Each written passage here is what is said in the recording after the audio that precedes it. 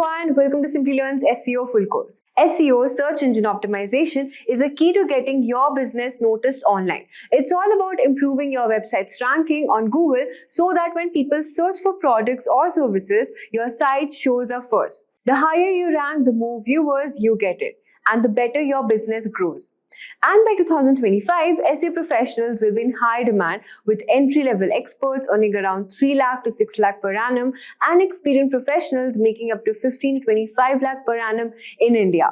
So in this course, you'll learn how to choose the right keywords, optimize your content, and use advanced strategies to stay ahead of this competition. We'll also explore top SEO tools on how to track your performance, and by the end, you'll have the skills to succeed in this booming field. So hurry up and let's get started. Before we commence, if you're interested to start a career in digital marketing, check out Simplilearn's postgraduate program in digital marketing in partnership with Purdue University. This course provides a robust and industry-relevant curriculum to help you become a certified digital marketing expert. The program covers essential digital marketing components like website creation, SEO, SEM, social media marketing, mobile marketing, and many more. So hurry up and enroll and find the course link in the description box below and in the pinned comments. Ever wondered how websites appear at the top of the search results when you type a query into Google? Well, that's the magic of SEO. SEO stands for Search Engine Optimization, and it's the process of fine-tuning your website to rank higher in organic, that is unpaid, search results.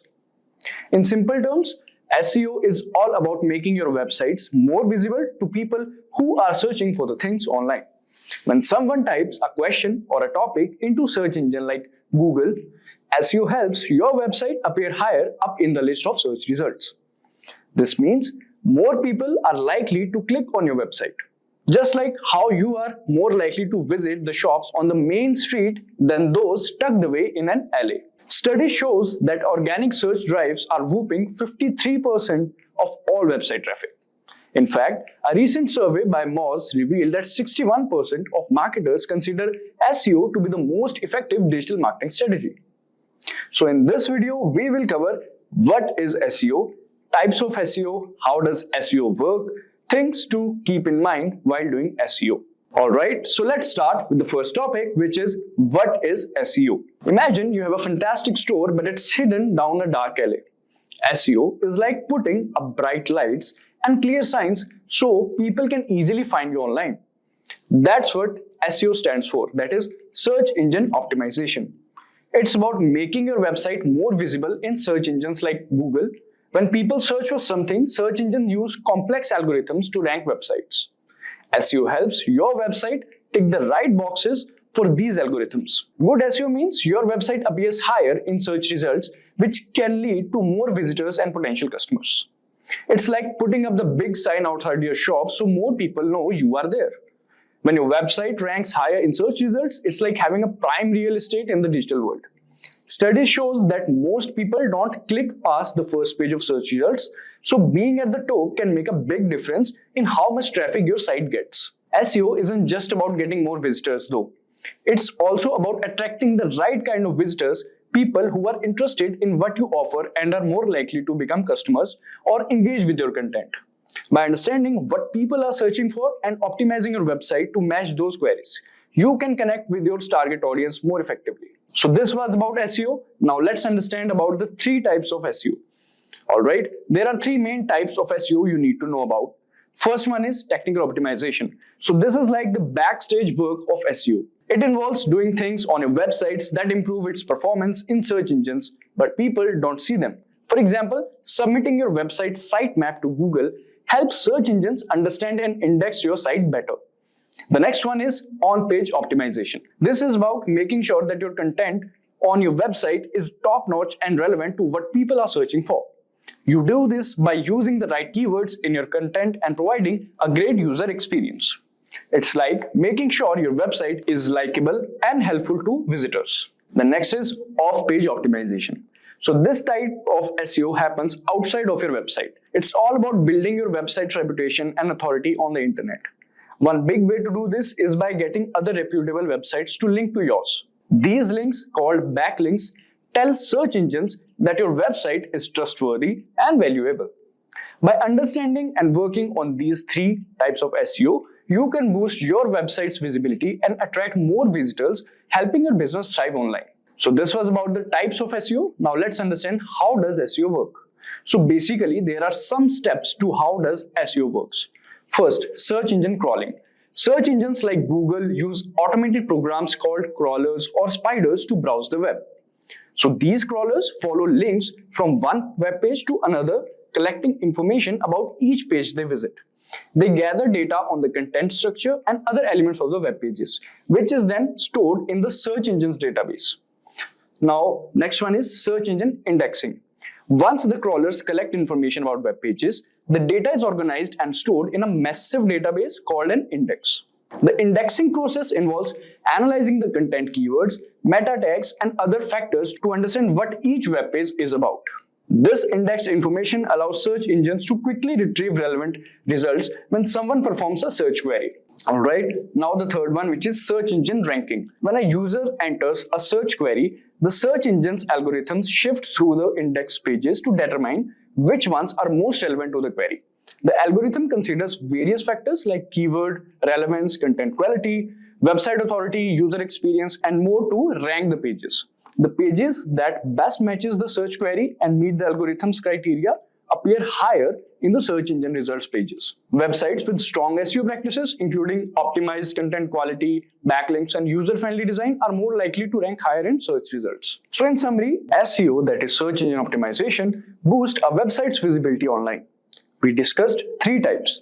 On-page focuses on content, off-page builds site authority, and technical ensures smooth site operation. SEO involves understanding how search engines find, organize, and rank websites. To succeed, maintain quality content, use relevant keywords, and earn trustworthy backlinks. Regularly track performance to refine strategies. Remember, SEO is an ongoing effort requiring adaptation to industry changes for sustained online success. Imagine you wake up early in the morning, grab your coffee, and start scrolling through your phone. Your voice assistant suggests a new app to help you manage your day. And an AI-powered ad pops up recommending a product you didn't even know you needed. But now you can't resist. The best part is you can try it virtually before buying, right from your phone. This isn't the future, this is now. AI and cutting-edge technologies are redefining how brands connect with you, me, and the world. So in today's video, we are diving into the 6 biggest digital marketing trends shaping 2025 and how they are transforming everything we thought we knew about reaching customers. From AI to VR, voice search to personalization, these trends are your guide to staying ahead of the game. And if you are a marketer, business owner, or just curious about the future, you will want to stick around. So let's break it down. Let's kick things off with AI and machine learning. Because let's face it, AI isn't just a trend anymore, it's the backbone of digital marketing in 2025. Think about it, AI tools like ChatGPT or Jasper are doing more than just automating tasks. They are creating hyper-personalized ad campaigns, analyzing customer sentiment, and even generating full-blown marketing strategies. Here's an example. Imagine running a bakery. With AI, you can send personalized messages to your customers, like reminding Sarah it's her anniversary next week and suggesting a special cake. And for larger brands, tools like Sephora's chatbot don't just answer questions, they recommend makeup shades based on your skin tone and preferences. How cool is that? The takeaway is AI doesn't just save time, it builds stronger connections with your audience. So start small, use AI-powered tools for email marketing or customer segmentation, and watch your campaigns go from good to game-changing. Now, while AI is changing how we create content, voice search is transforming how customers find it. Let's talk about the next big trend, voice search and voice commerce. Let's suppose you ask, "Hey Alexa, find me the best running shoes under $100. Voice search isn't just a convenience anymore, it's how a huge chunk of consumers interact with brands. In fact, over 35% of US households now own a smart speaker. But here's the catch. Voice search optimization isn't the same as traditional SEO. Let's take an example. Suppose you're in a coffee shop, ranking for best coffee in Seattle isn't enough anymore. Voice queries are conversational, like what's the best coffee near me that's open now? This means you need to focus on long tail conversational keywords and make sure your website is optimized for local search. Voice search is all about meeting consumers where they are literally. While voice search is reshaping how consumers find products, AR and VR are also transforming how they experience them. Let's dig into it. The next exciting trend, which is augmented reality and virtual reality. Augmented and virtual reality have stepped out of this gaming world and into marketing, and they are here to stay. Picture this, you are buying furniture online and instead of guessing how it looks, you use IKEA's AR app to place the couch in your living room. Or imagine trying to make up virtually like Sephora's lets you do to find the perfect shade before you buy. But it's not just the retail. Real estate agencies are offering virtual tours of homes, and even car dealerships are letting customers experience test drives through VR. These aren't just flashy gimmicks, they are the game changers in customer experience. So if you are into any industry that involves visual products or spaces, AR and VR can set you apart. So start exploring platforms that align with your business and wow your audience. Speaking of engagement, let's talk about the king of content formats and videos. And yes, it's still dominating in 2025. So let's talk about the trend 4, which is the continued dominance of video content. We all know that video is everywhere. TikTok, YouTube Shorts, Instagram Reels, but it's not just about short form anymore. Long-form content is making a comeback, especially for tutorials and storytelling. Take live streaming as an example. A small business owner can use it to showcase products, answer customer questions in real time, or even give behind-the-scenes tours. And it's not just for big brands. Tools like Canva and InShot are creating professional-looking videos easier than ever. The key is here, balance. Use short videos to grab attention and longer ones to build trust. And don't stress about fancy edits. What matters most is delivering value. So now we have covered how to create content. Let's talk about how to make it feel personal at scale. We are talking about the trend number 5, which is personalization at scale. Have you ever opened Netflix and it feels like it really knows you? That's personalization at work. By 2025, consumers expect this level of relevance from every brand they interact with. Let's say you have an online clothing store. With tools like HubSpot or Marketo, you can create dynamic emails that recommend outfits based on past purchases, browsing history, or even local weather. It's about making every customer feel seen and understood. Remember, personalization isn't just a buzzword, it's the key to build loyalty in a crowded market. And finally, let's explore how social media and e-commerce are merging to create seamless shopping experience. We're talking about trend number 6, which is social commerce and shoppable content. Scrolling through your Instagram, seeing a dress you love, and buying it without ever leaving the app. That's social commerce. And it's taking over. Platforms like Instagram, Facebook, and even TikTok are integrating shopping features that make the buyer's journey frictionless. Here's an example. Beauty brands are using Instagram shoppable tags to showcase products. Customers can see a lipstick in a post, click on it, and purchase all within seconds. And for smaller businesses, partnering with influencers can amplify your reach while building trust. And the secret is here. Create visually appealing interactive posts that don't just sell but also engage your audience. So there you have it. All the 6 digital marketing trends shaping 2025: AI, voice search, AR video, personalization, and social commerce. These aren't just trends, they are the tools to transform your marketing strategy. Hello everyone and welcome to today's video on AEO versus SEO. In this video, we are diving into one of the most important digital marketing battles of our time. With AI tools like ChatGPT and Google Gemini reshaping how users search and voice assistants like Alexa and Siri answering questions instantly, the traditional SEO alone is no longer enough. That's where answer engine optimization comes in, which is designed to give you direct, voice-ready answers that users want fast. So if you want to know more about it, watch this video till the end. So let us start with first understanding What is SEO? SEO stands for Search Engine Optimization. It is a practice of enhancing a website's visibility in search engine result pages to attract organic, which we say non-paid traffic. When users search for information, products, or services online, search engines like Google scan billions of pages to deliver most relevant results to us. So SEO helps your website appear higher in those rankings by optimizing various elements such as keywords, meta tags, headings, backlinks, and content quality. There are three components of SEO, guys. That is on-page SEO, meaning optimizing content and HTML structure. Then there is off-page SEO, like building links and authority.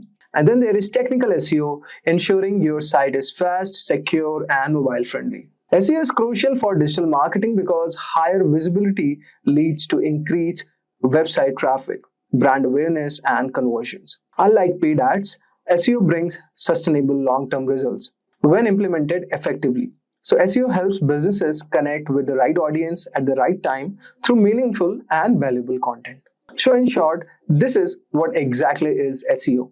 Now, let us move ahead and try to understand what is AEO. So guys, AEO stands for Answer Engine Optimization.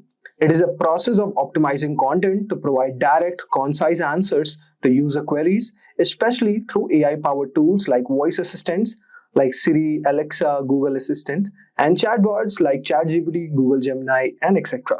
So unlike traditional SEO, which focuses on driving users to website via search engine rankings, AEO aims to deliver instant, voice-friendly responses that don't always require visiting a web page. AEO involves structuring content using schema markups, FAQs, and conversational formats so that AI systems can easily extract and understand the information. It's designed to satisfy users who prefer quick answers, like those using smart speakers or mobile devices without needing to scroll through the search results. Now, AEO is becoming essential as voice search grows and AI becomes more embedded in how people access information. So guys, by focusing on clarity, context, and structure, AEO is actually helping businesses stay visible in the AI-powered answer-first search environment. So this was a short sum up of what exactly is SEO and what is AEO. Now, let us discuss some of the core differences of AEO and SEO based on certain parameters. So guys, our first parameter is objective and core goal.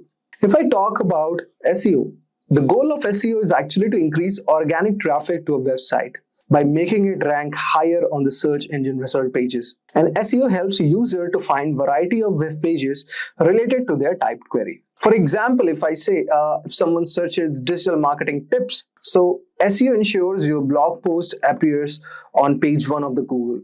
So that's the objective of SEO is. Now, if I talk about AEO, which is Answer Engine Optimization, it focuses on providing direct, immediate answers to users' questions without them needing to click on multiple links. It is optimized for AI systems like voice assistants and chatbots that pull answers directly from the structured content.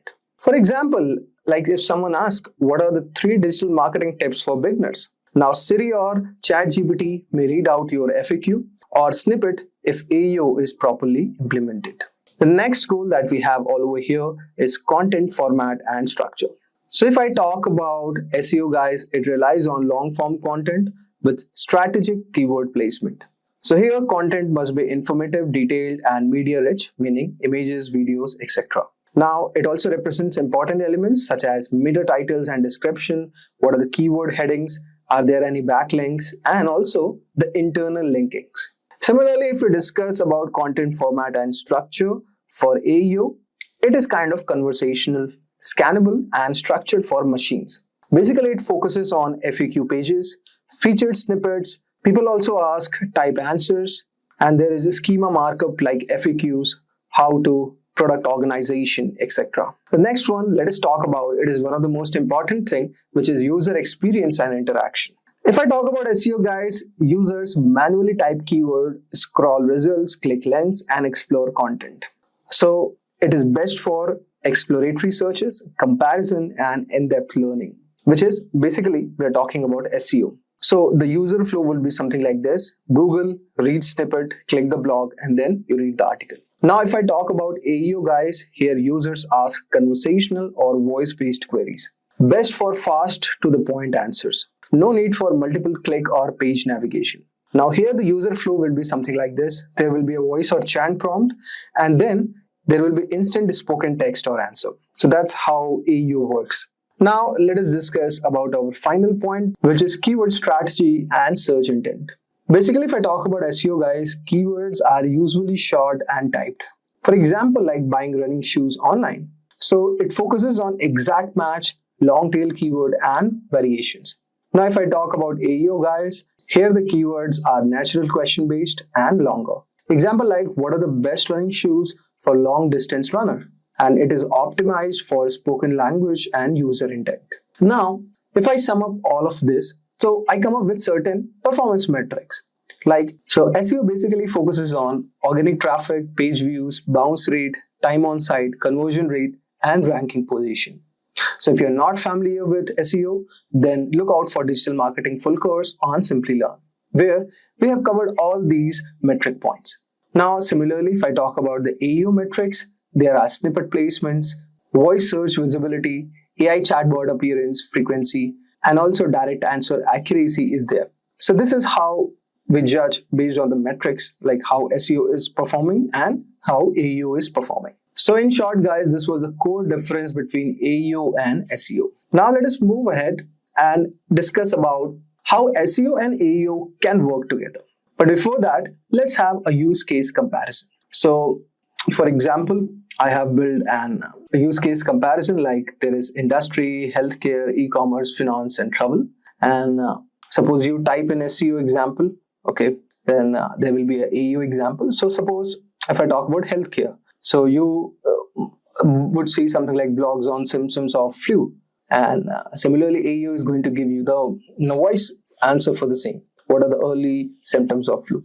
So this is how you interact. Similarly, you just type product pages for shoes, and here you search it on chatbot, like what shoes are best for gym workouts. Similarly, if I talk about finance, so you could say guide on how to save taxes.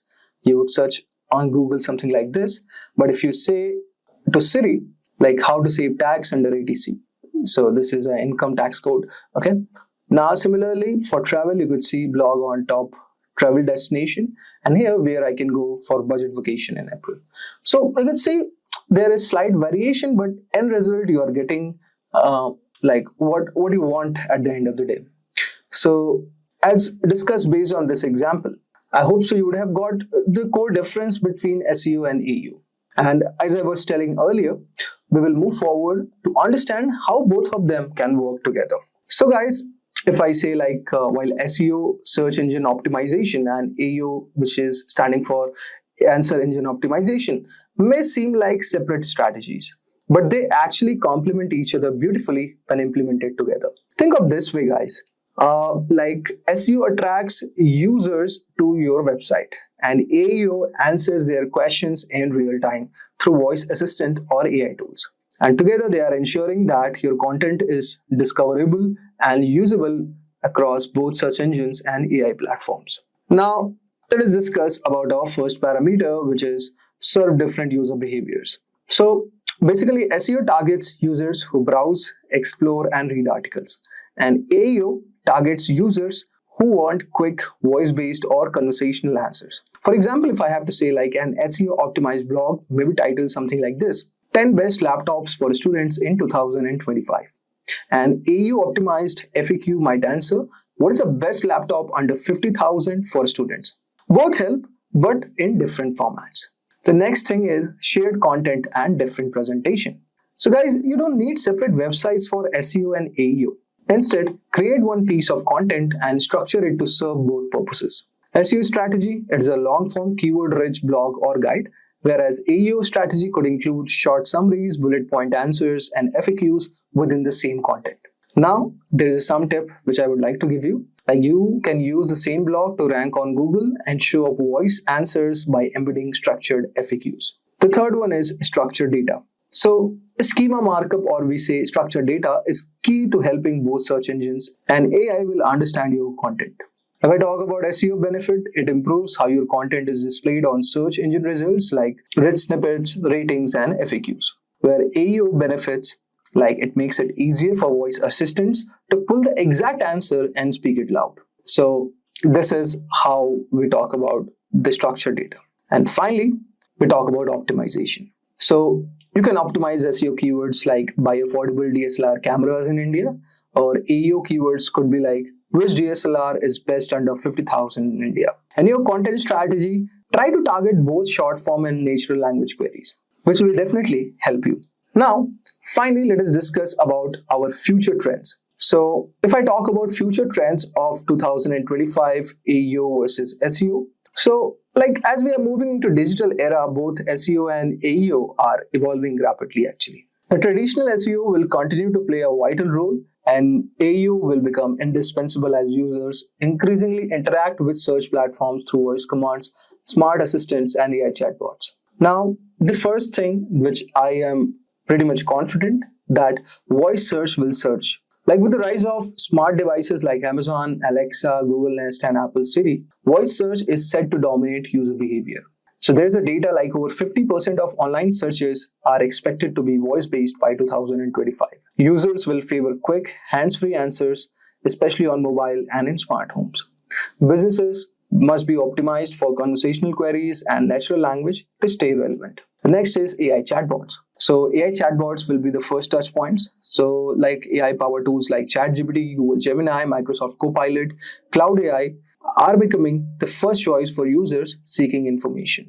Then there is a rise of structured data and schema markup. Google and AI assistants will rely heavily on structured data to understand and present the content.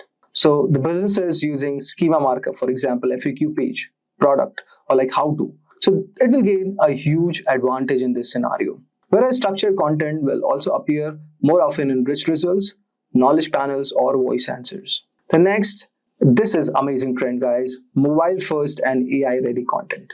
With mobile users surpassing desktops and AI being integrated into messaging apps and mobile browsers, so the content must be mobile friendly, fast loading, and voice compatible. Google's mobile first indexing means desktop only sites will fall behind. And finally, there will be a blend of SEO plus AU strategies. So 2025 is not about choosing between SEO and AU. It's about combining them. So SEO will drive visibility in search engines, and AU will ensure that you're present in AI answers and voice searches.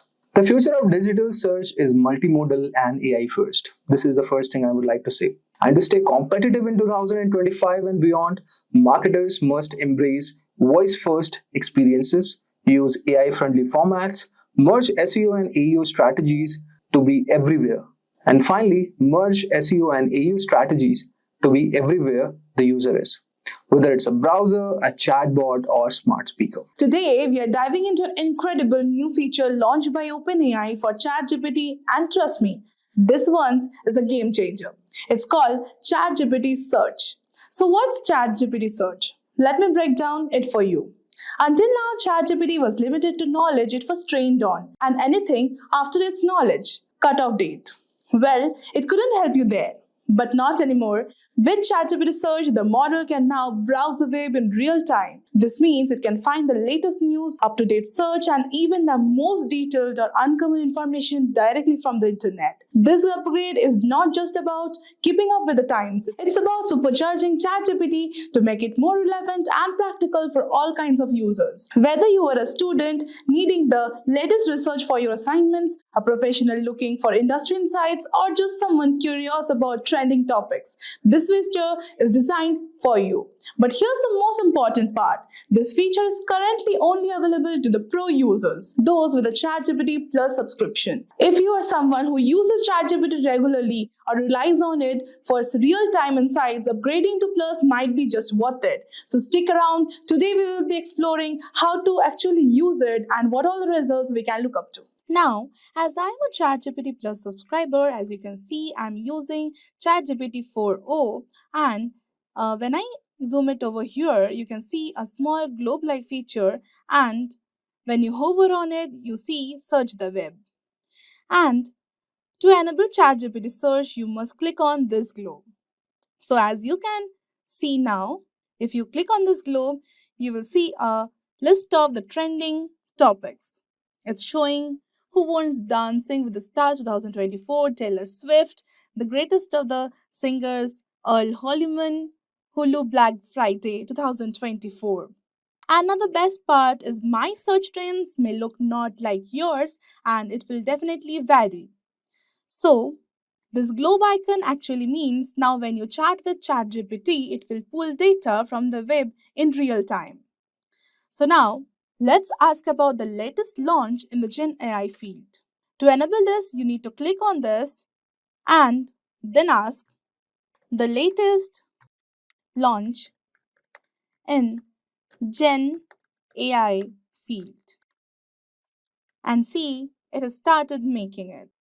OpenAI's Sora video generation tool leaked. OpenAI's video generation AI tool Sora was leaked by artists protesting its rollout and minimal compensation. Apple's challenges in AI rollout in China. So these are great news, advancements in AI and CRISPR integration. AI's role in research and development. In 2022, the UK invested $71 billion in R&D. Wow, emerging AI hardware developments. And with this, you will find a clickable link over here. And if you click on this, you will begin going to combining AI and CRISPR will be transformational. It will be providing you with a supporting document. Like if you have any of the doubts that it is not true or anything, you will be getting this. And with each paragraph, it is given some of the documents that supports what it is saying. And after this, you can see it is sources. The sources, it will be appearing over here and it will be giving you all the documents that supports each of these paragraphs it has searched. Are you still using the old YouTube SEO tricks? You might be hurting your YouTube channel without even knowing it. The YouTube algorithm in 2025 is smarter than ever. Those old keyword hacks, stuffing your tags or renaming files, not only they are outdated, they could be stopping your growth. But here's what the good news is. Today, I'll walk you through a step-by-step YouTube SEO system that's simple to follow, powerful for growth, and actually used by successful creators every day. We will cover what YouTube SEO really means in 2025, the 8 places to apply SEO in your videos, 5 proven strategies for more views and subscribers, how to use tools like vidIQ and Rapid Tags to save hours, and the outdated tactics you must avoid. If your views have been stuck or if you want YouTube algorithm to finally notice your videos, this is the guide you've been waiting for. So let's jump right in. First things first, what even is YouTube SEO? SEO stands for Search Engine Optimization in simple terms. It's how you help the YouTube algorithm understand, find, and recommend your content to the right audience. It's not about tricking the system, it's about picking the right keywords, optimizing your title, description, and your thumbnail, encouraging viewers to click and stay engaged, and using data to improve over time. Without SEO, even the best videos can get buried under thousands of others. And that's why this matters. Here's where things have been changed. First of all, YouTube's algorithm today looks at watch time and audience retention, how long people stay watching. Second of all, it looks into your click-through rate, your title and thumbnail's power to attract the clicks. It also looks into your viewer engagement, your comments, like and shares, contextual understanding. YouTube scans your video script, visuals, and even tone. Freshness and consistency. New and active channels get more love.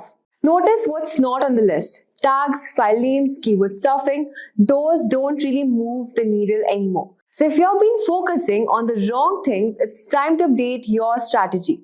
Okay, so now you know what matters, but where do you actually apply SEO in your videos? Let me break it down for you. So now let's discuss the 8 key places where you can apply the SEO. So here's exactly I'll be showing you where you can put your keywords and optimize for further growth. So at first we've got the title. So here I've been headed down to my YouTube channel here, YouTube Creator Studio mode, and you can see the title name. Suppose this was my video on Firebase Studio. So I've given the title name as Fiber Studio Tutorial Explain Simplilearn, right? Now I'll just show you a demo. Let's suppose we are searching for a topic on how to make money using AI agents.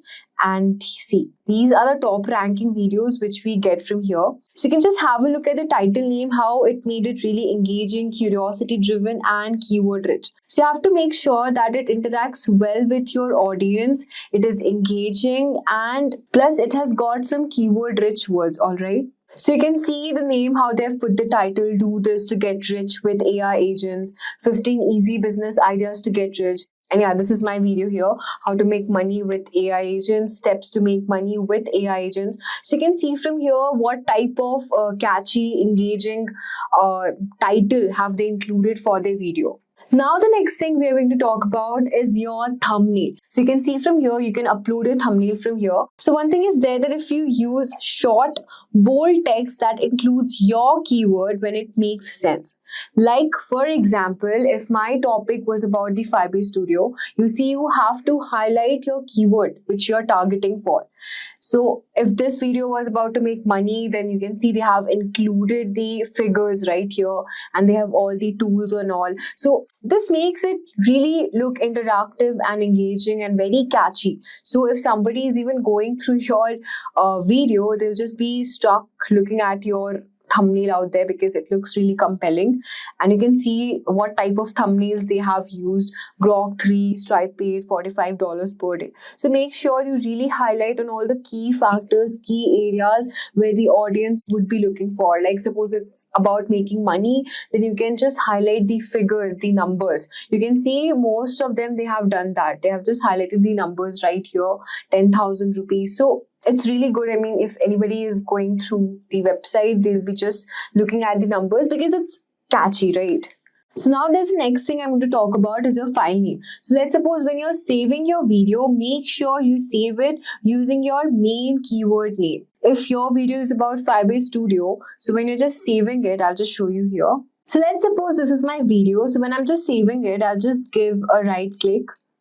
So I'll just do a right click from here, and when I just go on the properties section from here, you see the name has been mentioned, right? Firebase tutorial final, and you can just simply, give your name, whatever name you want to give the keyword rich driven word. So it doesn't even affect that much. It's not a big ranking factor anymore, but then it will surely help you with your workflow. And yeah, it slightly supports a bit of SEO as well. Now let's talk about another important feature, which is the description. So make sure to write natural, helpful text that includes your keywords 3 to 5 times without stuffing. For example, in this video, I'll show you how to grow your shorts. So you can see in the description, I've mentioned that you will be seeing the new tool, Fiber Studio, and make sure multiple times you can just mention whatever tools are you listing, lovable, bold, or how many times are you making your keyword appear in your description. So for this, you can use tools like vidIQ and Rapid tags. I'll just show you later in the video, the demos thing. And then we've got this hashtag section down here. Yeah, so you can see from here the tags in the hashtag section. So make sure you use 2, 3 to 8 hashtags with your most important ones first, which is the Fiber Studio, the video, the topic which you're working on. I would say they matter a little bit because they can help you with misspellings and variations. So for this, you can actually use Rapid tags to generate optimized tags within seconds. So I'll just head over to my Google and search for Rapid tags from here. You can see grow quicker on YouTube. So just click on this. So you can actually use this particular tool to grow quicker on YouTube. It will actually generate hashtags and tags generator for you automatically. So while I click on use tag generator, so let's suppose my topic name is AI agents. All right. I'll just click on the search thing. Yeah, so it has automatically generated tags for me, as you can see, AI agents use cases. So it's pretty cool, right? You don't have to actually search on YouTube manually. It gives you automated tag generator related to your keyword. But then I would say doing manually also affects a bit because you just can't simply rely on AI tool as well.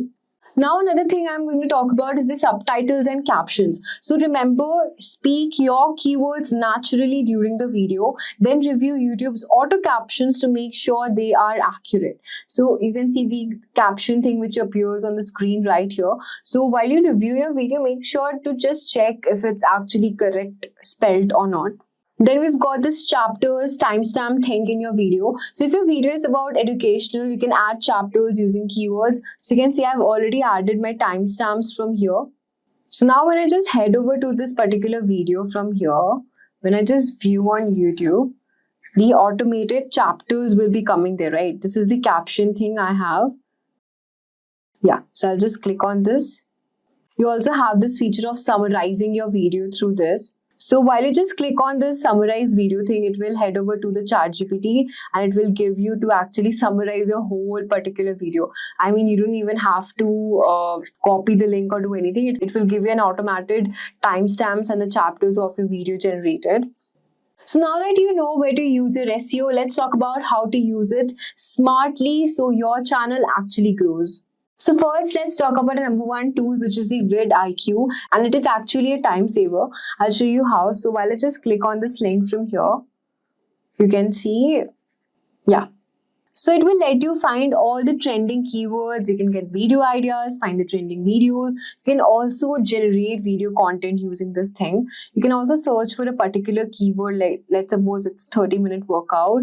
And if I just head over to this, you can actually search the ranking and the search volume, which is high, and the competition is also very high. So make sure you target such keywords where you have less competition, but then the search volume would be really high. Now, for this particular keyword, you'll get the search volume as well. Plus, you will also get the matching keywords which you can use with their search volumes. And you can see the search volume is this is low, which is why 30-minute workout and all. And you can also get the top trending videos for the particular keyword which you are looking for.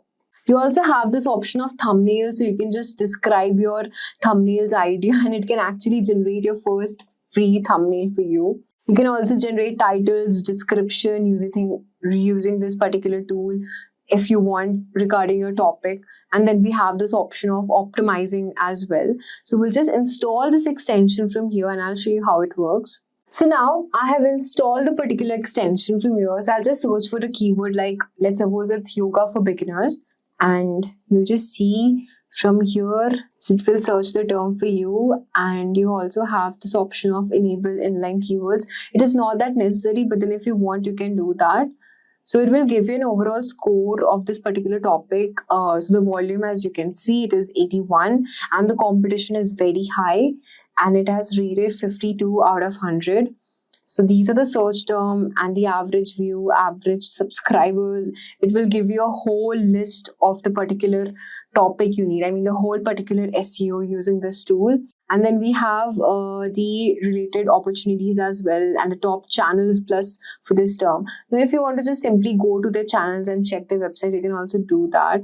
It has also given the top related opportunities as well.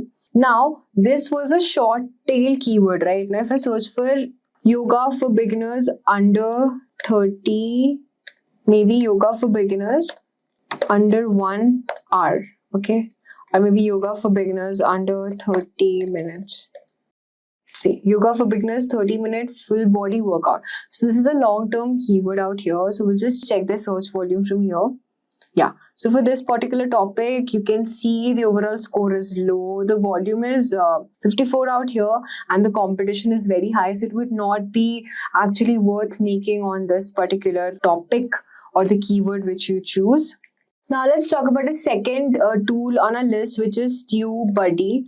I'll just search for this TubeBuddy extension and you can see this is also a SEO tool just like vidIQ for growing your YouTube channel. So you can grow your channel confidently using the tools. And so it will help you know what content you create in order to grow your channel, just like vidIQ I said. It will also help you manage, grow your channel and all of these options. So you can just simply install this extension from here and I'll show you again how it works. So let's suppose I was searching for the similar topic, AI agents for beginners, all right?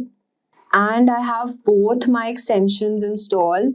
vidIQ plus the TubeBuddy from here. Yeah, so you can see the TubeBuddy Search Explorer. So it will show you the keyword score and your keyword stats as well. So I'll just click on this show keyword score. Yeah, so it said that the search volume is good, the competition is also good, and the overall search volume is also very good, which is 72 out of 100. And you can also get the related searches from here, how to build AI agents for beginners, AI agents for beginners, Microsoft. So these were the top searched topics. You'll also get the common video tags for this particular topic if you want. So now if we compare it to vidIQ, you can see vidIQ has also given me an overall score of medium, which is 56 out of 100. And the competition is low, the volume is medium. But here it says the search volume is good and the competition is also good. So basically, TubeBuddy's SEO Studio will walk you through exactly where to add keywords so that you never miss an opportunity. So if I had to compare both the particular tools from here, I really like the vidIQ more because it gives you a lot of options, as you can see from here. Yeah, so it gives a lot of options of generating your thumbnails, your content, your keyword ideas and many things. But then on the same hand, TubeBuddy will also give you the overall stats of the video which you want. So you can see it will give you the overall stats of the video, the SEO, the social channel name, the best practices and all the tags which you want. So overall, if I would had to rate, I think both of them are really cool. So you can just try using both the tools if you would want. So now let's discuss some of the winning SEO strategies for 2025. So now that you have a good idea about the basics, let's go deeper. So here's what smart creators actually do. They research before recording. Never shoot a video without knowing if the people are searching for it. So while you get any particular keyword, make sure you have done a thorough research of that particular topic and you have the stats maintained of the search volume. Yeah, so if you want the keyword statistics again, you can use this free tool from Google, which is the Google Trends, and you can just head over to this explore section from here, and then again you can just add a search term and then you'll be getting the whole stats of the particular keywords. I mean, is it a really trending keyword with a good volume, or should you consider using it or not? So if it has got low search volume, then definitely it is not worth it. But yeah, if it has got a good search volume with good SEO, you can use it. So this will basically give you the Google search volume, and for YouTube, you could use tools like TubeBuddy and vidIQ. Now the second thing is using the YouTube autocomplete feature. So you can type your topic and see what phrases autocomplete will suggest for you. Now these are basically real searches happening right now. Then you've got the answer viewer questions. You can find common questions in the vidIQ's question tool or Google's people ask search question. And then you can just have a look of all the keywords which are trending. Then you can have the long tail keyword. Make sure you use longer specific phrases like how to start a podcast for beginners in 2025 instead of just searching for podcasts. Then you have to do a competitor analysis content, just not studying their competitor content, but also their tags as well. So while I search for any topics, which was notebook, LM, right? So you can see we have got, this is the autocomplete feature which will give you a lot of options from here. Notebook LM Hindi, Notebook LM podcast, tutorial in Hindi. So while I search for tutorial in Hindi, you can see these are the top ranking videos which we get, and just look over to their title name, free AI tool, and their thumbnail as well. So they have really used a catchy thumbnail, plus their title also looks good. Now when you just click on this video, so you can just have a look of what they have mentioned in their description, and meanwhile you can also create content that includes all the particular contents and what hashtags they have included and what tags they have included. So make sure while you create content on similar topics, you also have everything mentioned what is already covered in these videos as well. Now, there are some outdated tactics which you should avoid. First of all, it is over-relying on tags. Keyword stuffing in titles or description, this thing actually doesn't work out. The next thing is renaming files for SEO purposes only, which also doesn't work out. Then is the copying competitor tags. Now, you can have a good look of the tags mentioned there, but just do not directly copy paste because it will not help you to reach your SEO properly. The next thing is buying fake likes, views, or comments.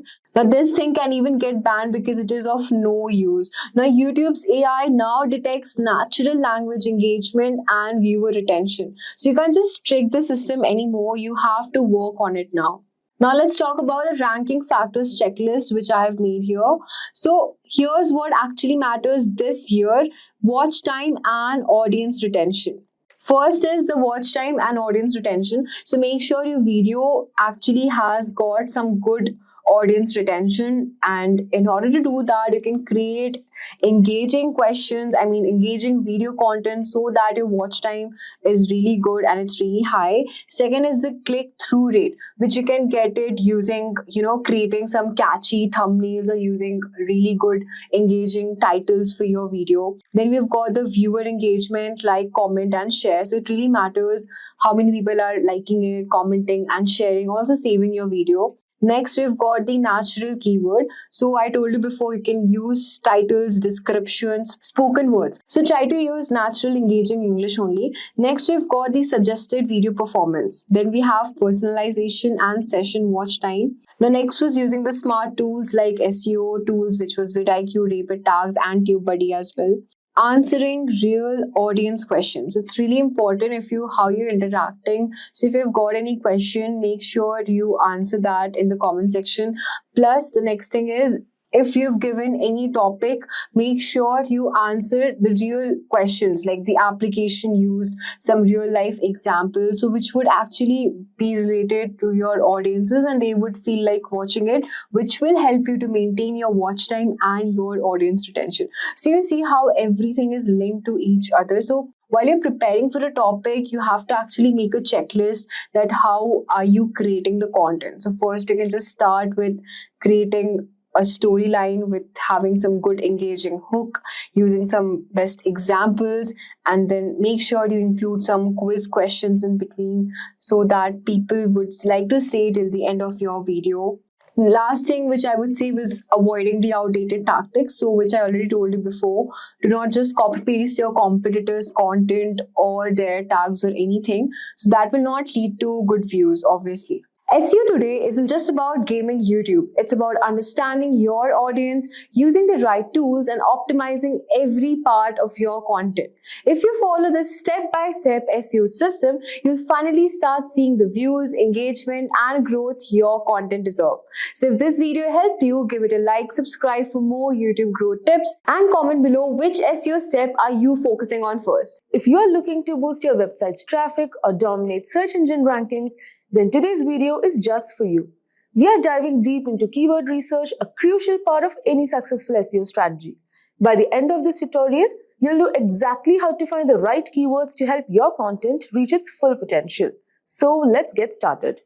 To kick off things first, let's understand what keyword research is.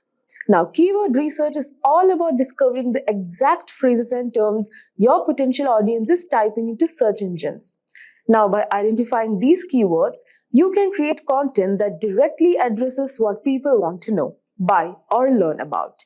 This not only drives more visitors to your site, but also helps you connect with those who are most likely to engage with your content. In essence, keyword research is the backbone of a strong SEO strategy, guiding you in crafting content that resonates with your audience. Now that we know what keyword research is, let's dive into why it's so important. Picture this, you are hosting a party.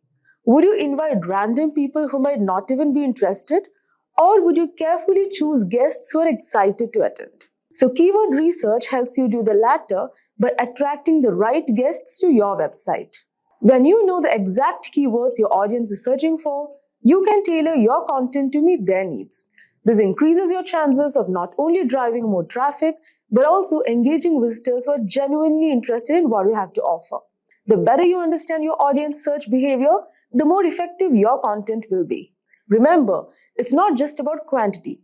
Getting the right kind of traffic is key to conversions and overall success. Moving on, let's talk about the different types of keywords you'll encounter in your research. This is important because not all keywords are created equal, and understanding the distinctions can greatly impact your strategy. So, short tail keywords are broad and usually consist of one or two words like SEO or marketing. Now, these keywords have high search volumes, which means lots of people are searching for them. However, they're also highly competitive, making it tough to rank for them unless you have a very authoritative website. Next comes long tail keywords. Now, long tail keywords, on the other hand, are more specific phrases like how to do keyword research for SEO. Now, while they have lower search volumes, they tend to be less competitive and more targeted, attracting visitors who are further along in their buyer's journey. For instance, someone searches for best budget laptops for students is likely closer to make a purchase than someone just searching for laptops. Now, next type of keyword is LSI, which is latent semantic indexing keywords. Now, these are related terms that search engines consider relevant to your main keyword. Now, for example, if your main keyword is digital marketing, then LSI keywords could be online marketing, SEO strategies, or social media advertising. Now, even in this example, if you have given best leather shoes, the LSIs would be official and casual wear, best footwear brand, original leather shoes, etc. So, using LSI keywords helps you create more contextually relevant content with search engines' favor. Now, by balancing these types of keywords, you can create content that appeals to both broad and niche audiences, giving your website a better chance to rank well across different searches. So, alright, now that we have covered the types of keywords, let's explore some of the tools that can help you find them. So, keyword research tools are like treasure maps. They guide you to the keywords that can drive the most traffic to your website. Number one is Google Keyword Planner. So, Google Keyword Planner is a fantastic starting point, especially for beginners. It's free and provides a wealth of information, including search volumes and competition levels for various keywords. You can also discover new keyword ideas based on what people are already searching for. Next is Ahrefs. Ahrefs is a more advanced paid tool that offers in-depth analysis. It doesn't just give you keyword data, it also provides insights into how difficult it is to rank for a particular keyword, as well as click-through rates, CTR, and related keyword ideas. So, Ahrefs is particularly useful for competitor analysis, helping you see which keywords for your competitors are ranking for and identifying gaps in their content that you can exploit. Now, next comes SEMrush. Now, SEMrush is another powerful tool that goes beyond keyword research. It offers comprehensive data on keywords, including trends over time, and allows you to conduct competitive analysis, track keyword performance, and more.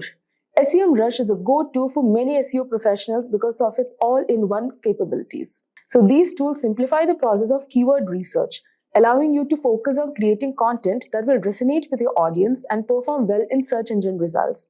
So with so many tools at your disposal, the next step is figuring out how to actually find the best keywords for your content. So here's a step-by-step approach. Number one, start with a brainstorming session. So you can list down potential keywords related to your topic. Think about what your audience might search for and consider different variations of those phrases.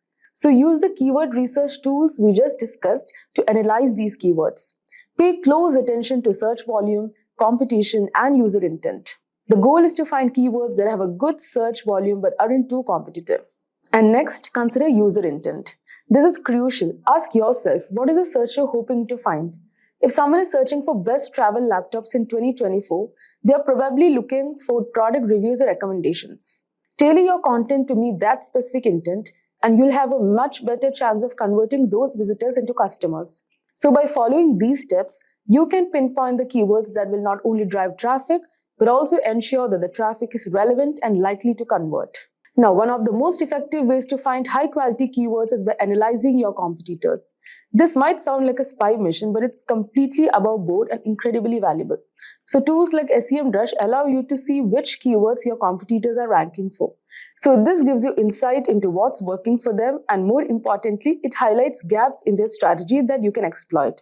For instance, if you notice that a competitor is ranking well for a keyword like affordable SEO tools, but their content is outdated or lacking in detail, you can create a more comprehensive and up-to-date piece to outrank them. So by leveraging competitor insights, you can stay ahead in the SEO game, ensuring that your content is always relevant and competitive. Now, finding the right keywords is only half the battle. The next challenge is using them effectively in your content. So here's how you can do that. Number one, place your primary keywords in strategic locations such as title, meta description, headers, and throughout the content. This signals to search engines that your content is about helping you rank for that keyword. Number 2, avoid keyword stuffing. This old school tactic doesn't work anymore and can actually hurt your rankings. Instead, focus on naturally integrating keywords and using variations. For example, if your primary keyword is digital marketing strategy, you could also use online marketing strategy or effective digital marketing tactics to make your content more readable and engaging. Now, the third one is using LSI keywords to add depth and context to your content. This not only improves readability, but also helps search engines understand the broader topic of your content, which can positively impact your rankings. Remember, the goal is to create content that's both optimized for search engines and enjoyable for your readers. Lastly, keyword research is not a set it and forget it process. It requires regular monitoring and adjustment.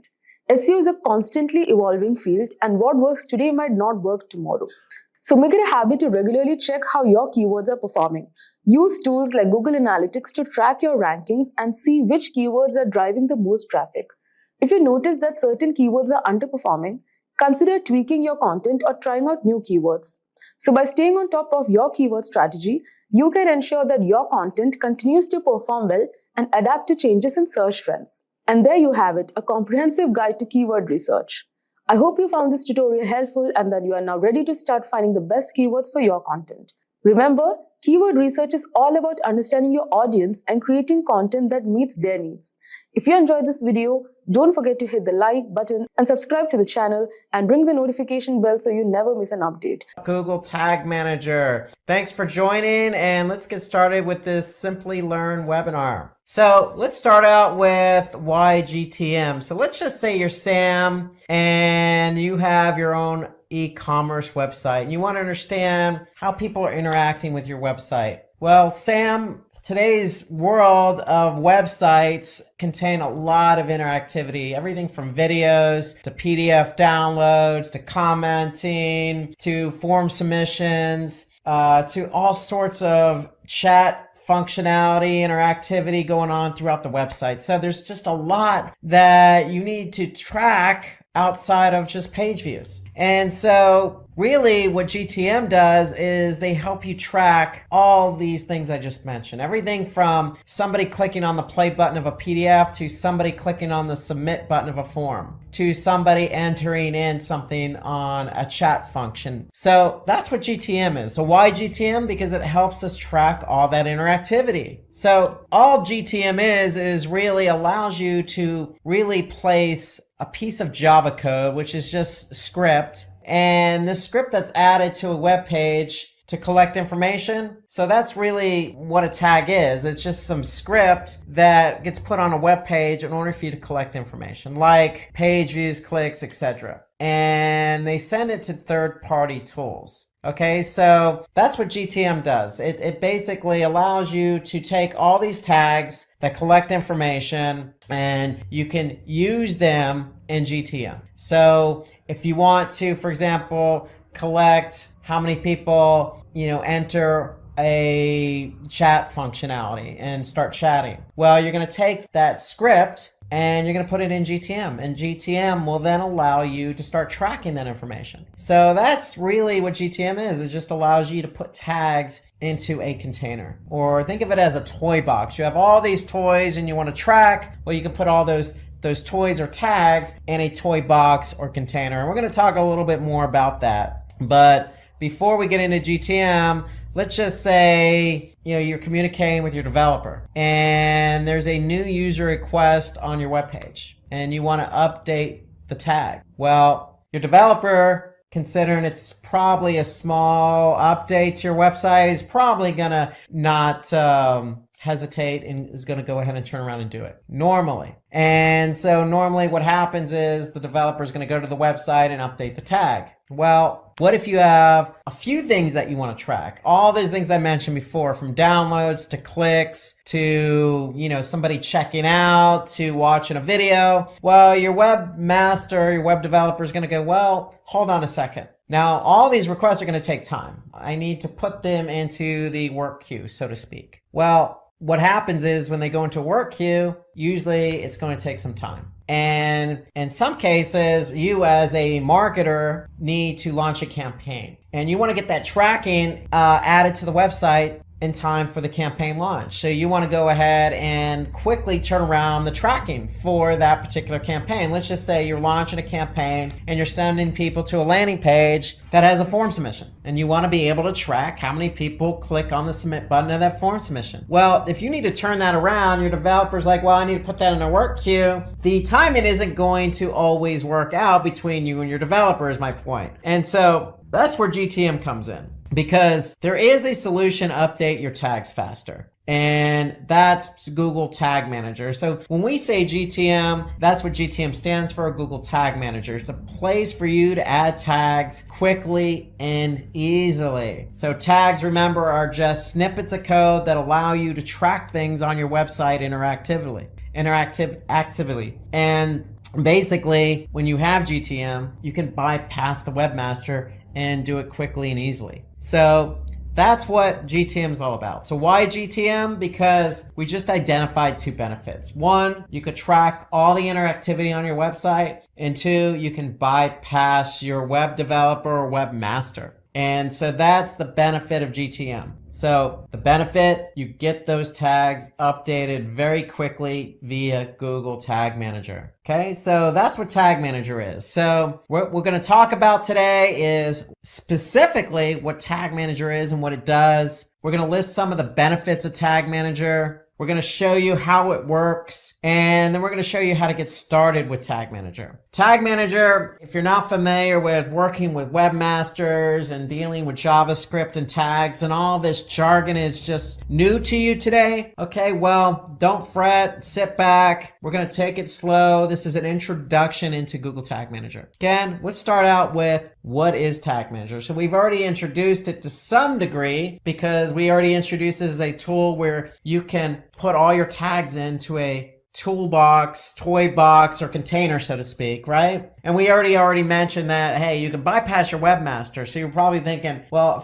if you're not familiar with Tag Manager, how can I bypass my webmaster? Well, first of all, it's a free tool, and it's a Google tool, hence the name Google Tag Manager. And it helps you really, that's the main point, is deploy and track tags on your website, bypassing your webmaster. So that's Tag Manager. And so examples of tags that can be deployed via Google Tag Manager are numerous. These are just some examples, like Google Analytics, Facebook's pixel tracking, or Google Ads. There's no limit into the number of tags you can track in Tag Manager. There is no limit. You can add any number of tracking tags in Tag Manager. Okay, so some of the benefits, well, again, we just listed two. You can put any tag into Tag Manager and track that onto your website. And we know you can bypass your web developer or webmaster. And what it also does is it also allows you to test and deploy your JavaScript codes quicker. So remember, these JavaScript codes or snippets of codes are just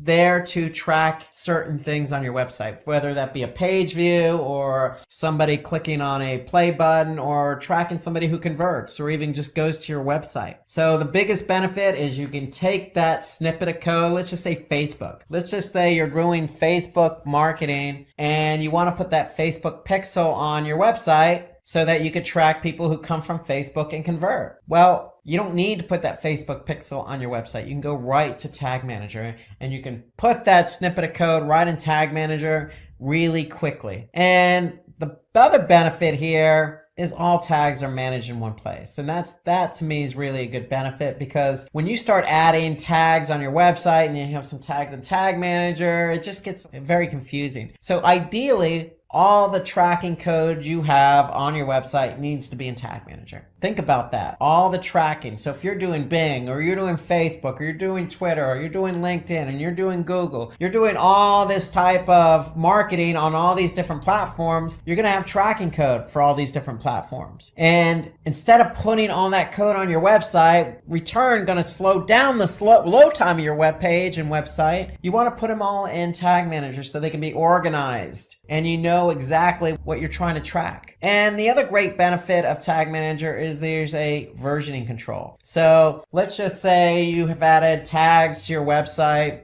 via GTM for the last 6 months. Well, and let's just say you add another tag yesterday. If you added that tag yesterday and something doesn't work, well, you can just roll back to a previous version. It's that simple. So you have versioning, and that's a good thing. When you have versioning, you can control what gets published, and if something doesn't work after it gets published, then you can roll back to a previous version. So it's a peace of mind, so to speak. Just because you've added code to your site, there's no guarantee it's going to work. And so you can always control what version you're dealing with in Tag Manager. And we'll talk a little bit more about that. So the biggest benefit here to me with Tag Manager is you have event tracking. And so we talked about some of the things you could track on your website, from videos, from play buttons to somebody clicking on the stop on the video or pausing it, all the way to somebody, again, chatting, or let's just say somebody clicking on that purchase button on your website. Okay, and you want to track all these different things, these different interactivities and buttons. Well, event tracking is what you're going to use to track all those buttons. And to me, this is the biggest benefit of Tag Manager. And I'll show you some examples as we go along. And if we didn't mention it already, I'll mention it again. It is free. Tag Manager is free. There's no limit. So once you have Tag Manager going, you can add as many tracking codes as you want. There's no limit on the number of tracking codes you can add to Tag Manager. Okay, so it's free and you can use it to its fullest advantage. Okay, so it's also high security, meaning that it has different levels of permissions. Okay, so you can have somebody just go in and look at the different tags and tracking codes you have in GTM, or you can ask somebody who is very familiar with Tag Manager and can go in and add the tracking code to Tag Manager and then publish that tracking code when it gets added. So those are all the benefits. Let's talk about how it works now. Specifically, how does Tag Manager work? Because you're like, Rob, okay, again, a lot of jargon. You know, you got tags and JavaScript and versioning and publishing and all this other stuff. Well, I know I'm throwing a lot at you at once, but just bear with me here. Okay, so let's start talking about how it actually works. So you have a website, okay? Whatever that domain is, you have a website, and there's chances are on your website you have some form of interactivity, whether that be a video, whether that be a blog, whether it be a form submission. You have a website with some interactivity. And let's just say you're even thinking about getting ready to launch some type of campaign on maybe Google or Facebook, and you want to drive traffic to your website. Fair enough. You're joining the millions of other websites that are out there that have interactivity that also drive traffic to the website. So in comes Google Tag Manager. And so Tag Manager is important because, again, we know we want to track people coming from that Facebook campaign or that Google campaign and interacting with our site. So if you are running Facebook and you are running Google Analytics, well, guess what? You want to put that tracking code in Tag Manager. So Google Analytics, being a Google product, works very nicely with Tag Manager. Facebook has its own tracking code, but you still want to be able to track people who come from the Facebook campaign to your website. So you're going to get that tracking code from Facebook and put it in Tag Manager. That's generally how it works. So here, information from your website is shared with another data source through Tag Manager. So think about that. If I add Facebook tracking code to Tag Manager, or let's just say I add Google Analytics tracking code to Tag Manager is the one that's pushing out and doing all the heavy lifting. They're the ones that are controlling what code gets fired and what code doesn't. So if you're putting the code in Tag Manager is controlling the code. Think about it that way. And let's show you an example of what that looks like. So here I am, I'm in Tag Manager. I just went to tagmanager.google.com, and here I could see a list of tags. So in our conversation, we're talking about tracking Facebook and we're talking about tracking Google Analytics. Well, Google Analytics is easy because it's a Google product. So here, if I look at all the different tracking code I have on my website through Tag Manager, let's just take a look at Google Analytics. So if you're going to use Tag Manager, you might as well put the Google Analytics code in here. So here I can see I have Google Analytics as a tag in Tag Manager. Now, for Facebook, if I'm running a Facebook campaign, well, I can take that pixel tracking and put it in GTM as well. And here I can see Facebook Pixel. That code is added to GTM. I just basically took what Facebook gave me and put it into Google Tag Manager. So you can see I can add Facebook and Google Analytics. And again, I can't stress it enough, any tracking code from any platform I can add to Google Tag Manager in order to track the behavior from those sources. So let's take a little bit deeper dive into how Tag Manager works. So I just showed you an example of how you could take Facebook and Google Analytics code and put it into Tag Manager. But if you're not familiar with Tag Manager, then how do I do that? Well, let's talk about the structure and how Tag Manager works. So when you have a Tag Manager account, you have a container. Remember, I mentioned toy box earlier. You have a bunch of toys. If they're code and you're tracking different bits of code from different platforms like Facebook, think of those as toys, and you have a toy box. Okay, well, that's what this code is, and that's what a container is. The code is the code, and that's going to go into the toy box or container. And so the way Tag Manager works is you have tags, triggers, and variables. So if I take my Facebook tracking code and put it into a container, I need to set up a tag and a trigger. Okay, so let's take a look at what that is. So first, if I go back to Tag Manager, I'm going to have an account, and if I have an account, I'm going to have a container. So here I'm just going to click on an account with a container, and a container is nothing more than what website you're adding the tracking code to. Okay, that's all the container is. We're just letting Tag Manager know this is the website we're adding all this code to. So you have tags, triggers, and variables. That's the structure of Tag Manager. So tags are just what it says, tags. What are we trying to quote unquote tag? Well, if it's Google Analytics, that's easy. Here I can see I have Google Analytics added. So if I click on Google Analytics, here's my tag. And if I take a little bit of a deeper dive there, since Google Analytics is a Google product, it integrates already with Tag Managers. It's pretty easy. I can just choose Google Analytics, then I'm going to check page view, and that's my tag. Now, every tag needs a trigger. Okay, so I need to tell Tag Manager how or when to fire the Google Analytics tracking code. So in this case, I'm going to tell Tag Manager to fire on all pages. So if I get somebody, a visitor to my website, Analytics is firing on all pages. So whatever page that visitor lands on, Google Analytics is going to fire. So that's really what it comes down to, is I have a tag and I need to tell Tag Manager when to trigger that tag. That's really what the structure of Tag Manager is. It's tags, triggers, and variables. And variables we're going to talk about here in a couple minutes. But you have a piece of code. You're going to go ahead and put that into Tag Manager. You're going to tag it, and then you're going to fire that trigger. So let's take a look at another example here. If I go back here, you can see Facebook. Well, here's my Facebook pixel. Okay, that's my tag. So when is it going to fire? Well, it's going to fire on a specific domain or subdomain. That's basically what we're doing. We're trying to tell GTM when to fire that particular tag. So those are the three main components: a tag, okay, which is going to contain the JavaScript code that you get from, say, Facebook, the trigger. So you're going to go into Tag Manager and tell Tag Manager when to fire that code. That's the trigger. And then you have variables. And so variables are basically just additional information that Tag Manager may need for your tag and trigger to work. So that's what a variable is. It's there to get the tag and trigger to fire. So variables are divided into built-in and user-defined variables. So common used variables include, say, page path or page URL or host name or click class. Again, they're there, and these examples I just gave you are there to get your tag and trigger to work. Think about it that way.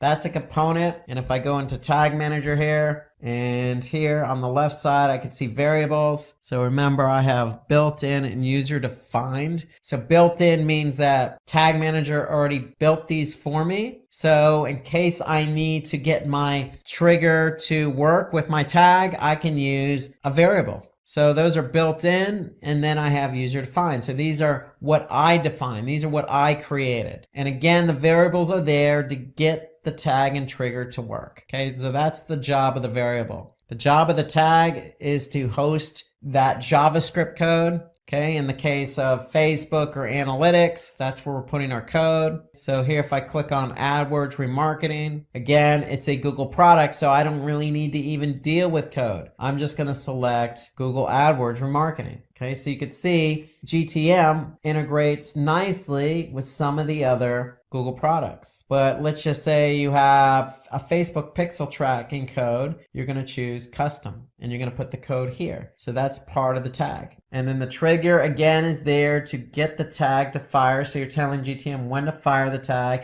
And the variable is there to help you make sure that that trigger and that tag work together. So that's how all three kind of work together. You need the tag to put the code. You need the trigger to tell GTM when to fire the tag and code. And the variable's there to help you define when that tag and trigger should work or how it should work. So again, review. Tags they're just small codes of JavaScript or tracking pixels on your website. And so tags are allowed to manage events like scroll tracking, remarketing, clicks, downloads, files, play buttons, you name it. Even clicks on external links. For example, let's just say you have a click or a Facebook icon on your site, and when somebody clicks on it, they go to Facebook. You want to maybe track that. You're going to create a tag. Okay? The trigger is there because you need to tell GTM when to fire that tag. So it's a certain condition, whether it's, fire the tag if the URL equals facebook.com or some other condition. So the tag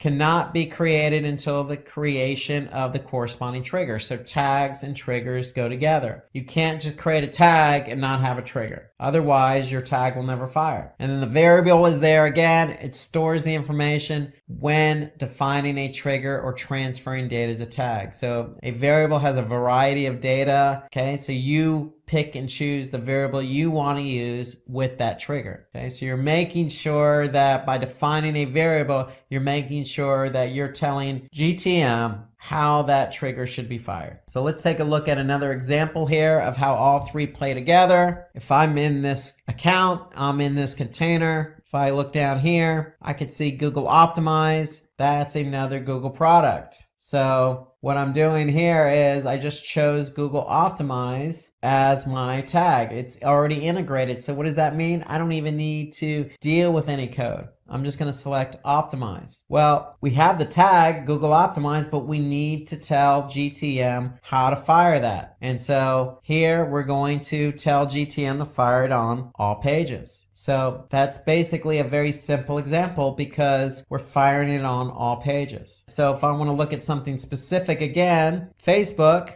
here's my tag, here's my code. What's my trigger? Well, my trigger is it's going to fire on specific pages. How do I know that? Well, if I look at the trigger, here I could see the trigger is a page view, but I'm telling it to fire on this particular hostname. So the tag and trigger go hand in hand.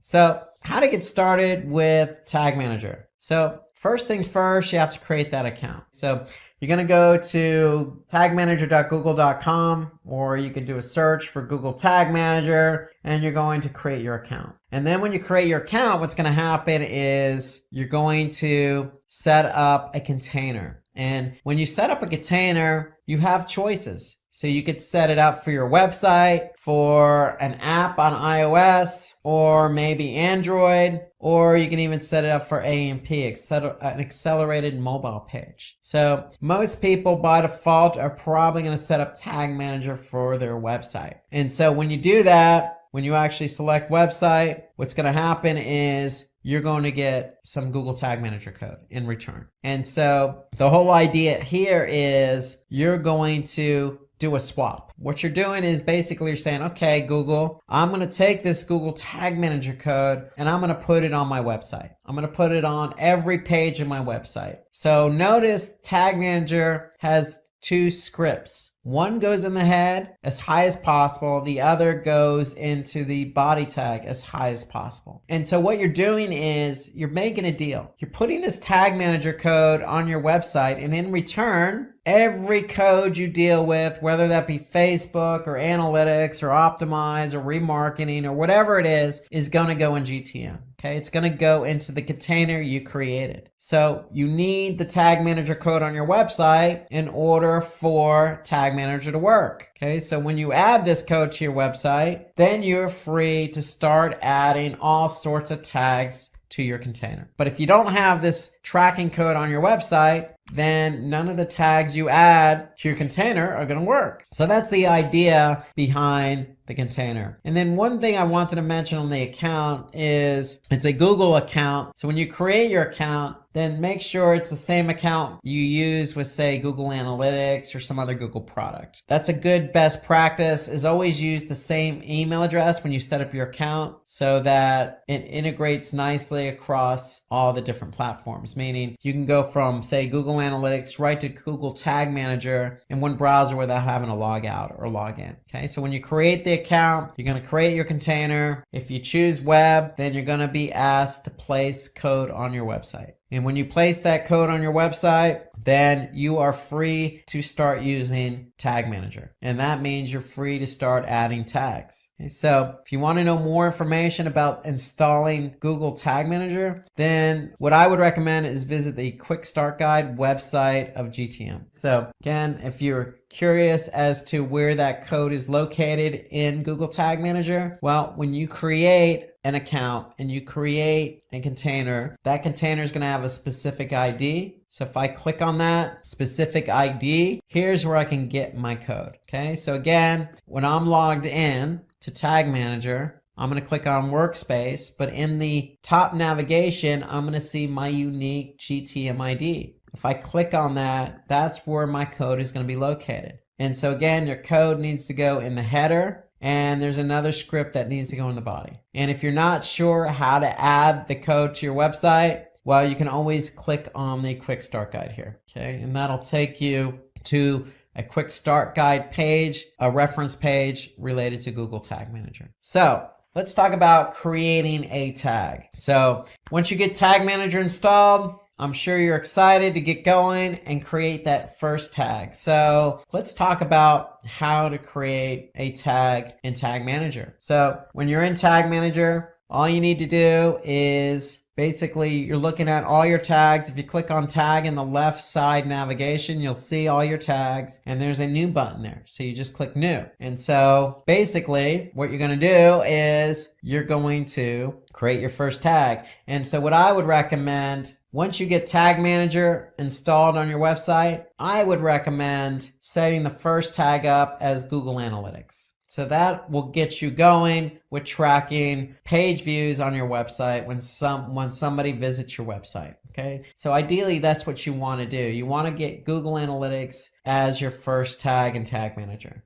So what I'm going to do is, because Analytics is a Google product, it's already integrated nicely with Tag Manager. So I'm just going to click on Google Analytics. It's going to be a page view. That's what I'm tracking. And now I have to set up a variable. And so what it's going to do, it's going to ask me to select a variable. And so what you're going to do is you're going to select new variable. And what you're going to do is you're actually going to go and add your tracking ID here. That's going to be your variable. So where do I get my tracking ID in Analytics? Well, if I'm in Analytics, I'm going to go to Admin. And then under Property Settings, I'm going to see my tracking ID. And all you need to do then is go to Tag Manager and paste copy. First, you got to copy over that tracking ID. Then you're going to go to Tag Manager and going to paste it. And then that's going to create a variable for you. And then when you create that variable, you're going to see it in the drop down here. So I've already created it. And basically, that's your tag with a variable. Then what are you going to do? You're going to set up a trigger. So see, I have some triggers already set up. You're going to see a default trigger already set up for you, and that's going to be all pages. So ideally what you want to do is you want to select all pages. in order for analytics to fire on all pages. So that's what we're doing. We're setting up a trigger. We're basically telling Tag Manager, hey, if I get a visitor to any page on my website, then I want you to fire Google Analytics. So that's basically, in summary, how to set up your first tag. And my recommendation is your first tag should be Google Analytics. And when you set up analytics, you're going to have to set up a variable for the tracking ID. And so you get the tracking ID again from admin, property settings, copy and paste that tracking ID over, save it, you have your variable. That variable is going to be included in with the tag. Then your trigger is going to be all pages. And there you go.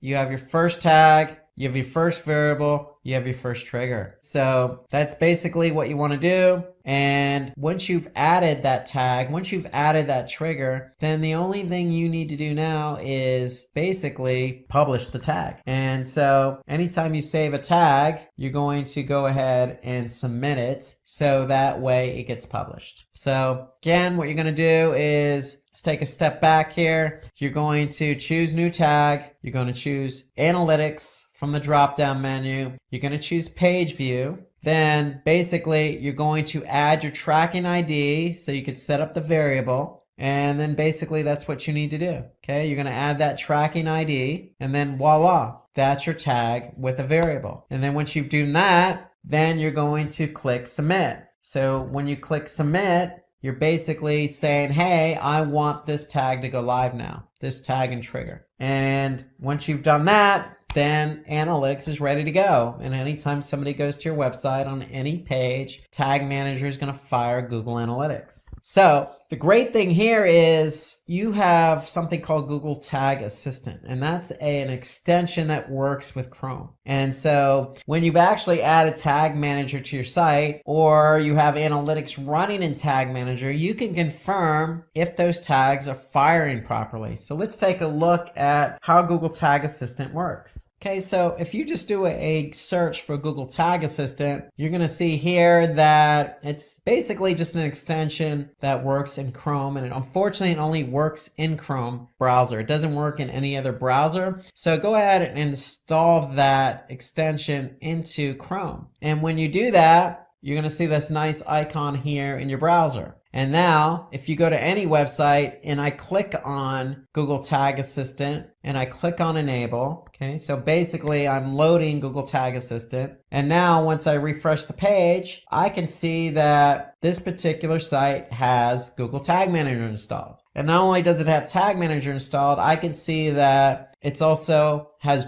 Google Analytics running. I have also Google Optimize running, and I have Google Ads Remarketing Tag running in Tag Manager. So that's what Tag Assistant does. It allows you to see if one, Tag Manager is on the site, and if it is, great, what other tags are firing on this particular site. So Tag Assistant's telling me I have these particular tags firing on that site, and they're firing within Tag Manager. So Tag Assistant is a great way to confirm if one, Tag Manager is on the site, and two, what other tags are firing on the site. Now, another way you could confirm if Tag Manager is firing on the site is you can go into preview mode. So even before you submit and publish your tag and trigger, you can click on the preview mode. So if I click preview in Tag Manager, so basically that's going to put me in preview mode. And so what does that mean? Well, that means that now I'm free to go to my website and see if those tags are firing. And so let's take a look at what that looks like. So if I go to the website and just click refresh, then what's going to happen is Tag Manager is going to load in preview mode, just as you see here. Okay, so that's going to take a couple seconds to load up. And now what can I see in preview mode? I could see that I have GTM firing, but I also have some other tags firing on this page. Remarketing, I have Google Analytics, I have Google Optimize. I have some other tags firing as well. And so the preview mode shows me what tags are firing on any given page. And I can also see what tags did not fire. Okay, so here I have a number of tags already in GTM, but they didn't fire on this particular page. So let's just say I clicked on the Donate Now button. I'm still in preview mode, so I'm going to be able to see what tags fired. Now I can see I have a couple of tags that have fired on this particular page, and then I can see what tags did not fire on this page. Okay, so that's the preview mode. You can use the preview mode before you even submit a tag and trigger to see if it fires. And that's the great benefit of Tag Manager. So if you're not sure if something's going to fire or not, then you can always go into preview mode. And if you are sure it's going to fire, then you can go ahead and submit it. So you can leave preview mode and just go ahead and submit that particular tag and trigger. So here I'm going to leave preview mode, and now once I'm done and I'm sure the tag is going to fire, and go ahead and submit all my changes that I've worked on in terms of setting up tags and triggers. So that's really GTM in a nutshell. So I have my tags, okay? My tags are just snippets of code that I'm going to put in, whether that be Facebook or event tracking or any other Google product like Optimize or Page View.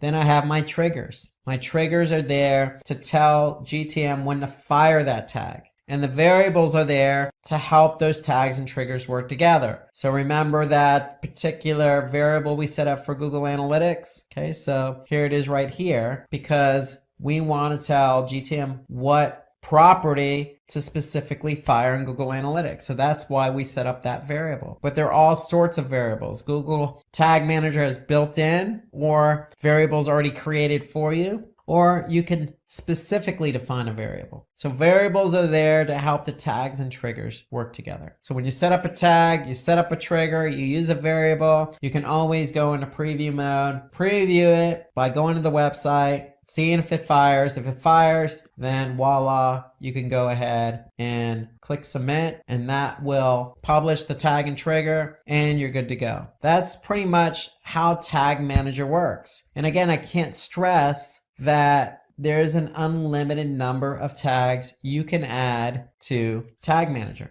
There's no limit. So you got anything from Google to non-Google to event tracking, okay? To Facebook, to anything that you want to track, you want to be able to put into Tag Manager. And again, there's versioning. That's one of the great benefits of Tag Manager. So if I want to go back to an older version, I can simply do that. So here you can see I'm on version 32. That's how Tag Manager works. And I can't stress that, Tag Manager is there to help you track interactivity on the site. Because if you have a site that's interactive, that has a video, that has a download button, let's just say, you have all sorts of newsletter signups, Facebook, YouTube buttons on your website, just like this website does, and you want to be able to track how many people click on that particular button, well, you're going to need Tag Manager. And when you have Tag Manager, you're going to be able to track all of these button clicks and interactivity on your website. Choose from over 300 in-demand skills and get access to 1,000 plus hours of video content for free. Visit Skill Up by Simplilearn. Click on the link in the description to know more. We're going to talk about how to rank #1 on Google. So let's get started, and let's go with the scenario that you have a friend named Sam, and he has a website where he sells shoes. But Sam doesn't understand why his website's not ranking #1 on Google. And so typically, to rank #1 on Google, there are some factors involved. And those are factors that are going to help Sam get his website rank #1 on Google so he can sell his shoes, get traffic, and convert that traffic to conversions. So there are factors involved. And so what are those factors? Well, it always starts with keyword research. So in order to rank for a website where you sell shoes or you sell products, other products like clothing or food, or you're an automobile website, you're a mechanic, it doesn't matter whether you're selling to customers or selling to other businesses. You have to start with the keyword research. And so we're going to go into really explicit detail on how to conduct a proper keyword research. And then the second factor involved is high quality content.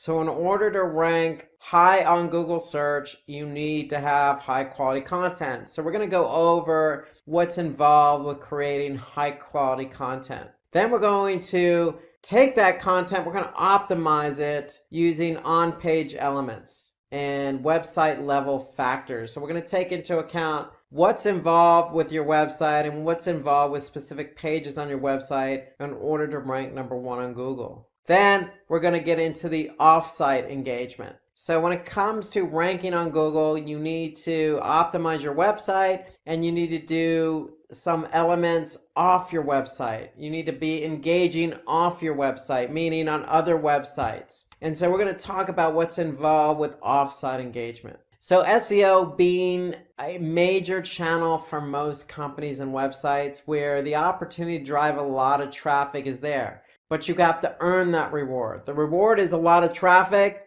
but you have to earn the reward, and there's a lot of work involved. And so ideally, what we want to do is follow what we call the 80-20 rule when it comes to search engine optimization and ranking on Google. And what do we mean by the 80-20 rule? Well, 80-20 means we're investing 20% of our effort and 80% of the results are obtained. So we want to invest 20 and get back 80. That's basically what we mean by 80-20. So, for example, if 20% of our targeted keywords bring in 80% of the traffic, then that's following the 80-20 rule. Or 20% of our landing pages drive 80% of the overall traffic, that's following the 80-20 rule. Or 20% of our backlinks pass 80% of our link juice. That's the 80-20 rule. Meaning these targeted keywords, these targeted landing pages, these trying to target backlinks using off-site engagement. We want to put in 20% of our effort on those keywords, landing pages, and backlinks in return for 80% of the results. So without further ado, let's get started with the keyword research. Let's talk about that keyword research for a website with shoes. And it doesn't really matter what particular product you have. If you need to rank number 1 on Google, it all starts with the keywords as I mentioned before. And so in this example, if you have a website where you sell shoes for kids, you're going to want to be found for certain keywords. So the obvious keyword here would be shoes for kids. Well, every keyword that you target has search volume associated with it. So that means when we talk about search volume, we're talking about how many people on average type in that keyword or related keyword on Google.com or Google search. And there's always an average number of searches associated with every keyword, and we call that search volume. How much search volume? So obviously if we're going to target a keyword, we want to have as much volume as possible. However, there's always going to be competition for those keywords, meaning there's always going to be other websites who want to rank number 1 on Google for the same keywords. And we call that competition or difficulty. So for every keyword, you're going to have volume and you're going to have competition or difficulty. And the difficulty ranges as well, depending on the tool you use. And we'll get into that in a minute, but search volume is how much on average people are typing in that keyword or close variants of that keyword. And the difficulty is measured in terms of for kids is highly relevant, has high volume, and low competition, then that's a keyword we want to target. So we always want to focus in on those 3 areas. So there's always a trade-off with keywords. So shoes for kids might have high volume, but also might have high competition or difficulty. If we look for another keyword that's just as relevant, for example, shoes for children, it may still have high search volume, but the competition or the difficulty may be lower. And if that's the case, then that may be a better keyword for us to target. Instead of something highly competitive like shoes for kids, we can focus on another relevant keyword like shoes for children with just as much volume and lower competition. And the reason why we want lower competition is because we want to be able to rank for that keyword. So the higher the competition, the harder it is for us to rank number 1 on Google for that keyword. And so the whole idea behind keyword research is analyzing and choosing the best keywords. So we want to identify a list of keywords that are always relevant. We want to choose the keyword that your competitors are ranking for. And we want to use third-party tools to choose keywords to identify which keywords have low competition and what keywords have high search volume. So one thing to take into consideration when you're doing keyword research is that the longer the keyword phrase, or in other words, long tail keywords or keywords with 3 keywords in the phrase or more, you're going to always have less competition. But there's always a trade-off. With long tail keywords, meaning the longer the keyword phrase, there's going to be less volume, but the trade-off is less competition. And so what we want to do is we want to brainstorm some ideas and find those relevant keywords. So let's look at an example here. So if we go to Google Ads, so Google Ads has a tool called Keyword Planner. And let's just say I have a website where I'm selling dried figs. And if I'm selling dried figs, I want people to buy these dried figs. However, in order to attract them, I want to be able to show them that, hey, we have a bunch of recipes. And if I show you a bunch of recipes where you can use dried figs, maybe you'll buy these dried figs to use in these recipes. And so we're going to look for keywords related to bread recipes, because if we can optimize for our recipes page for bread, then that will attract an audience who wants to make bread and use dried figs with those bread recipes. So that's the example I'm going to give here. And so if I look at the keyword planner in Google Ads, if I just type in bread recipes, what Google is going to do is they're going to give me an average monthly search volume. So I can see the average monthly search volume here is 60,500. And so in order to do keyword volume and the competition you're getting for certain keywords. So if I go into a spreadsheet, here my theme of keywords is bread recipes. My keyword is bread recipes, and my volume therefore is going to be 60,500. However, if I go back into Google's keyword planner, Google's telling me the competition is low. So that's great. I want high volume, I want low competition.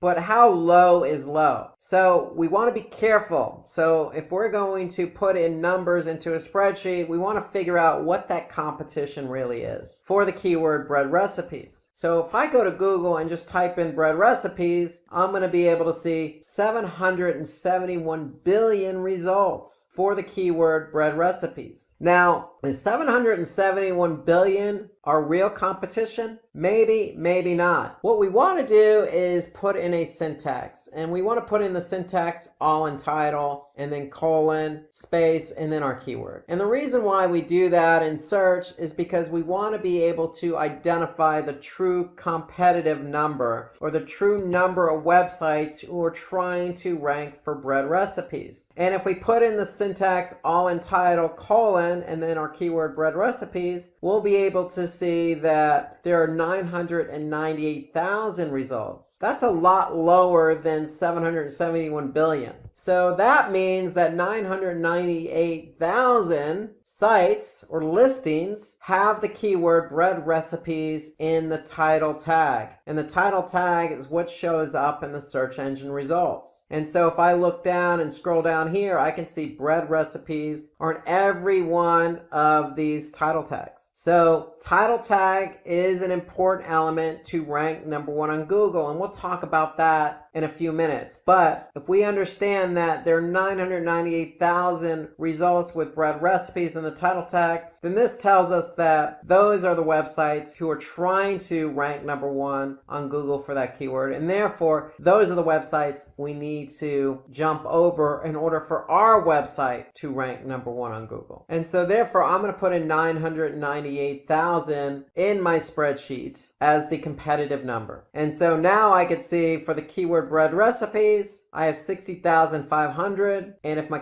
competition is 998,000, then my KEI, or keyword effectiveness index, or in other words, the ratio of volume to competition, is 6%. So that's nothing more than volume divided by competition. So that tells me that my KEI, or my ratio between volume and competition, is 6%. So remember, we want more volume than we want competition. So anytime you do a keyword research, you're going to find a number of different relevant keywords. So if I go back into Google's keyword planner, if I typed in bread recipes, you could see that Google is going to give me a number of different keywords related to bread recipes. Let's just say I have another keyword that I want to think about optimizing for, being ranked on Google for, and that's banana bread recipe. Very similar keyword as bread recipes, except it's a little longer tail. Now, if I type in banana bread recipe in Google's keyword planner, now I can see the average monthly search volume has actually gone up. It's 368,000. I can also see the competition is low. So those are good signs. So now I can see 368,000. I'm going to go ahead and put that in my spreadsheet. Now I'm going to go into Google. I'm going to put in my syntax all in title. I'm going to put in banana bread recipe. I'm going to hit enter. And now I can see I have 233,000 results with the keyword banana bread recipe in the title tag. So if I look at the title tags, I can see banana bread recipe, banana bread recipe, banana bread recipe on all the listings in the Google search results. So that tells me I have 233,000 results that I have to jump over in order to rank number 1 on Google. So I'm going to put 233,000 in my spreadsheet. Now I can see my KEI, or my volume to competition ratio, is 157, 158%. And so to me, that's a lot better number to work with, or in other words, that's a lot better keyword because it's just as relevant and it has a higher ratio of volume to competition. So therefore, banana bread recipe is going to be a better keyword to optimize for in order to rank number 1 on Google. So that's the whole idea behind keyword research. You want to brainstorm ideas. There are plenty of tools out there. So the tool I recommend is Google Ads Keyword Planner. Google's going to give you how much search volume. They're going to tell you the competition, but then you're going to go into Google search. You're going to use the syntax all in title to get a more accurate read on the actual competitive number. And so to find out how keywords that your competitors are ranking for, you can use those keyword tools that I mentioned. Another tool that I use is Moz. So Moz, if you go to moz.com, they have a tool called Keyword Explorer. So if we just type in the keyword, for example, bread recipes, it's going to be able to tell us how much volume and the difficulty. So you can use other tools at your disposal, figure out the volume and the difficulty. There are plenty of tools out there. But the one thing I would just make sure is you use everything at your disposal. So you can use social media to find the most shared article for a particular topic or keyword, like bread recipes. You could check other platforms that have a lot of shared content, like Reddit and Quora, where you can ask people about certain topics using keywords to figure out how much competition or volume there might be. You could stay up to date on industry news to get an idea of what types of keywords are trending. But when it comes to keywords and keyword research, remember, for every web page, we want to be able to pick 2 keywords. We want a primary and secondary keyword.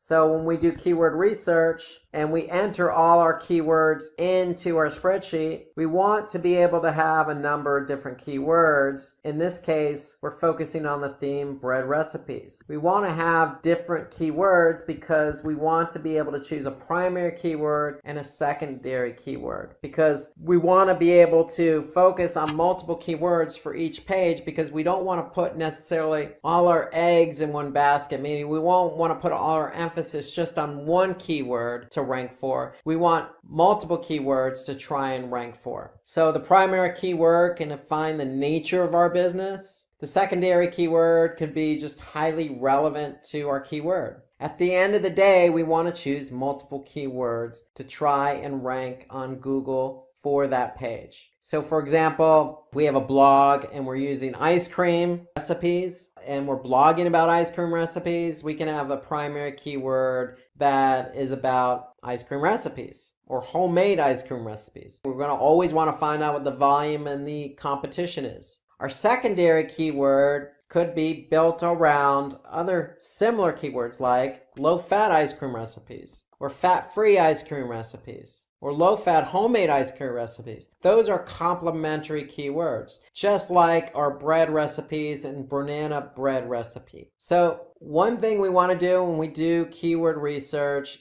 is we want to be able to target one keyword per content when you can target many. We want to be able to target multiple keywords, not necessarily target one keyword. And so we want to be able to cluster keywords. So we don't want to target just one, we want to target multiple keywords per page. And when we talk about clustering, if we go back to our keyword research, what we're doing is we're clustering a bunch of keywords under the theme bread recipes. And so by looking at the volume, looking at the competition, looking at the KEI, we can choose different keywords for our page. And that's what we mean by clustering. We want to cluster keywords into a content theme. So why target only one keyword per content when we can target many? Because we don't want to put all our eggs in one basket. We don't want to target just one keyword. We want to target many. And so that means clustering your keywords into a theme and choosing multiple keywords for that particular page. And when we do that, we have a better opportunity to rank high on Google search. And the whole idea behind ranking high on Google search is we can get the volume. So if we know we're ranked number 1 on Google search for bread recipes or banana bread recipe, we know we stand a chance of getting a majority of the volume associated with that keyword. And if we can get the volume and get the traffic, then we can get the conversions. So let's move on to high quality content and talk about the impact content has on your ability to get your website ranked number 1 on Google. So let's just say you have content on your website and the content is ranking on page 4 of Google. And it's that blog with ice cream recipes. And if it's just content for the sake of content, it's not really informative, then it's not necessarily going to get good engagement. In the eyes of Google, they want to rank content that's very informative, it's very fresh, it's exciting to read, it's interesting. It's going to have good engagement. So if it's a recipe or an article about any topic, if the content is just not informative, then you're not going to get good engagement. And when you don't get good engagement, if people don't stay on the site to engage in the content and they just leave the website after landing on the page, causing a bounce, then the content is just going to continue to fall down the rankings. And we want to prevent that. We want to move up the rankings. We want to be number 1 on Google. We don't necessarily want to fall in the rankings for our content. So content is a key driver in being able to rank number 1 on Google. So if the content is on page 9, what can we do? Well, we want to be able to, take that content and do something with it. We feel like we did write engaging content, so let's go ahead and share it on social media. And to me, social media is a good platform to share your content because on social media platforms like Facebook, for example, you're building a community on that platform. That community is already interested in your content. So if you're sharing an ice cream recipe, especially in the summertime, and you're engaging with your community on that platform, then the likelihood of that community on that platform is going to increase engagement. Increased engagement will send social signals to the search engine that says, hey, this content is good quality. Likewise for any other platform. Most social media platforms have engagement metrics. And those engagement metrics pass signals. Is it good? Is it not good? Do we like this content? Are we giving it a thumbs up? Are we going to want to follow it? Are we going to want to share it? And so if you share content that you feel is engaging on social platforms, then it's going to be engaging and it's likely going to cause an increase in engagement, for example, a decrease in bounces. And once you share that quality content, then the likelihood of it moving up the rankings, even as far as number one on Google, is going to be greater. So you always want to start out writing good quality content. So let's talk about good quality content, because Google does take content seriously. They do take into account what other people think of that content. So high quality content is an important factor. So how to create good content? That's always the question. So let's talk about some best practices here. Remember, in the last segment, we talked about keyword research. So we want to perform good keyword research. Why? Because we want to choose keywords. Remember, we're choosing multiple keywords per page. One keyword could be related to our brand. One keyword could be related to the content, but another keyword could be related to a user's intent, like recipes. If you recall the example we used with bread recipes, maybe somebody's looking to type in a keyword that says, how do I make, a bread? Or how do I make a specific type of bread? Or how do I make banana bread? Or what's the best recipe for banana bread? They're question related, and we want to be able to answer those questions. So that's where choosing those right keywords that's going to respond to a user's intent. So starts with choosing the right keywords. So remember, we talked about a number of different tools when we talked about keyword research. So there's a research tool that you can use called phrase.io, and that will help you do quick research on, keywords and trends and whatnot. So if you know a better research tool that you use for keyword research, then drop us a comment below. I'd be interested in getting your comments about keyword research and what research tools are out there. So if you know something better than phrase.io, drop a comment below and we'd be interested in getting your perspective. So keyword research is key, but creating content that fulfills users' requirements. So answering those questions. If it's a recipe, we want to answer that question. If it's directions, we want to answer that question. If they don't know how to do something, we want to answer that question. And that's the whole idea behind content. Content is not just to fill a page, it's to really fulfill users' requirements. That's when you get good engagement. So if somebody's typing in something on Google and they're looking for an answer, your content should answer that question. But we also want to make the content readable. So in other words, write for your audience. Don't impress anybody with very high vocabulary type words that somebody doesn't necessarily know the meaning of. Don't use jargon. Don't use a street language, for example. Use everyday common language that's just easily digestible when your audience is reading. And then we want to keep that content organized. And so when we mean organized, we want to use headers and subheaders.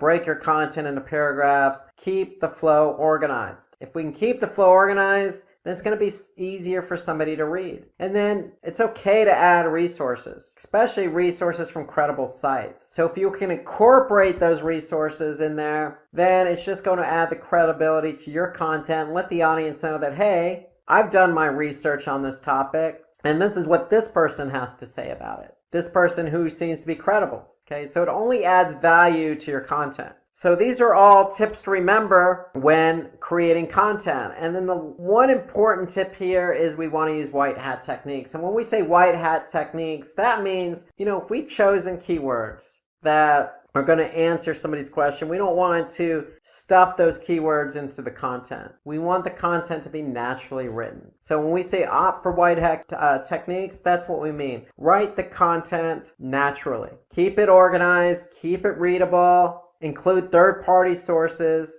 and make sure it answers a question. So there are different types of content. So there's content where you just write words. It's all text-based. You could also use an infographic. An infographic is simply just a graphic that visualizes exactly what you're trying to explain. For example, if we want to write an article about how to write good, engaging content, we don't necessarily have to write all that out as a text. We can create an infographic. So for example, here's an infographic on 20 effective ways to basically not bore your readers, but write engaging content. So you could see this is an infographic. It's all graphically laid out. So infographics tend to be easier to understand because they're visual. They're easy for the end user to comprehend because there's generally no jargon. It's usually images that are portraying the point of what you're trying to get across. And so it tends to break it up, the monotony of just text. It's more visually appealing and it's laid out and organized. So you can see this infographic has 20 different steps or rules, and they lay those out all here in this infographic. And the great thing I like about infographics is you could share them on social media, you can re-engage them as a post, you could save them on really any social platform. So infographics tend to tell a better story versus, say, just writing text. You can use video and images, so you don't necessarily have to lay it all out in an infographic. You can certainly insert a video or an image into your content, especially if it's a blog post. If it's a blog post, then sometimes video and images on its own tell the story. You don't necessarily need text to go ahead and tell your story. A video or an image, as they say, tells 1,000 words. And so images and videos are great to use in a blog post. So using different forms of content, you always want to review your content. When a user dwells on your web page for a longer time, Google will tend to think, okay, this person's engaged, so we're going to rank that favorably. So if you're using infographics, videos, and images, then the chances of somebody being more engaged are going to increase versus just text that's not well organized and written out in a way that somebody doesn't necessarily understand. So be creative in the types of content you use. So longer engaging content tends to bode well with search engines. So this is according to HubSpot. So the more word count you use, the more words you use, the chances of you ranking higher are going to be better. Just take into account best practices. You want to maybe break up the content with an image, organize it, make it engaging, use headers. So it's not necessarily just words, it's the words and how those words are written, how they're structured, the types of keywords you're using, how you're engaging with your audience. There's a lot of factors, again, those best practices we just went over. But the key is, if you have longer, more engaging content, then it's going to bode better for you on search engines. So a couple of steps to create high quality content. So you want to begin with a comprehensive introduction. So always introduce your content. Remember, the content should be relevant to the keywords. So if you're choosing keywords in your keyword research, think about answering that question. If somebody's typing in bread recipes, maybe they're looking for banana bread recipes. How to make the best banana bread, or how to make banana bread using dried figs. We want to be able to align our content with that keyword naturally. You want to create a title that's worthy, that's click-worthy. So remember, if you're in Google search and you're doing search for something simple like bread recipes, we want to make something that's going to be engaging for somebody to click on, like easy perfect yeast bread or easy crusty French bread, or something that's going to be engaging. The best bread recipes, or how to make the best homemade bread. Something that's going to draw somebody's attention to the title of that blog post. So we want to include LSI keywords. So what I mean by LSI keywords in your content, we mean, long tail keywords. Make it natural. Headings and subheadings should consist of keywords and variants. So if you're writing headers and subheaders, include the keyword in there. And that way, the content always stays relevant to the audience. Okay, shorten your sentences and paragraphs, so don't write long paragraphs. Remember, we want to break this up. We want to make it easy for the end user to read. And we want to always put internal links on our blog post. Why? Because if we have internal links, then if we have a link from one blog post to another blog post, or say our blog post to an internal page on our website, we want to make sure that it's relevant content. That way, if somebody's reading something and you have an internal link, let's just say from a bread recipes page to a banana bread recipes page, then they may find it interesting, click on that link, and go to the banana bread recipes page. So it's keeping somebody engaged on your website. So putting in internal linking will help keep the end user engaged because you're offering up links that's relevant to the content. You always want to break up that content with images. Okay, we want to use alt tags, meaning we want to pen the image with text, so that way if the image doesn't load, then at least the alt text will load. So we can incorporate call out boxes, and more importantly, we want to update our content regularly. So we always want to get the best recipe out there if it's banana bread, or different ways to create banana bread, or always just coming up with ways to update the content. So we want to keep our content, our blog post fresh. And then we want to include a CTA, call to action. If we include a call to action, then that's going to keep somebody engaged and have them act on your content. So these are steps to creating high quality content. And so let's look at an example here. And this is a 3-month-old post on BuzzFeed. And it's 21 pictures that restore your faith in humanity. So it has a lot of likes, a lot of tweaks, and that means it's engaged. People are engaged when reading that. And so if we go and look at it as an example, we could see it on BuzzFeed here, 21 pictures that will restore your faith in humanity. So this was written back in 2012. Again, a lot of engagement. But if we look at it, we can see immediately that it's taking into account third-party sources. It's got some content, it's got images, it's being broken up by images. We could see there's call to actions on there in the form of social, so people can go ahead and share it if they like it. Okay. It includes videos, it includes images, third-party sources. So it's a good post because, listen, it's engaging content. It's probably answering somebody's question about humanity. And we could see clearly that, look, there's a lot of different examples here from a lot of different sources, and we could take action on this content. So not just video, not just images, but text as well. And so it's very engaging, answers questions, takes into account the different types of content available. So this is a good post in that regard. So content's updated regularly, it's engaging, and it includes sources from high authority websites. Some do's and don'ts on the content. So take into account the best practices I mentioned about creating high quality content. Okay. Answer those questions that the end user wants to hear, because that likely is going to be their search. And so you want to be able to respond to the end user. That's part of creating high quality content. Different types of content, i.e. in the form of infographics or videos or text or images. You can add images from public domain sites. You can be relatable and use examples to clarify points, just like the BuzzFeed article. Simplify complex words. Don't use sophisticated language. Talk to your audience as if they were standing right in front of you. And use bullet points to exemplify your examples, your points. So some do's, the don'ts. Obviously, don't lift content.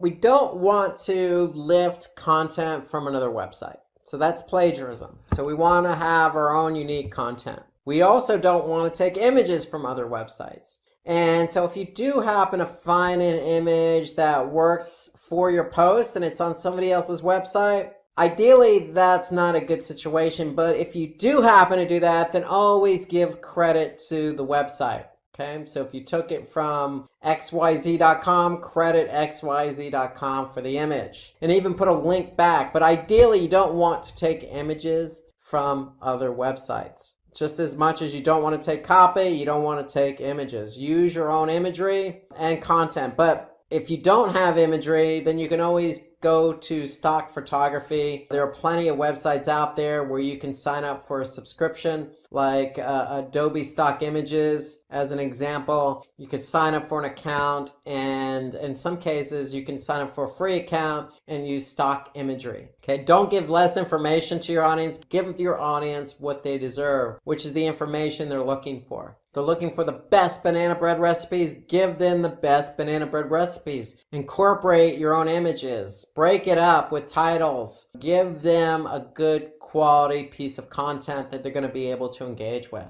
And so if you put long paragraphs in your content, then it's going to be less engaging. So try to avoid those long paragraphs. Remember, shorten up the paragraphs, keep the language simple, add in images, answer those questions, use third-party credible sources, but write it in your own words, and you should be on your way to creating good quality content. Okay, so now that we've talked about high quality content in order to get your pages ranked high on Google search, let's turn our attention to optimizing on-page elements and discuss some website level factors that are both going to help you rank high on Google search. So let's just do an overview of what we're talking about when we talk about on-page elements and website level factors. So optimizing on-page elements include a number of different things. But primarily, we're going to focus in on meta tags, also known as meta description tags, header tags, also known as title tags, and URLs. So those are just some of the on-page elements we want to be able to optimize using relevant keywords in order to rank high on Google search. We also want to take a look at some website factors that will affect our ranking on Google search.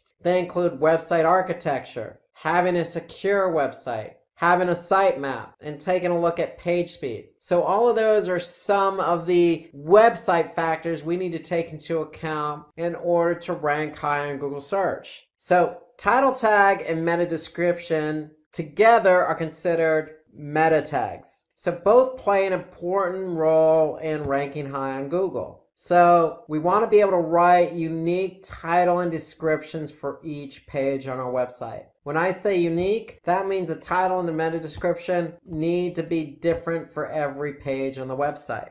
And so if you're not quite sure what a title tag and a meta description tag is, if you go to search and just type in any particular search query, the title tag is what's going to show up here in bold, and then the description is going to show up below it, below the URL, and that's going to describe the page. So both of these meta tags are important because it describes what your page is all about, and that's what Google uses in the search results pages. So we want to be able to pay attention to the length of our meta tags. So if we go back to our search results pages, title tags are generally 60-65 characters. Meta description tags are generally 160 characters. So anything really longer than that, then what's going to happen is the meta description tag or the title tag will get truncated. And so if we look here, for example, we can see all of the title tags here fit the 65 character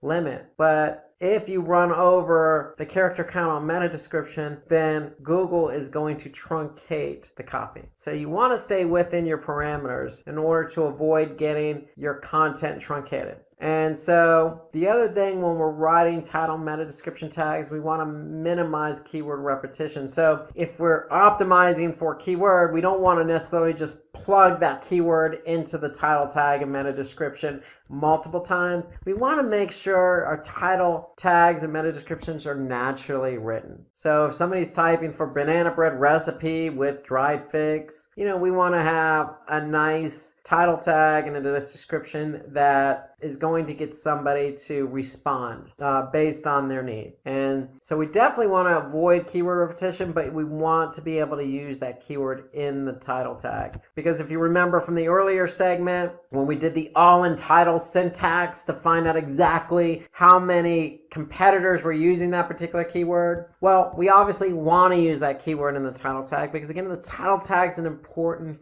factor when it comes to search engine results. So we want to use the keyword, but we want to avoid stuffing or using it repetitively in our title tag and our meta description. We want the title tag and the meta description to describe the page, sound natural, but also be engaging, because the point is we want people to click on our link and go to our website from search engines. So title tags with numbers tend to result in higher click-through rates. This is according to Moz. So for example, if you just put in a title tag that says learn digital marketing, well, that may work, but if you put a number in there like 5 easy ways to learn digital marketing, that might get somebody to click on your link and go to your website. So having questions in your meta tags can also increase your click-through rate. For example, if you just put learn the importance of first page rankings, not too bad, but again, generic. But if you put it into the form of a question, how to rank number 1 on Google,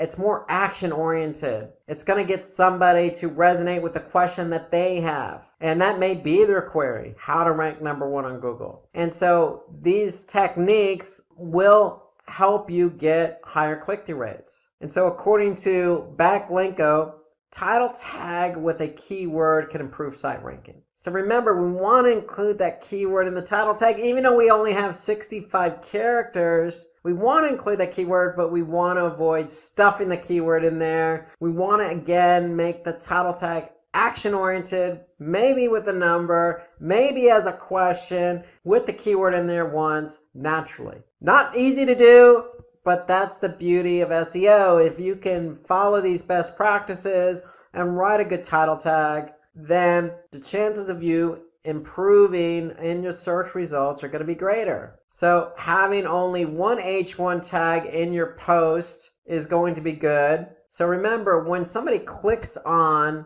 a link, so let's just say they do find a title tag engaging and they click on this link here and they go to that website, you want to start out with having that particular H1 tag, because the H1 tag, especially with the keyword in it, is going to signal to Google, hey, we're organizing our page, and because it's an H1 tag, it's important. We're structuring the page according to best practices. So having only one H1 tag in your post is definitely helpful. Having multiple tags, H tags in your post, help organize the page a lot better. So we want to add that targeted keyword in that tag, and your header tags should be relevant to the content. So if we go back to our example of the using dried figs with banana breads, well, the title says California Fig Banana Bread. And remember the last segment when we were talking about high quality content? Well, look no further than including a video into our content. So not only will this video help keep the engagement high, but it breaks up the monotony of the page. And it's from a third-party source, so it adds credibility to the page. So adding a video based on the last segment of high-quality content definitely helps with ranking high on Google search. So following hierarchical structure, that means putting those H tags in there. H2 tags help break up the content. And we want to avoid repetition of H1 tags on your different web pages of your site, meaning don't just put the same H1 tag with the same keyword in it and keeping it blasé. We want to make those H1 tags exciting to read, but also used appropriately to break up the content. So remember, all white hat techniques. We want to avoid hidden tags. We want to avoid stuffing keywords. We want things to be natural. We don't want things to be forced. And your H1 tag should be 20 to 70 characters. Don't make long H1 tags. So if we go back to our page example, a short, sweet tag here, California Fig Banana Bread. It's relevant to the content. It's short, sweet, and breaks up the monotony of the content. And more importantly, and again, any content you have on the page should always answer the user's intent. Remember, people are using search to answer questions, find information. Our content should be able to answer that for them. So, according to John Mueller, Senior Webmaster Trends Analyst at Google, header tags would definitely help Google for rankings in the search results. So we want to use header tags. So when it comes to URLs, we want to use hyphens and avoid underscores. So if we look at this URL here, this uses hyphens, fig and banana bread. So it's all broken up with hyphens. That's a best practice. Remember, canonical URLs. A canonical URL signals to Google this is the original content. So we want to use original content. And if you have multiple sources of content out there on, say, different websites, we want to use a canonical tag to signal to Google, this is the original content. Please index this content. And that doesn't hurt to use a favicon in URL, meaning a small icon. It helps to break up the monotony and help your URL stand out. We can add targeted keywords in the URL. So again, looking at the URL here, I can see we're using targeted keyword as part of the URL structure. Fig and banana bread. And notice the H1 tag is fig banana bread. So it's all consistent and it flows naturally.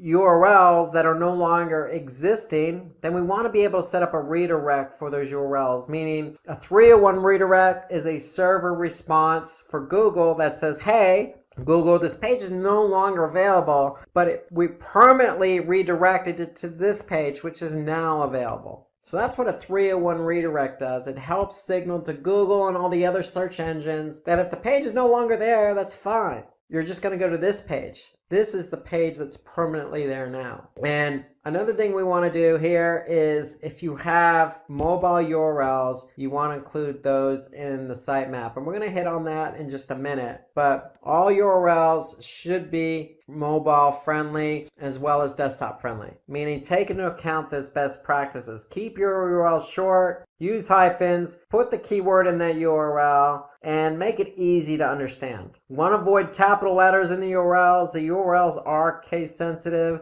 so go lowercase. You should always go lowercase on the URL.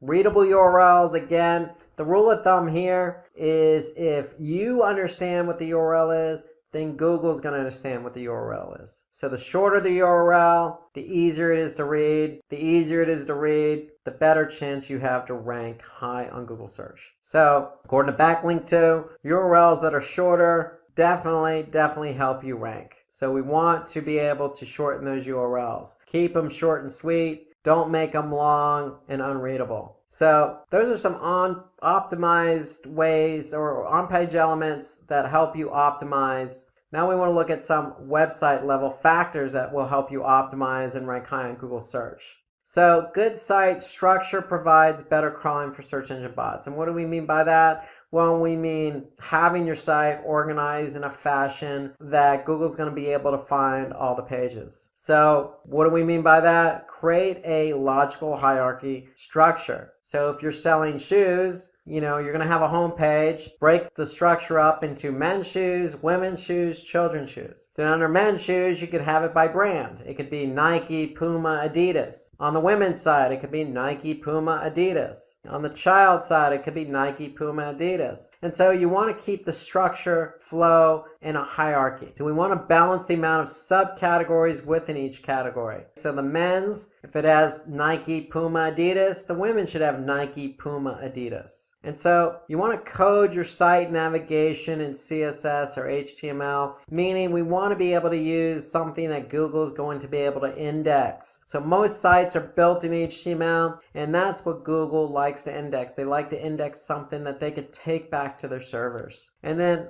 more importantly, build a comprehensive structure for internal linking. So internal links mean that if you're on a site, you should have natural links pointing to other pages on your website. So to keep the flow going. And we don't want to have unnatural inbound links. You always want to have natural internal links to keep the flow of the user going from one page to the other. So here I can see, as an example, all the ingredients in this recipe. Well, this has an internal link to another page on our site. And this happens to link to a page where somebody can buy the ingredient. So it's a natural internal link. So John Doherty of Credo has claimed that one of the biggest changes that he can make in fixing the Credo website is architecture. So for example, in Credo, John Doherty has increased the organic sessions by 74% and pages per session by 41%, just by changing the site architecture. So you'd be surprised by changing the site architecture what that will do to engagement. And so let's turn our attention to secure versus non-secure. So what we mean by that is securing your site. We want to make it sure that compliant with certain protocols. And so if we go back here, we can see that this particular site is compliant, it is secure.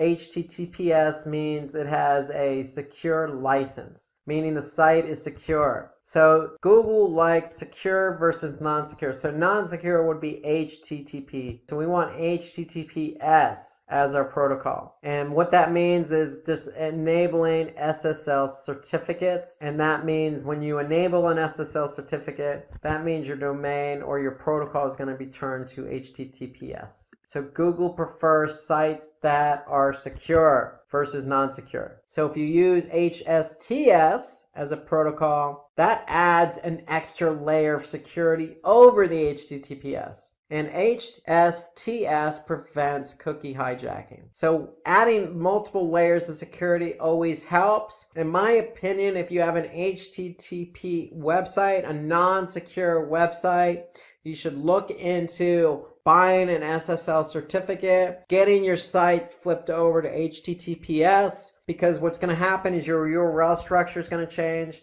When your URL structure changes, Google's going to recognize that because they're going to index your site. And when they index your site, they're going to see those secure URLs. And that's going to work favorably in your favor and help you rank higher on Google search. So websites using secure or HTTPS have a higher chance of ranking higher. So HTTPS is a ranking signal because Google indexes those pages. So let's also talk about sitemaps. So sitemap is one of the most important ways to improve your website ranking. Why? Well, because sitemaps are a way to organize all your URLs into one file. So we're basically going to prioritize all our web pages in a sitemap. So if you go to any particular website and you type in sitemap XML, you're likely going to see all the pages on your website. So usually the sitemap is located in the root directory. So if I type in sitemap.xml, I'm going to be able to see all the pages in my root directory. And I can also prioritize them. I can also alert Google as to how often they change. And every page is going to have a date stamp associated with it. So Google can actually see how often it changes. So remember, we want our content to be updated frequently. So if content's not updated frequently or it's not fresh, then Google's going to see that date stamp, that last modification date. So we want to be able to make sure our content's updated frequently. We want to let Google know that we changed it frequently. And we want to be able to prioritize our pages, let Google know, hey, these pages are important to us. So all that can be set up in a sitemap. We want to be able to add canonical versions of URLs in the sitemap. So we want to be able to add all our original URLs in our sitemap. And so we always want to build dynamic URL sitemaps for larger websites. And what I mean by dynamic URLs, that means that if I look at this sitemap and we're always adding content, let's just say in the form of a blog, well, guess what? We want those pages to be added to the sitemap as they're published. So as we add pages to the blog or to the site, then they should automatically be added to the sitemap. And so in effect, what's going to happen is we're going to be able to see the sitemap grow with more URLs. When the sitemap grows with more URLs, then that means then Google's going to index more pages. They're going to index more fresh pages. So they're going to be able to get those pages that are just published quicker. So that's the whole idea behind dynamic sitemaps, is we want to be able to capture all the URLs just as they're published. And we want to be able to maintain our sitemaps. And so I would always recommend a dynamic sitemap, but you can always create your own sitemap just by going to a tool called XML Sitemap. So if I just type in XML Sitemaps into Google search, here I could see XML Sitemaps Generator, and I can be able, if I have a small website, just create a free and simple sitemap on my own. When XML Sitemaps creates it, or your platform creates a dynamic sitemap, either way, the sitemap's going to sit in the root directory. And then what we want to do in turn is let Google know where that sitemap is. So in Search Console, we want to be able to submit the sitemap. So you're going to add the sitemap, you're going to let Google know where it is. It should be in the root directory, and it should be called sitemap.xml. And when you do that, Google's going to be able to take those URLs and index them. So we could see we submitted 528 URLs, Google indexed 521. So one thing about URLs here is when we create a sitemap, we're putting all our URLs in there. We do not add no index URLs in your sitemap. And what that means is that any URL we don't want Google to index, we're just going to exclude from the sitemap. Okay, so we want Google to take all the URLs we want indexed and put them in the sitemap. So according to Edgy, Using sitemaps for SEO can increase your website's visibility and help you get indexed. Why? Because what you're in effect doing is taking all your URLs that you want indexed, you're telling Google how often they're modified, you're telling Google which ones are important, and you're submitting that to Google. And so Google's going to be able to take all those URLs quicker, index them quicker, and when they're indexed quicker, you can get ranked quicker. And when you get ranked quicker, you can get traffic quicker. So that's the whole idea behind sitemaps. So let's turn our attention to page speed now. So one of the last factors for our website, besides architecture, making it secure, and adding sitemaps, is we want to take a look at how quick our pages load. Here are some tips in order to optimize page speed, because ideally the quicker a page loads, the more engaged the user is going to be. If it takes a longer time for the page to load all the elements of that page, then what's going to happen is the user is going to get impatient, maybe leave the website altogether or go to another page. And so we want to be able to optimize images. So any image that's of large size in terms of megabytes, we want to be able to optimize that, compress the image. So that's one way to speed up page speed. We want to use a simple website design. HTML with CSS or cascading style sheets. Just a simple design with simple hierarchy and website navigation structure. So nothing fancy, nothing complex, just a simple website design with optimized images. We want to leverage browser caching, and we want to upgrade the server response time, meaning all your files are sitting on the server. So when somebody goes to a web page, the server is serving up all of those files, the images, the text, etc. And so we want the server to respond as quick as possible. So when it comes to page speed, we can look at the factors affecting page speed in Google Analytics. So if I go to Google Analytics and I go under behavior and I go under site speed and I go to overview,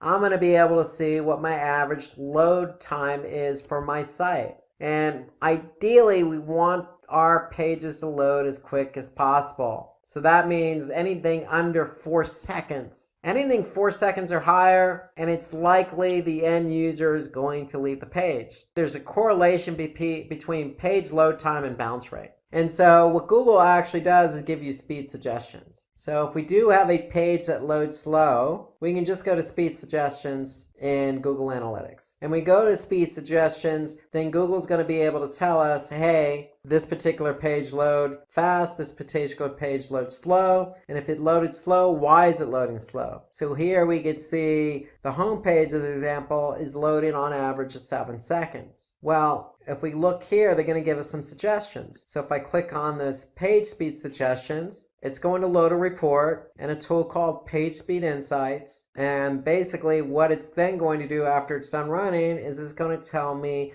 all the ways in which I can optimize my pages. Not only for desktop, but also for mobile. So here I can see for desktop or for mobile, I can look at some ways in which I can optimize it to increase page speed. For example, sizing my images properly, server response time, reducing my server response time, avoiding multiple page redirects. So there's a lot of opportunities that we can do to speed up page load time. And all that's found in Page Speed Insights, and all that's found within Google Analytics. So remember, optimizing code, minimizing redirects, optimizing your images, upgrading your server response time, all of those are factors. And so again, you can go into Analytics, Page Speed Insights, and you can see exactly what Google is recognizing as what's lowering or slowing down your page load time. So Google takes site speed as one of the most important ranking factors. Why? Because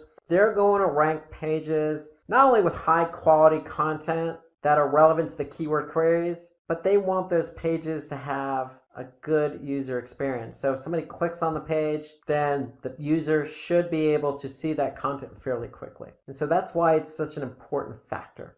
So the quicker your pages load, the chances of you ranking higher are going to be better. So according to Web Performance Today, Walmart, as an example, experienced a decline in conversions. So what they did was looked at their page speed. And when they looked at their page speed, you'd be surprised what that did. just increasing it from 1 to 4 seconds or decreasing it basically increase conversion. So there's always going to be a correlation between how quick a page loads and how engaged the user is. Because if the user's engaged, they're going to stay on the site. And if they stay on the site, then their chances of converting are going to be higher. So just even 1 to 2 seconds increase in page load time will make a world of difference in terms of engagement and conversions. Let's turn our attention to off-site engagement. So previously we talked about on-page elements and website factors that affect our rankings for search results, but we also need to turn our attention away from our website, meaning what we do on our website, and turn our attention what we can do for our website off our website and onto other websites. So that's off-site engagement. And so let's look at an example. So that ice cream recipes blog, I'm going to talk about how to rank YouTube videos today. So at Simplilearn, we take our videos on YouTube very seriously, meaning that when we create videos, we want people to see them because we know we make good videos and we know we have good content and we know that our audience is going to enjoy it. And so we want our audience to see the videos that we're creating. And so we're going to give you some tips and tricks and methodology and ideas on how to get your videos to rank on YouTube. So at Simplilearn, if I go to YouTube and I just type in machine learning, you can see we're right here is the first organic video on YouTube for machine learning. If I jump over to Google and I type in machine learning basics, you can see we're number 1 for machine learning basics under videos. If I click on all, we're also ranked here as well under the video section on organic search results. Another example, data science for beginners. We ranked number 1 for that. If I look at another keyword, data science interview questions, okay, we're ranked number 2 for that. So we're ranking for a lot of videos. And why are we ranking for a lot of different content and videos on Google search and on YouTube? Well, we put a lot of work in behind the scenes of creating the video, and that's what we want to show you. So part of that has a lot to do with how our audience engages and sees our video. So for example, we're looking at the machine learning basics video here. And we can see that it has over 221,000 subscribers for this video, 234,000 views. We've had over 2,000 people like the video, and we have had over 270 plus comment on the video. So when we get our videos to rank, then we can see there's a lot of engagement. And so that's the whole idea, is when you do a video and you want it to show up on YouTube, you want people to enjoy it, you want people to share it, you want people to like it, you want people to comment on it. And that's part of the whole ecosystem of YouTube. It's, we're going to show you behind the scenes of what it takes to get your videos to rank. And then we're going to show you some of the metrics involved with some of these videos. So we're going to talk about how to get traffic to your website. So thank you for joining, and let's get started. So let's imagine you're setting up your own website. Okay, you're clicking away, you're developing using some good tools, you're developing, you're designing, you're doing some QA, you're testing, you're sharing with friends in an alpha version, and then finally, your website is all set up. Congratulations. Well, when you hit enter and your website is finally published, what's going to happen? Well, a few days later, you're checking your website and you're looking at analytics and you notice your traffic's very low. Okay, well, you're scratching your head because you've done all this work with your website, but you're not getting any traffic. So the reason is you spent all your time developing and designing the website to make it look good, but you didn't do anything or any planning or any strategy around bringing users to your website. So the two go hand in hand. You just can't build a website without thinking about how to drive users to the website.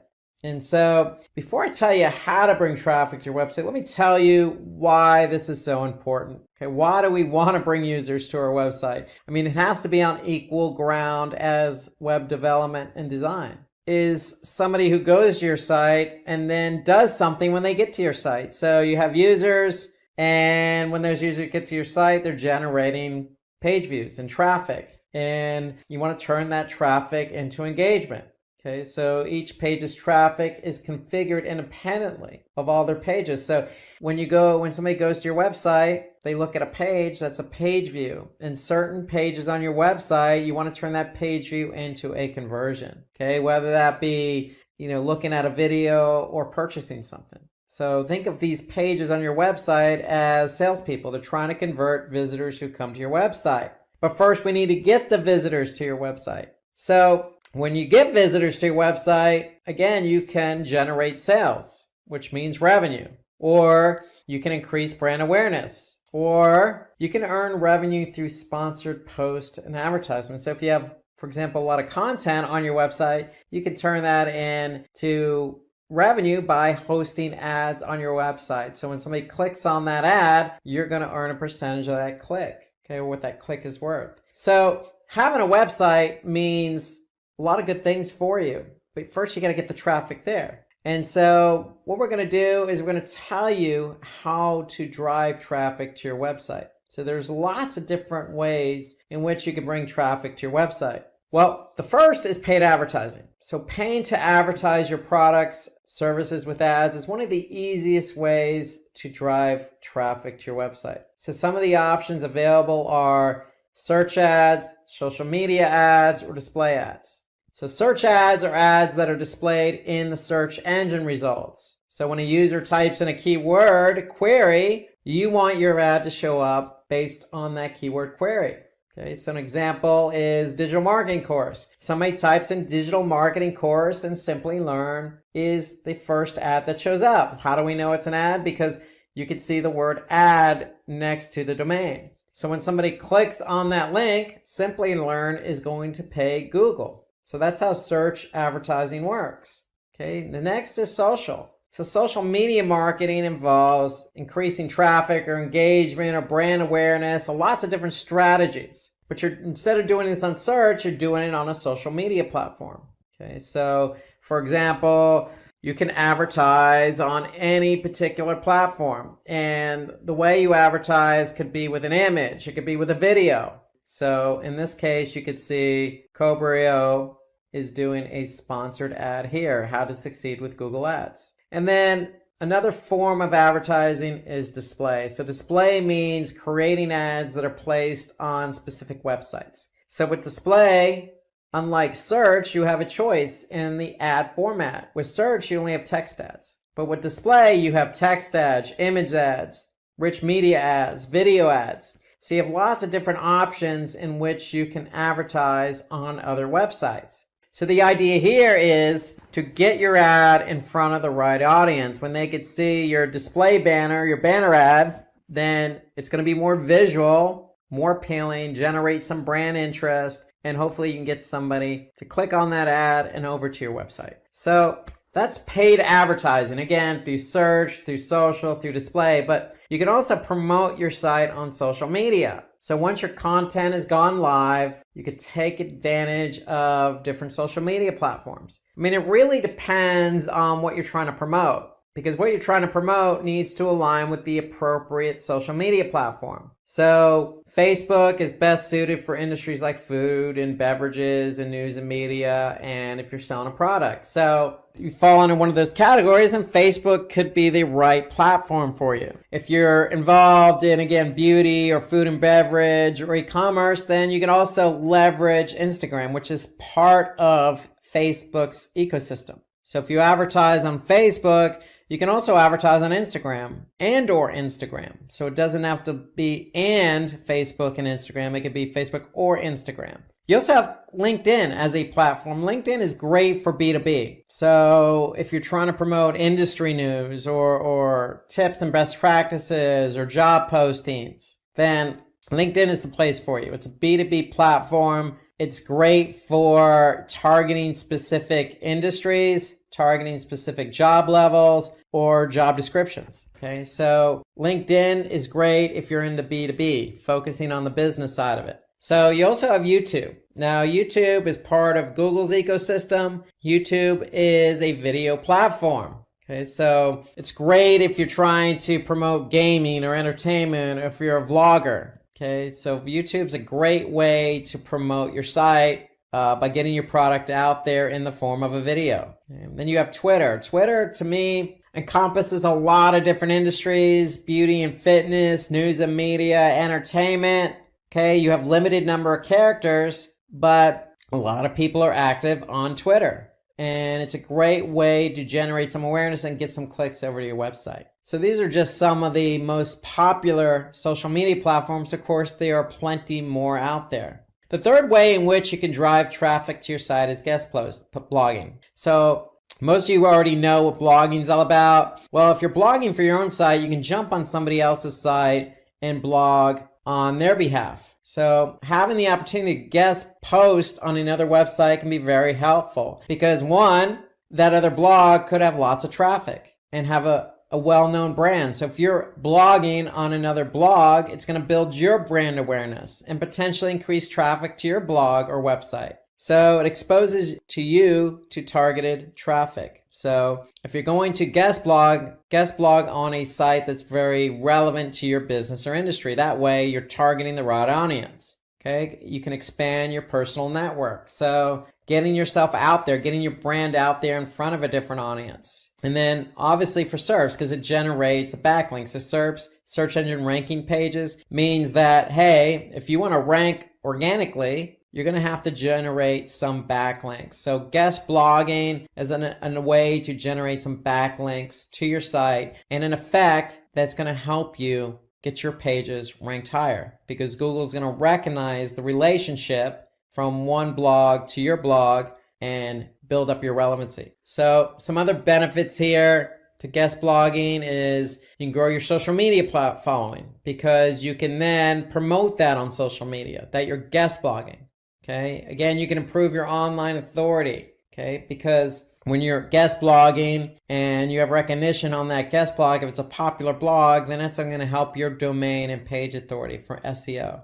And then the end result is going to improve your backlink score. So there are a lot of benefits to guest blogging. To me, at the end of the day, it's just about reaching out to your audience, using another platform to do that in the form of a blog. And the results of that is going to mean more brand awareness for you in turning that traffic from that other blog into qualified leads. So you can also interview industry thought leaders. So that's another way, an interesting way to generate traffic to your site. So reaching out to thought leaders for interviews, okay, could generate some credibility for you and the other person. So it's reciprocal. So it means that you're active in the industry that you're in. And it allows you to engage with other leaders in the industry. And the indirect net result of that could be increased traffic because if you do the interview and you record it, or if it's via video, then you can obviously post it on other platforms. And that could in turn drive traffic to your website.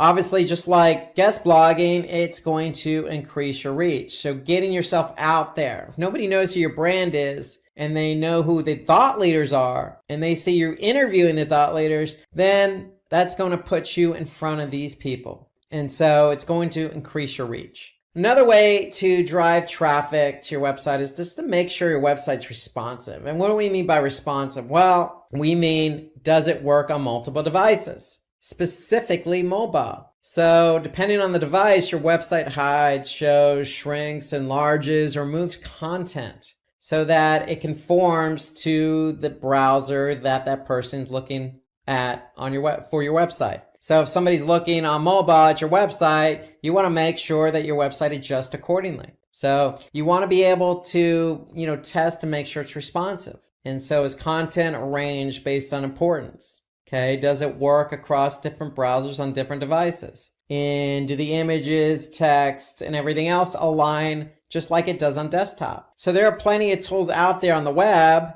All you need to do is just do a search for, check my website for responsiveness. So you can use plenty of tools to check to see if your website is responsive towards multiple devices. Why is that important? Because if somebody goes to your website via mobile and your site doesn't align properly, or the content's all stretched out, and somebody has to maneuver their browser just to see your website, then chances are they're not going to come back. Chances are they're not going to convert. Okay, so you want to be able to revise your device browser combinations. You want to make sure that everything works accordingly.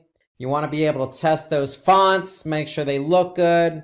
And then you also want to make sure that people can navigate. So if they're on mobile, are they going to navigate just as easy as they can on desktop? And if you have any pop-ups, you want to probably make sure they're removed. So that way when somebody's looking at your website, they're not getting interfered with on mobile. And then, of course, you want to make sure that these pages load. Okay, so they load just as quick on desktop as they should on mobile, and vice versa. So they should not take a long time to load. So moving on from responsiveness on mobile to building a brand community. So brand community refers to a group of people who identify your brand and use your brand as a platform to exchange ideas and contribute content.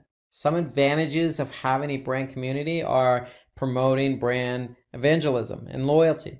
It can be a source of feedback, loyalty, and ideas. So build a community, build a brand community who identify with you. Okay, so continue to, treat these people as loyal customers. Okay, maybe give them a promotion to use specifically just for them that they can use on your website, or talk directly to them because you know that they're followers, they're repeat customers, they purchase from you multiple times. So talk to them differently as well. You know who these people are. And that's what building a brand's all about. It's about identifying your brand with other people, okay? And identify people who identify with your brand and messaging and talking to them as if they're part of your own community, your own family. So you can use user-generated content that provides future marketing strategies. So the feedback you get from your own community could be in turn used to promote or used in future marketing strategies, i.e. advertising, i.e. post on social. Okay, it can also provide PR opportunities. So it's a chance for you to, put out press releases based on the community that you built. So any brand, regardless of who it is, should be able to identify with their audience, their target audience, and that target audience eventually going to become part of a community. These are a group of people who identify with you, what you're trying to sell, what your cause is, what your mission statement is, what your service is. They identify with you. So leverage them and reciprocate. Identify them, talk to them separately, give them what they deserve, the respect and loyalty that they deserve as well, because they're communicating and they're following you as a brand. So the next thing you could do to drive traffic is be active in the comment section. So engage in relevant and thought-provoking conversations on other blogs and sites. It doesn't necessarily have to be another blog per se. It could be other sites like Reddit or Quora or Medium. Sites that have a lot of content that are broken out by industry, that allow you to engage in conversation, that allow you to either upvote or share or respond. Okay, so be active, because when you're active, people are going to see that, hey, you're a leader in the industry. You know what you're talking about. You have some brand equity. You have some thought and some knowledge on the specific topic and subject. So it just puts you in a better light when you can respond and be active on these different platforms. Okay, let's turn our attention to search engine optimization, also known as SEO or organic search. So in order to drive traffic to your site, you're going to have to implement an SEO strategy. Why do you want to implement an SEO strategy? Because it can help you improve your overall searchability and visibility on search engines. And obviously that comes with advantages. One of those advantages is obviously more traffic to the site. Search is still king in terms of volumes of people using search on a daily basis. So you have a great opportunity to be found. It also builds trust and credibility, because still a majority of the people who do a search click on an organic search listing. And so if you're found organically and you're ranked number 1, then chances are somebody's going to click on your listing. And it provides increased engagement and traffic. And so what that means is more traffic, more engagement. And engagement is something you define. It could be, again, a download of a document, or the clicking on the play button of a video, or submitting a form, or signing up for a newsletter, or calling. These are all forms of engagement. So the amount of traffic you drive from organic search to your website is only going to improve engagement. Okay, so you can also provide an improved user experience. And what do we mean by that? Well, if you're getting lots of traffic from organic search, you have a really good opportunity to do A/B testing. And when you do A/B testing, you can improve user experience, meaning you're showing one variation against the other from people coming from organic search. And so this is helpful in that, if you're running an A/B test, the variation has a chance to improve or outperform the original. And if it outperforms the original, you're improving user experience. And then it helps target quality traffic. So SEO to me, or all search, is the only medium in which you're meeting somebody halfway. You're addressing what they're looking for. So if somebody's looking for a pair of red women's Nike shoes, the 2019 model, and you have that particular product to offer, well, you have a chance of showing up via organic search. Somebody types in, women's red Nike shoes, size whatever, at the year 2019 model, then of course they're going to likely click on your listing because you have what they're looking for. And that goes with any keyword, any industry, any business, any segment, any type of product you're selling. So again, you have a chance to really be visible for what people are looking for. And so that's the beauty of search engine optimization. You have a really good opportunity here to meet people halfway, to drive quality traffic, to get them to enjoy a good user experience, all the while generating engagement. And along with SEO, we want to be able to build backlinks. So SEO is a two-pronged approach, meaning you have two strategies in one, on-page and off-page. And so off-page involves backlinking. So backlinks are just links that direct users from other websites to your own website. So with that, inherently, it's going to drive traffic, qualified traffic to your website. Because if somebody's on a relevant website that's linking to yours, and they click on that link and go to your website, it's likely going to be qualified, meaning they're going to be relevant.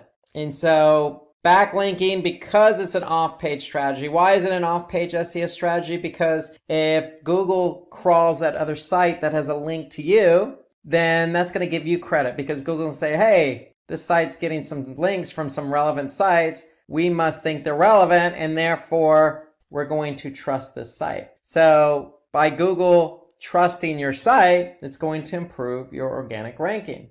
And with the organic rankings being improved, meaning it's going to mean faster indexing. So what does that mean? So you want to be indexed by the search engines. And so the quicker Google can find your pages, even if it's on somebody else's site, then that means they're going to follow that link, go to that page on your site, and take that page back to their servers to be indexed. Okay, so the quicker you can get indexed, the quicker you can get found. And then it helps with referral traffic. So again, we noticed that our efforts are on SEO, organic search, but if you're getting traffic from another website, hey, that still counts. That's referral traffic. Okay, so that's a side advantage to having backlinks, is good traffic from other sites. Okay, so those are inherently some of the reasons to do backlinking. Okay, never hurts. I mean, there's brand awareness reasons to being on other sites as well. There's industry leadership, meaning if you post content on Reddit, okay, you're coming across as an industry leader, but yet generating a backlink, which helps with SEO and referral traffic. So there's a lot of benefits to building backlinks. And the opposite of backlinks are internal links. So you want to do internal linking, and that just means connecting one page on your site to another.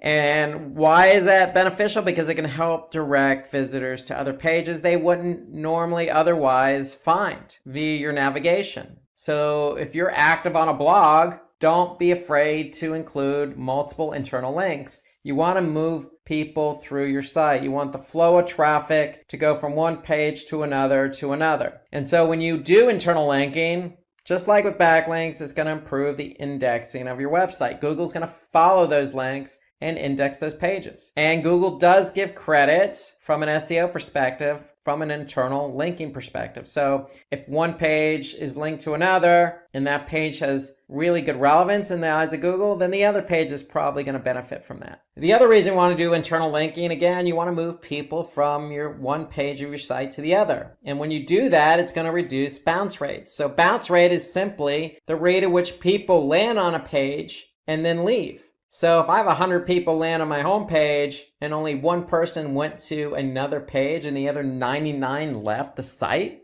then that's a 99% bounce rate. So by putting internal links in place, you're helping people move from one page to the other and thus reducing the bounce rate. And that's what you want. You want to keep people on your site. You want to be greedy. It also drives traffic to older posts. So again, when we say older posts, we're really referring to blog posts. So if you have a relevant blog post and you're writing a new blog post, then link the two together. If it's relevant, link it. Regardless of how old it is. You want to show Google that these older blog posts, just because they were written a year ago, doesn't mean they're outdated and old-fashioned, okay, or useless. You want to keep them alive by linking to them. So to me, that's a good strategy for internal linking. Link to older blog posts. Show people you're an industry expert. You've been doing this for a while, and then you have lots of content to share. Okay, so the longer you can keep somebody on your website, the more likely it is they're going to engage and convert. And some other inherent benefits: improves page rank. So what we mean by page rank is simply just a rank that Google gives pages. So the more internal linking you have, the better off you are. And then it helps spread link juice across websites. And what we mean by link juice, again, just like backlinking, it builds relevancy. So just keep all these inherent benefits in mind to internal linking. The end result is keeping the flow of traffic on your site, and all these other benefits will fall into place. Okay, so another way in which you can really hone in on traffic to your website is long tail keywords. And long tail keywords to me are more than just one or two keyword phrases. Okay, so they're usually 3 or longer keywords in a phrase. Okay, so long tail keywords really nowadays account for most web searches. People really take the time to even pose questions as a search query. It's unlikely somebody's going to go into search and just type in the word shoes. They might type in red shoes, but that's unlikely. What they're probably going to type in is, red Nike running shoes 2019 or some variation of that. Okay, that's a long tail keyword. And some of the advantages of using long tail keywords to be found for are less competition. So if you're using broad keywords like red shoes, then who doesn't want to be found for red shoes? Well, you don't want to be found for red shoes because it's too broad. You don't know what type of shoes somebody's looking for. You just know they're looking for red shoes. It could be running shoes. It could be work shoes. It could be, boots. It could be slippers. Okay. It's too broad. So long tail keywords help narrow it in. And the more narrow and focused a keyword is, the less competition it's going to have. And when something's not competitive in the form of a keyword, then that means your chances of ranking for that keyword are going to be greater, and the chances of you ranking faster are going to be greater. And then, of course, if somebody's looking for exactly what you have to offer, then you have a higher chance to convert that person. So if you have exactly those 2019 red Nike women's running shoes, and somebody does a search for that, and that's a long tail keyword, and they click on your organic listing, if you have the right price, then they're probably going to convert. So you have a really good chance of converting somebody using long tail keywords. So my point here is if you're looking for keywords to use, focus on longer tail. Don't focus on 1 or 2 keyword phrases. What it also does is it brings targeted traffic. So even if somebody doesn't convert, hey, they could be back because it's exactly what they're looking for. And if you're focusing on longer tail keywords, like I just mentioned, stay away from the shorter ones. It's just easier to optimize your page for SEO. So remember, SEO is a 2-pronged approach, on page and off page. We talked about off page with internal linking and backlinks. On page is all about making sure those keywords you choose are integrated in with the page you want to be found for. And so if you're using a long tail keyword, it's just easier to work that keyword in. So it enables easier on-page optimization. Okay, let's switch away from SEO to email marketing. So Let's focus on email marketing as a form or method of driving traffic to your website. So email marketing has been around a long time in terms of digital marketing. Why? Because it provides an effective way to convert leads into sales. Why? Because you can send personalized emails to a target audience. So when you send an email to somebody on a regular basis, you know who that person is. So what are you doing in the email? You're writing a specific message to that person. Well, email marketing is the same thing, except you're just sending an email to a larger group of people. And when you send an email to a larger group of people, you're still going to personalize the message, right? You're not going to send a generic email to 1,000 people. Okay, nobody's going to do that. So make sure your email is targeted. And if it's targeted, it can be cost effective. Why? Because sending large amounts of emails, or let's just say an email to a large amount of people or a large group of people, is going to be cost effective. It's not cost per click, it's not cost per open. Okay, so email usually, depending on the email provider you're using, really is a flat fee. So it just really depends on how many emails you're sending or how many people you're sending the email to as well. So, but email generally tends to be more cost effective than other forms of marketing. So look at the email content provider you're using and just get a sense of what they charge. But if you look at it and do a comparison, email generally is cheaper than, say, doing pay-per-click, because with pay-per-click, you're paying for each click. Okay, so that could be expensive depending on the keywords. So email marketing is also time saving, okay, meaning it's a one-time thing and done. So once you send the email, it's just a matter of, watching and looking at the metrics and learning what's going on so you don't make the same mistakes again. But it is time conducive, meaning you send out one email and that's it. With pay-per-click, you're constantly measuring and managing the campaigns.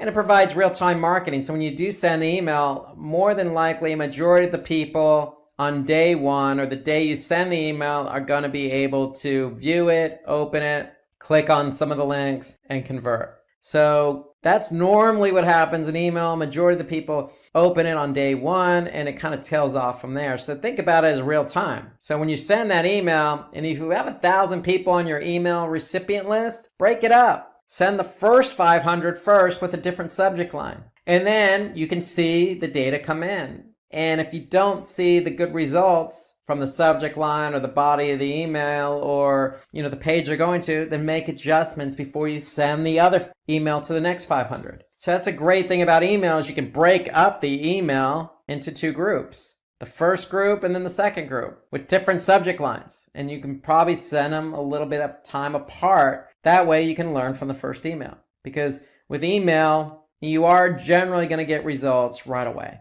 Okay, within the first 24 hours. So that's a great thing about email. Okay, so the other thing about email, it's less intrusive. So normally people who are going to get the email are the ones who sign up for the email. So they're almost expecting your email. So when they get your email, again, as long as you're not sending an email on a daily basis, normally most companies send it monthly or bi-weekly, it's not going to be as intrusive. Okay, and then it also helps build credibility, increase visibility and brand awareness, meaning you're going to build your brand in that email. You're going to put content in that email that's going to show off your credibility, meaning you could put some testimonials in the email, you could put some good affiliations, you can put a good article to an industry article you just wrote. So email is going to inherently continue to build brand awareness for you. Okay, and it's an easy way to track ROI. So if you're e-commerce, it's pretty clear. You send the email, somebody opens it, clicks on it, checks out and purchases something. It's easily trackable because you could track it right from that email. So one thing I want to say there is just if you do send an email, make sure you're tracking that campaign. And you want to be able to use an analytics program like Google Analytics. Okay, if you use Google Analytics, you're going to be able to track when you send the email, who clicks on it, and who converts. So you want to be able to measure an ROI for these emails, and you can. And that's the beauty of email marketing. Okay, let's move away from email marketing to webinars. So webinars, great method for effective social media promotion. It's a great way to bring traffic to your website. So why do we recommend webinars? Well, because it provides direct contact within your target group. What do we mean by contact with your target group? Well, you're going to host a webinar and you're going to invite this targeted group of people who are interested in your product or service. So if you have a Facebook community, you could do a Facebook Live event, or you could do a YouTube, or you can even set up a webinar on another platform but promote it on social media. And if you're promoting something on social media, you're probably promoting it to people who are already following you or like you. And so that's what we mean by direct contact with your target group. So you're going to be able to create a webinar and talk directly to that group. And that's going to help build brand awareness and credibility. And the great thing about webinars is you don't need some fancy software. I mean, I'm talking to you on a webinar right now. And so webinars are free. All you need is a video camera and a recorder. That's all. And that's all built in with software. So there's plenty of software out there that allows you just to do a webinar really quick and easy. There's lots of opportunities in software.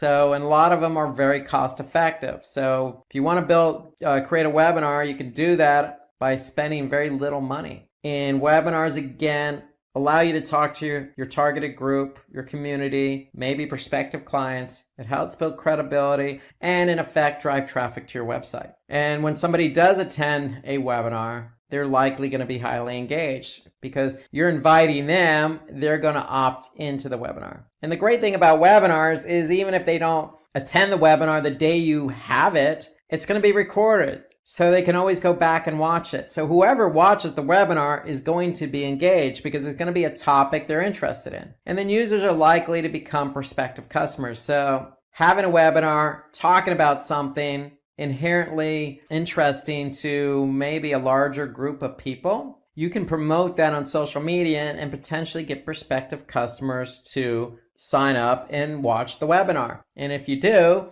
they're going to be engaged and then take the next step. Oh, I like what this person has to say. They seem to be credible. I like their personality. I like their brand. I like their product. I'm going to go check out their website. Okay, so webinars allow you to kind of pull in more people as well as just your community because you can promote the webinar and you can promote it in advance and you can leverage social media for that. Okay, so something related to webinars is incorporating video content. So videos have been proven to be a really good way to attract new visitors. And it makes your website very engaging when you have videos on your website as well. So if you create video, you have an opportunity to post it on various video platforms like YouTube or Vimeo. Okay, there's plenty of video platforms out there, or just embedded in a blog post, or embedded in a Facebook post, or a tweet. Okay, so you can do a lot with video.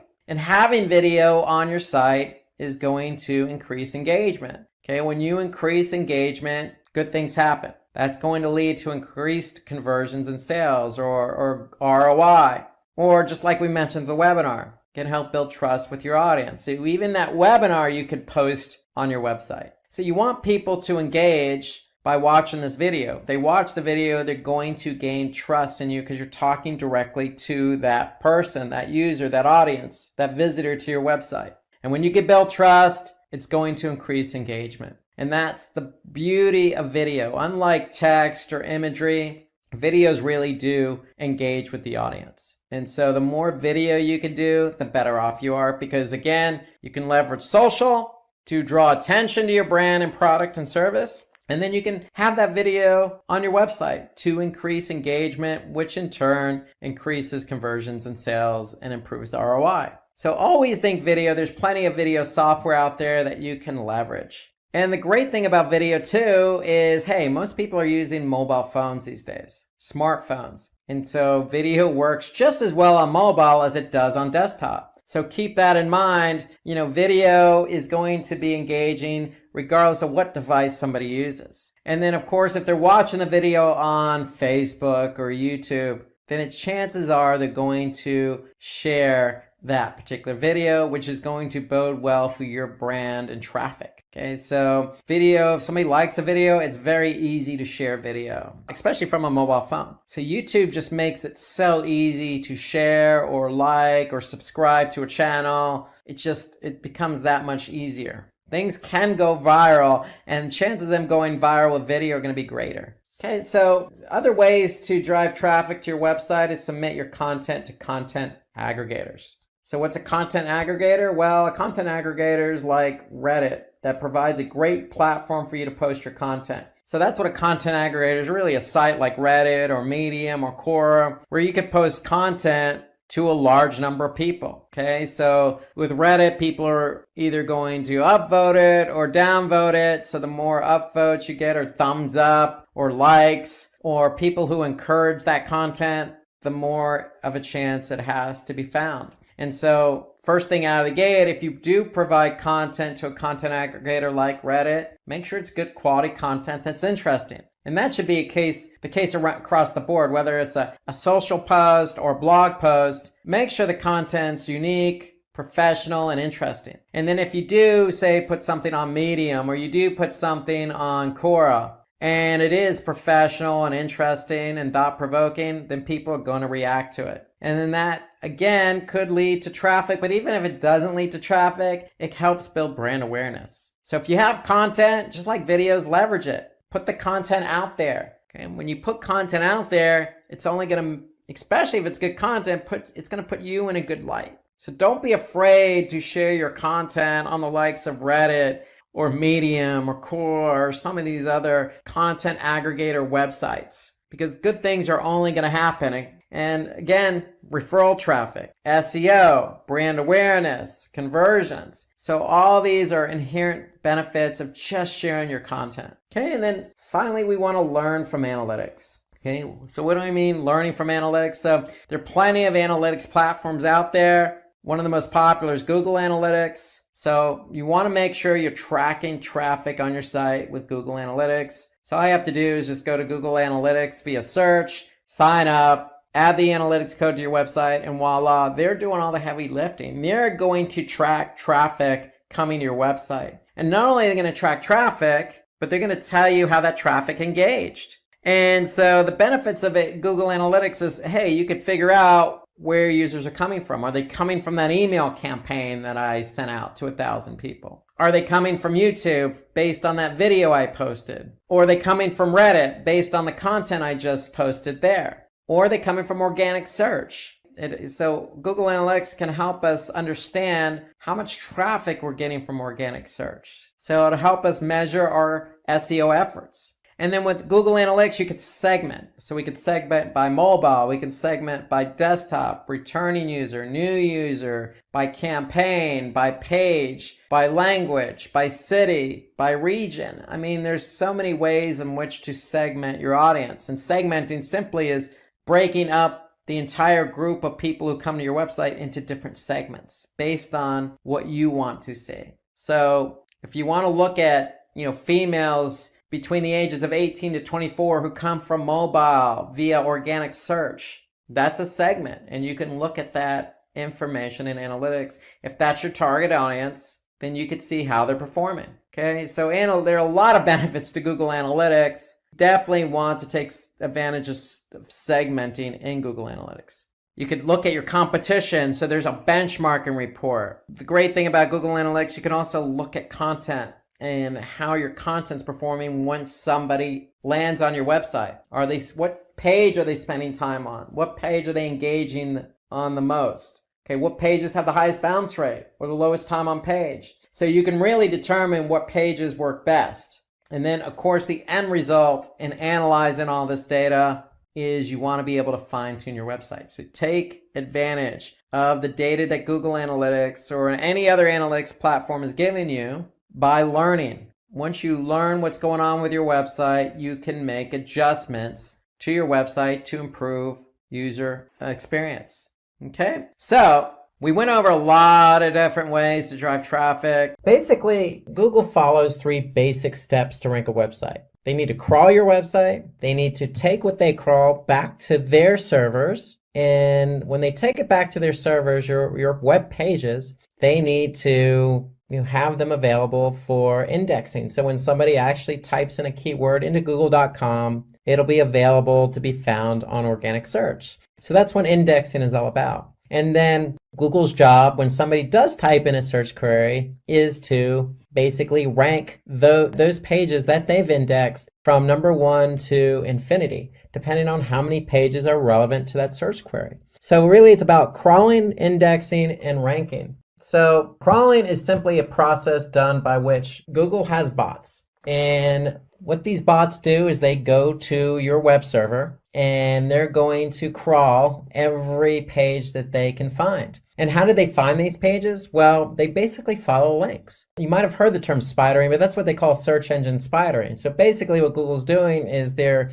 building a web, so to speak, all the links that they're following. And so when they can follow all these links on your website, they're going to be able to crawl them. And when they crawl them, basically they're going to take that content and store it on their servers so it's available in their index. So based on this method, Google finds out which websites have relevant content and which ones don't based on certain keywords that are typed into Google. Because if they can't crawl your website, you're not going to be found. And if you can't be found, then you're not going to show up for relevant keywords. So we need to make sure your site's available to be crawled. And we'll talk about that a little bit later. Okay, but let's show you an example. So let's just go to Google search. And if I type in the keyword Simplilearn, okay, I could see I have 1,010,000 results. Okay, and that's how many results are showing up for Simplilearn. Okay, now they may not all be Simplilearn pages, but nonetheless, Simplilearn is ranked number 1 here organically, and there are 1,010,000 pages related to the keyword Simplilearn. Now, when it comes to organic search, we don't want to get it confused with paid search. So anytime you see paid search, you're going to see something that says ad next to it. Okay, so we could see that there are paid ads here, but when it comes to organic search, those are generally below paid ads. And so that's where Google counts the 1,010,000 results. And so that's the whole idea behind crawling and indexing. Google's able to crawl Simplilearn's website, and based on all the pages that they gather, they're going to make those pages available in organic search. So if you type in a keyword and your web page is not available for indexing, then you're never going to show up for that keyword. So that's why it's important to make sure your website is available for crawling and indexing. And so when a user types a query on Google search, the most relevant websites that are in Google's index are going to appear in the search results. So in the example I gave with Simplilearn, well, Simplilearn is the brand name of the company Simplilearn. So there's a lot of relevancy there. So that's why you see Simplilearn show up here organically, number 1. Like we mentioned about what is SEO and why SEO, we talked about that user experience. So there's a lot of factors that go into ranking, relevancy being one of them. So in the Simplilearn example, Simplilearn is relevant to a lot of the Simplilearn pages because that's who they are, Simplilearn. However, Simplilearn also needs to make sure that, for their pages, the page load time is fast, meaning these pages load very fast for the end user. And Google also takes into account other factors, like how long someone is staying on a website. Or are they bouncing, meaning are they going to one page that they land on and then leaving the website? Okay, and so the user experience is very, very important. There are other factors also like language and location. And so, for example, location, if you do a search, say in India, the results are going to be a little bit different than, say, the results in the United States. Why? Because Google is indexing as many web pages as they can find. So if somebody's doing a search in India, their results may be a little bit different than the results show up in the US because Google has different bots. And these bots are crawling different pages at different times. And so Google's index is updating continuously, but it's not real-time syncing. So if you do a search in India, you may not see exactly the same thing because both search engines, the Google in India and the Google in the US, may not be exactly synced up. So an example would be, if you're looking for cafe. So if you search a cafe in, say, San Francisco, you're going to see different results. Now, if you do a search for cafes in Mumbai, you're going to see different results. There's going to be local search here at the top. There may be some paid search, But again, you may see different results because one, location, but two, Google search engines in India and United States, google.com, aren't exactly synced up exactly at the same exact time you do that search. So location is important, language is important, and relevancy is important, along with user experience. So all those are important factors in how Google ranks websites. Imagine giving your website a boost with the power of AI, helping it climb higher in search results and attract more visitors. Exciting, right? That's exactly what an SEO audit does. It's like a health check for your site where AI tools can quickly find the little things that might be showing you down, from page speed to broken links, and suggest smart ways to fix them. By using AI to optimize your site, you not only improve how it looks to search engines like Google, but also give users a smooth, faster experience. It's a simple but powerful way to get more eyes on your content, stay ahead of the competition, and make sure your site is always in the tip-top shape. Regular SEO audits powered by AI are your secret weapon to keep growing and succeeding online. Now you must be wondering what an SEO audit is. Is it necessary? How to even perform it? No worries. In this video, I will let you know everything you need to know about SEO audit and how to perform it as a complete beginner. Without making any delay, let's understand what is an SEO. SEO, or search engine optimization, is the process of making a website easier to find on search engines. It involves using the right keywords, creating helpful content, and ensuring the site loads quickly and works well on mobile devices. SEO also includes improving individual pages and building links from other sites. The goal is to help the website rank higher in search results so more people can discover it. After we have a basic understanding of what SEO actually is, let us know what is an SEO audit. An SEO audit is a detailed check of a website to see how well it can be found on search engines. It looks at factors like how fast the site loads, if it works well on mobile devices, and if the content uses the right keywords or not. AI tool plays a crucial role in the process by analyzing data more efficiently, identifying keyword trends, and accessing user behavior to provide insights. The audit also checks how other website links to it and whether the content is useful for visitors. It examines how easy it is for users to navigate the site and compares it to the competitors. After the audit, you receive a report with suggestions, often enhanced by AI recommendations on how to improve the site's SEO, helping it rank higher in the search results and attract more visitors. So, by now, you must be wondering why it is important to conduct an SEO audit. So here's why. Conducting an SEO audit is crucial for improving a website's search engine rankings and overall performance. It helps identify technical issues such as broken links or poor site structure that can hinder search engine crawling and indexing. Additionally, an audit enhances user experience by ensuring the site is mobile-friendly, fast, easy to navigate, which reduces bounce rates and increases conversions. It also ensures content remains relevant and optimized for target keywords, driving organic traffic without the need for paid ads. Regular SEO audits help websites stay updated with algorithm changes and provide insights into how to outperform competitors. Now, the most important part, I will let you know the 2 AI tools to conduct a basic SEO audit for complete beginners. So let's get into the video.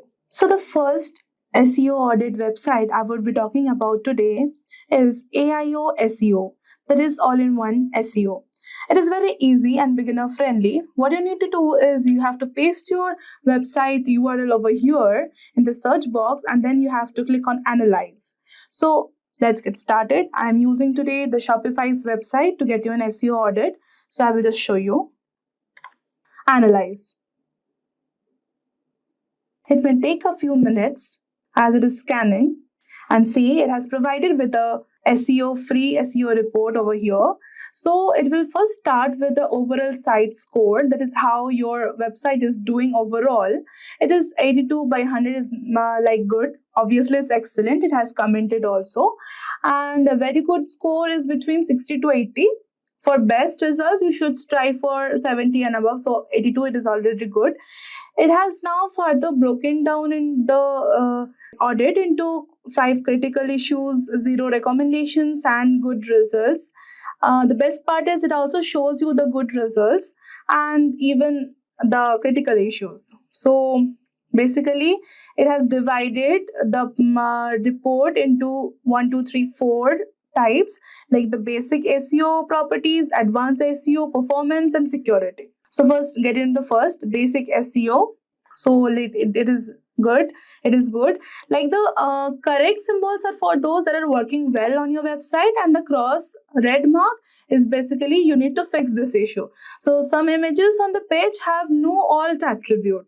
So like there are 51 links. You can even see the URLs over here, and this is working good. Moving on to the next, advanced SEO. The page is using the canonical link tag. All this is fine. You don't have to fix over the advanced SEO part. Performance. The server is not using expires headers for the images, and you can click over here and see basically what is the problem. The page makes 43 requests. More than 20 requests can result in slow page loading. The performance would be less because it makes 43 requests. More than 20 requests can actually hamper the page loading. So it is necessary. You need to focus on this. And the size of the HTML document is 73 KB. You need to also focus over here. So this is over our recommendation of 50 KB. So they will provide you the recommendations too. And basically, this is nice, I would say. Moving on to the security part, everything looks nice. Directly listing seems to be disabled on the server. That is nice. And see, it is very beginner friendly. And the best part is you can even download the report from here. Like you can click on download and get the whole report into your own device, and you can see and make the free changes. So it is very beginner friendly, and I would suggest that use it and have a for all the beginners, I would say use it, and it would help you to get a free SEO report. The next website I would be talking about is rankmath.com. It is also an SEO analyzer, and this is nothing different. You will just need to paste your website URL over here and then click on analyze.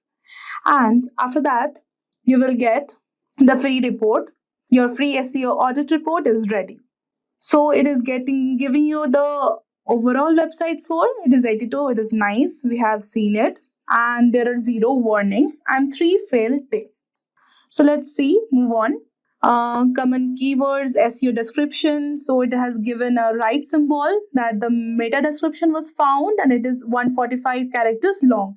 So it has no problem. You don't have to fix anything.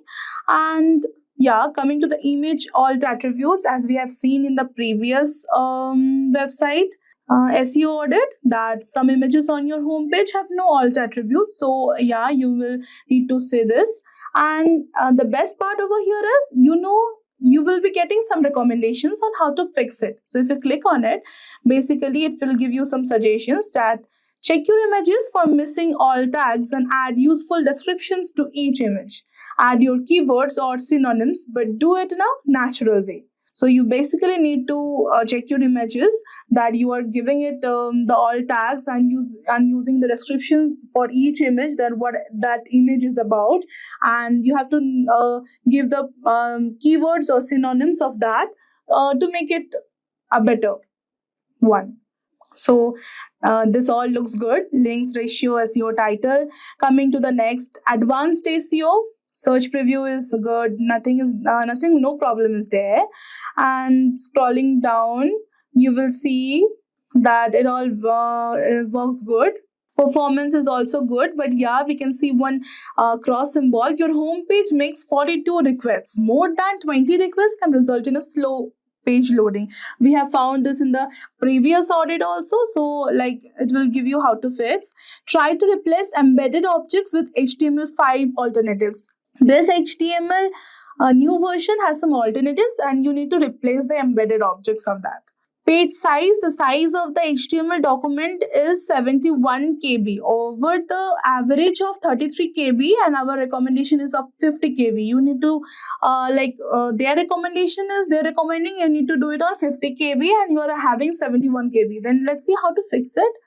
First, remove any unnecessary tags from your markup. Okay, from that HTML you need to remove the unnecessary tags. This includes developer comments which are invisible to your users, search engines, and ignore the text in comments too. Sometimes inline CSS is a culprit. Okay, a little inline CSS can help your page render faster. Too much will bloat the HTML. Obviously, they prefer outline CSS, and inline CSS is not preferred. You can reduce the CSS repetition with HTML class and ID attributes.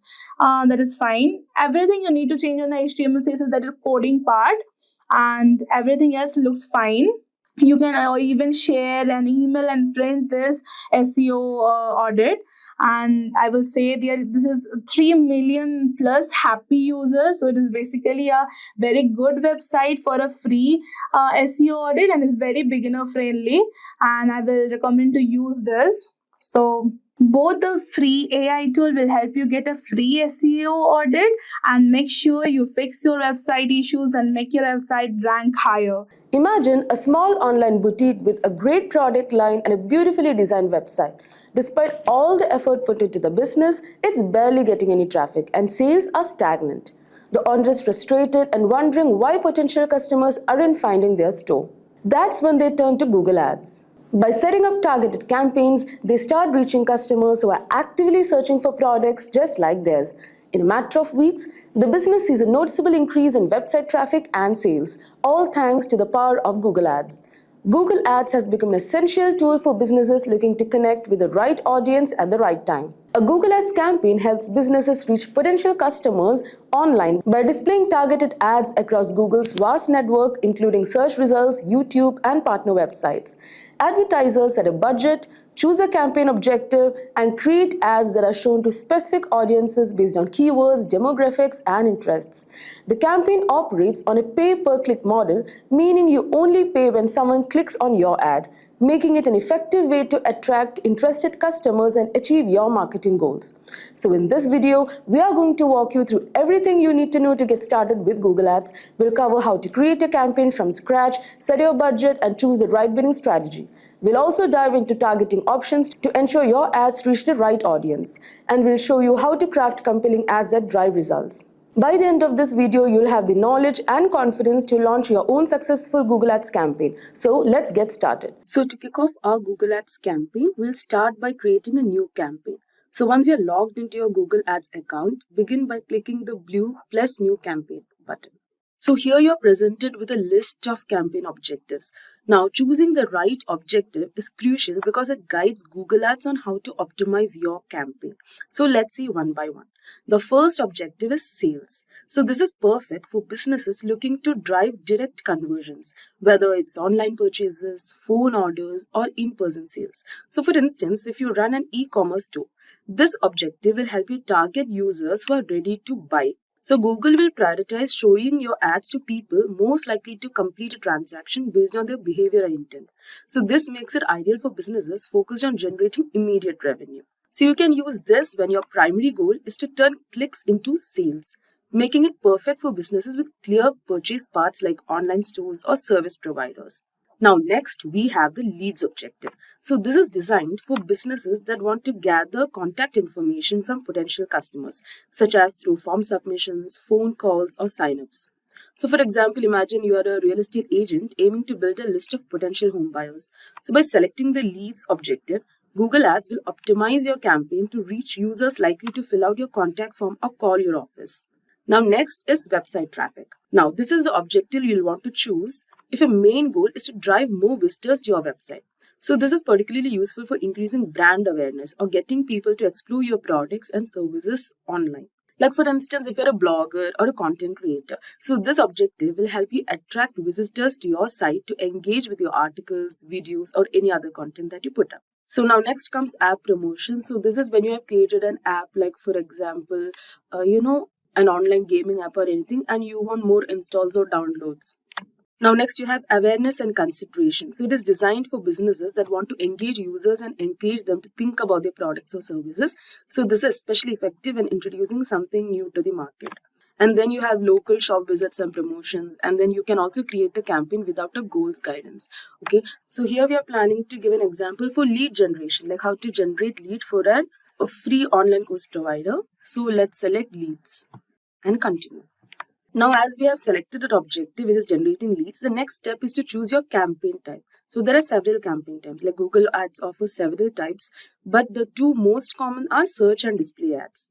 So anyways, let's start with the search ads. So these are the text-based ads that appear at the top of the Google search results when someone searches for keywords related to your business. Like for example, let's just see car rentals near me. So your ad could appear like this, like as you can see the sponsored ads. So your ads could appear at the top of the search results. So this is highly effective for capturing high intent users. So people who are actively looking for what you offer. Now next we have display ads. So these are visually engaging ads that appear across the Google display network, like which includes websites, like the ads, basically the ads you see in others' websites, apps, or even YouTube.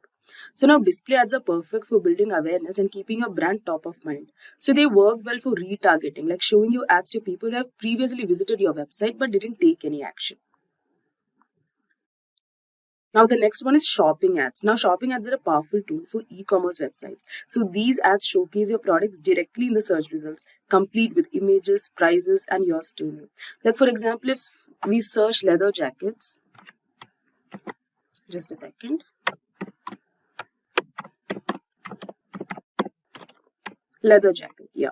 So your shopping ad could appear displaying a product image, price, and a link to purchase directly from your website, as you can see here.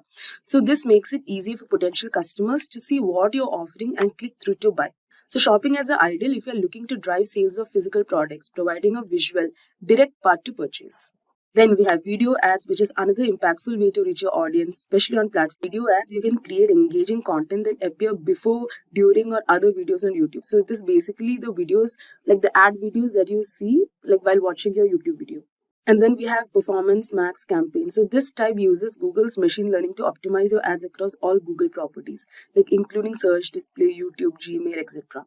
So Performance Max campaigns are perfect when you want to maximize your results without managing multiple campaign types separately. So Google's algorithms will automatically find the best combination of ad formats and placements to meet your objectives. So right now we'll select the search campaign type. And we'll be giving lead form submissions. And let's press continue. And let's just keep like lead search. So now that we have selected our campaign type, the next step is to set your budget and bidding strategy. So this is crucial as it determines how much you're willing to spend and how Google Ads will manage your bids. So now for bidding, since our objective in this demo is to generate leads, we'll choose conversions. So this strategy lets Google automatically set your bids to get the most conversions within your budget. So now you can set a target cost per action. So this budget is the amount you're comfortable spending per action. So like you can just give 0.3 rupees, per action. And let's press next. Now next, let's define our targeting options. So this step is about deciding who will see your ads, where they will see them, and when. So you can target users by location. As you can see, all countries and territories, India, or any other location, you have options. So for example, if your store is in Delhi, you might want to target only people within a 50-mile radius. Now, additionally, you can also refine your audience based on demographics such as age, gender, and household income. So this ensures your ads reach the most relevant customers. And you can also select the languages that your, customers speak. Like you can give English, you can give Hindi. So you can select multiple languages that your target audiences speak. And also you can, select the audience segments, like what your audience might be doing. So like, for example, we are actually, giving this example for lead generation for a free online course provider. So what we do is we can actually, like, our audience will be students, right? So we can give students. Yeah, you can give current university students. And this is also for working professionals. So you can give working education jobs, IT and technical. So you can select who your target audience are. So effective targeting is crucial for maximizing your ad spend. So take the time to consider who your ideal customers are. Now let's go to next. So now next is selecting keywords. So for search ads, keywords are the backbone of your campaign. So these are the words or phrases users type into Google when looking for products or services like yours. So choose keywords that are closely related to your business. So for example, we are actually looking for lead generation for this particular website, which is Simplilearn Skill Up website that provides free online courses. So first you have to give the final URL, and then you have to enter your keywords. You can also, type in the products or services like you advertise, like the course name and everything, and you can enter the keywords. Now you can take the help of Google's keyword planner for keyword ideas and see how often they are searched. So let's just go to keyword planner, discover new keywords. So now here you have to enter the products or services closely related to your business. So here I'll just type free online course,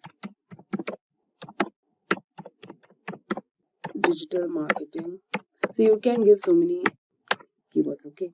And let's get results. So now these are the keywords that are suggested by the keyword planner. So what you can do is you can just select the keywords. Like you can select so many multiple keywords. You can copy it. You can paste it here. So this is a demo. That's why I've just taken, 3 to 4 keywords. But in fact, you have to use more keywords. So now you have selected your keywords. Now it's time to create your ad. So your ad copy includes the headline, description, and display URL. So this is what users will see in the search results or across the display network. So basically in your ad. So making it engaging and relevant. So first you can give the URL of your website. So in the headline, you can grab the attention by highlighting your key offerings and including one of your main keywords. Like for example, you can give master digital marketing. You can give, you have to fill at least 3 headlines. So you can give free digital course, or you can give best digital, and you can even fill more headlines. Now you can use the description. So this is the description part. So you can use the description to expand on your offer. So you can highlight unique selling points of yours, like expert instructors. For example, you can give expert instructors, or flexible learning, or enroll today to boost your career, etc. So once you have done this, let's go to next. Now this shows your budget. So as you can see, we had given 0.244 cost per conversion. So your weekly cost will be 58,100 rupees. So here you can see the budget. Now the final step is, before we launch, it's important to review all the details.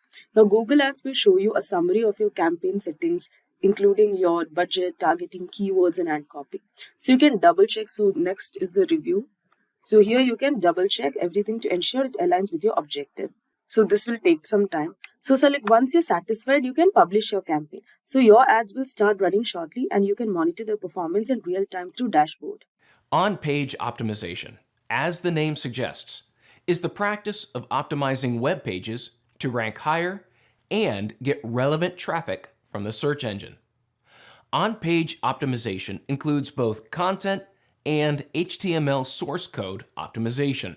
Search engine optimization can be very complex. So when you're trying to understand it for the first time, I find it very easy just to break it up into general concepts that you might already have an understanding of. When you look at the hundreds of signals that go into SEO, they can be broken up into either relevancy or, because sometimes it's both, popularity. So relevancy and popularity. Out of all these signals, they fit into one of these two things. We're going to break all the signals we have into these two areas. In this section, we're going to talk about the on-page factors. That's because these are the factors that you have direct impact upon. And you can make a small tweak and have a big impact with organic traffic with your on-page relevancy factors. The primary on-page relevancy factors that I'll cover in this lesson are title tags and meta descriptions, header tags, which are used for headlines and subheadings, website URLs and URL structure, image alt text, internal links, keyword usage, and sitemaps. Let's start with one of my favorites, and that is the title tag. This is also called a page title. The page title is not shown on the page. Now rather, it is displayed on the browser tab.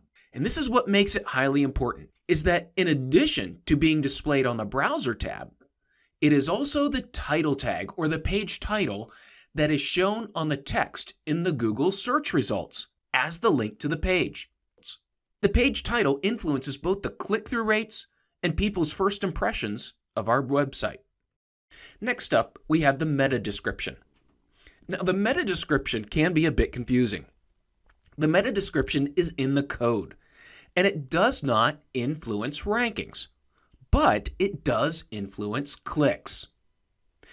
People will see your snippet or your page information in the search engine results. That gray text is the meta description. If you don't have a meta description, then it may pull information from the page. You can affect this and improve the chances of your meta description appearing if you write a short descriptive phrase of the content or the purpose of the page. And just because we edit these elements does not guarantee that they will show up. I often say that we affect the change, but we cannot control it. This is because the search engine may override your changes and show different content in these areas. Sometimes it may help and it might be a better description, but many times it's not. Now let's go to the next element, the header tags. These are also referred to as the heading and subheading. And this is how HTML was built when the web was first created. It enables a logical hierarchy of content. So starting with the headline, then displaying a subheading, and then subheadings after that. The idea here is that you're establishing a hierarchy of information. So you start with the H1. Like a newspaper, there's only one main headline per page. It describes the main purpose of the page. Then a subheading, the H2. This is how you break the subcontent into subcategories.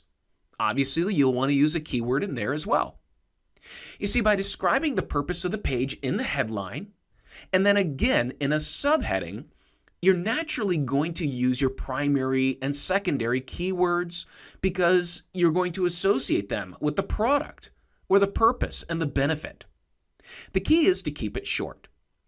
You see, after the headline are the subcategories, the H2s, and then your H3 is typically used as a paragraph heading.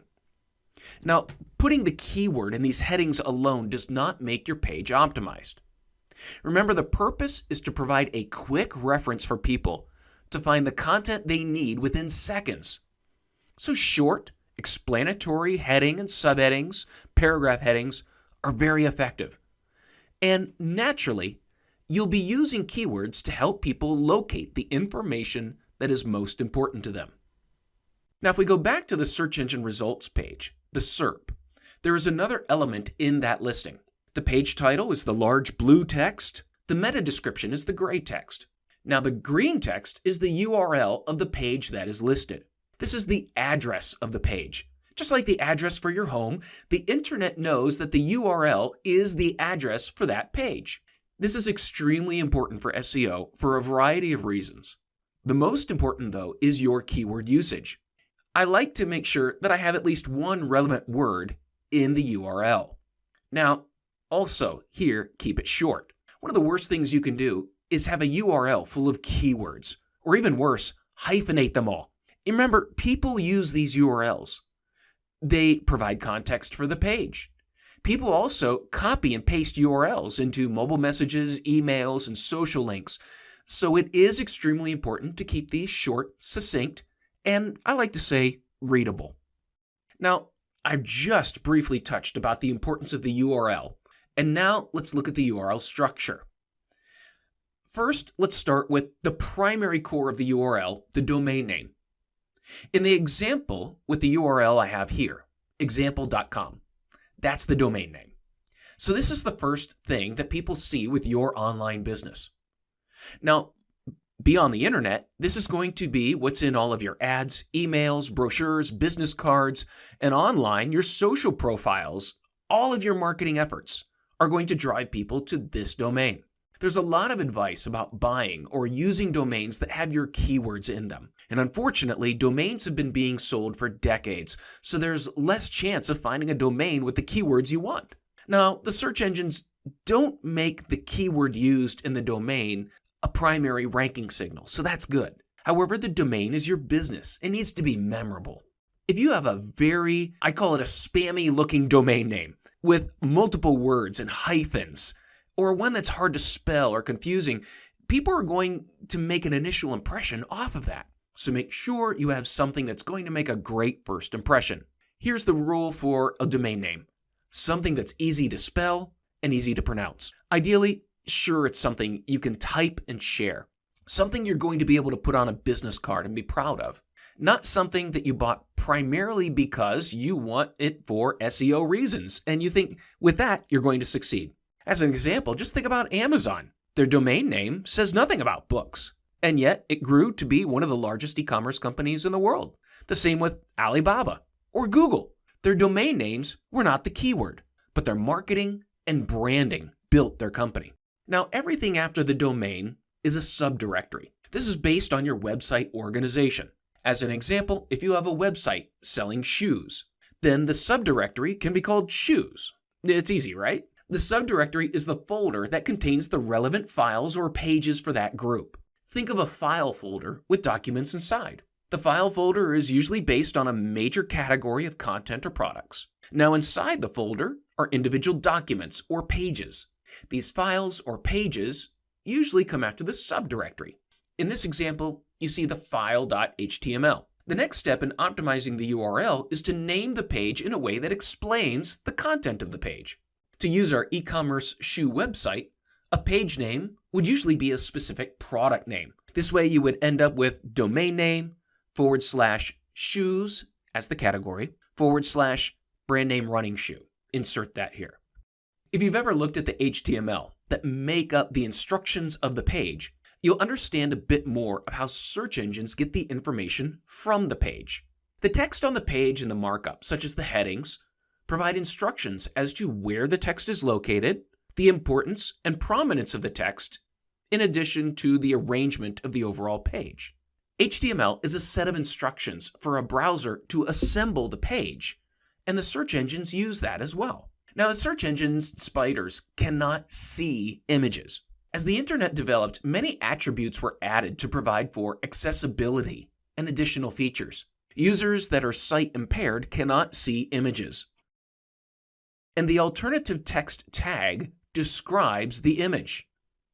Further, there are many times when our bandwidth isn't strong and not all of the images will load. In that case, we need the alt text description to provide the context of the image and its purpose. Search engines use this alt text description to gain additional context about the page, the content of the image, and its purpose. Now, we have an entire section on links, but at this point, I just want to cover internal links. An internal link is a link from one page on your website to another page of your own website. Now, this is important from a relevancy perspective. You'll see internal links in your main navigation. You'll likely have a link that says Home, one that says Contact Us, or About Our Company. What you're showing to search engines and to humans is that this section, if you click on this link, is about our company. Or this is where you find our contact information. You see, these links are not votes like external links. However, they provide relevance and context to the information on your own website. Let's dive in a little more on keywords. When a search engine crawls and processes your website, it doesn't simply look for the instances of specific keywords. It's a lot more complex than that. It's using a technology called natural language processing. Natural language processing uses algorithms to try to understand the meaning of text. You see, search engine processing is attempting to be human. This is the same way that people see and hear the words, and we're using the words to find the meaning expressed in the words. Similarly, when a search engine goes to your website, it may seek keywords, but it's looking for the context of those words. You may say football, but just having the word football repeated throughout your website isn't going to help you rank specifically for football. What you need to do, and what is more common in actual human conversation, happens very naturally. When we talk about football, we use naturally additional words such as goal and referee and World Cup. You see, Google and the other search engines are going to take these into account. By usage of other synonyms and other common words, you present the context of a bigger, broader idea for your website. The next site signal that we have is sitemaps. Now, there are two kinds of sitemaps. There's the sitemap that is for humans, and there is the sitemap that are for search engine robots, crawlers, or spiders. The one that is for human is called an HTML sitemap. You've probably seen these before. The link is generally in the footer of a website. If you click on it, it shows you the major sections of the website, provides some search functionality, but looking at it as a human, it shows you the hierarchy of the website and where to find important information. It shows how everything fits together. Now, there's something else that exists called an XML sitemap. It's not linked from any page of your website, but exists as an independent file on your server. Now, this is something you can see, but it is formatted for search engine spiders. Using a programming language called XML, it shows the hierarchy and the priority of each of the URLs of the website, every page, every document, every image. And it also shows the date that each page was last updated or changed. So at this point, we've covered a lot of things that are important and things that you should be doing when optimizing your on-page content. Now let's go a different direction and cover things that you should not be doing: keyword stuffing, hidden text, repetitive anchor text, and cloaking. The first one is keyword stuffing. Now, back in the early days of search engine optimization, people used to increase the instances of words on the page. Now, this is well before natural language processing. At that time, search engines were looking for occurrences of specific words. Well, search engines, they're very smart about this. What may have worked 20 years ago or 10 years ago, keyword stuffing does not work. You're not going to rank better for any given phrase by including it a dozen or more times on the page. In fact, you might get an over-optimization penalty by constantly repeating the same word over and over. Focus on writing content that engages with your visitors and uses language naturally. Now, the next one is hidden text. Unfortunately, I still see this. This is when you write content that is solely for search engines and not for people. Now, typically it is attempted by writing a lot of repetitive keywords as text, coloring it white, and placing it against a white background. You see, this was developed as another way to add more keyword-stuffed text without the user seeing the overuse of keywords. Now, it didn't work too well in the past, and it definitely does not work today. This tactic backfires in two ways. First, search engines can tell when it's white text on a white background. It's easy to tell from a computer science point of view. Search engines read the HTML, and in the HTML are the instructions for colors. When you hide text, modern search engines are smart enough to figure it out, probably better than a human. Now, secondly, it's done to hide repetitive keyword-stuffed text, which is the second thing against you. These outdated, unprofessional tactics will most likely get a website penalized by the search engines. The next one is repetitive anchor text. You may have followed a link to a page when looking for a business or information, and instead of the information you want, you get a page that doesn't feel like it was written for people. Every sentence is redundant, repetitive, and almost every keyword is linked even when there doesn't need to be a link. It confuses the flow of the information on the page. Now, again, this used to be a tactic that sometimes would work, but it's no longer helpful. Search engines and their natural language processing algorithms have advanced significantly. They can tell when something's not readable. When something is probably intended for machines and rankings but not for people, search engines will figure it out. Please don't waste time on redundant links trying to inflate the relevance of your links and pages. The last thing to cover here is cloaking. Cloaking is the idea of showing one thing to the search engines and something entirely different to humans. Now, this is related to the rest of the tactics I just covered. It's something that used to work, but it was expressly against the search engine guidelines. While it may have worked if the search engines discovered it on your website, you could have been penalized or dropped from the search engine results entirely. Now we've covered all of the most important on-page optimization factors. Let's take a look at what the theoretically perfectly optimized page would look like. In this example, we can see many of these elements being used together. You can also see that the base key phrase, digital camera, is being repeated, but always included with a specific context. First, at the top of the page is the URL, which has digital cameras in the address.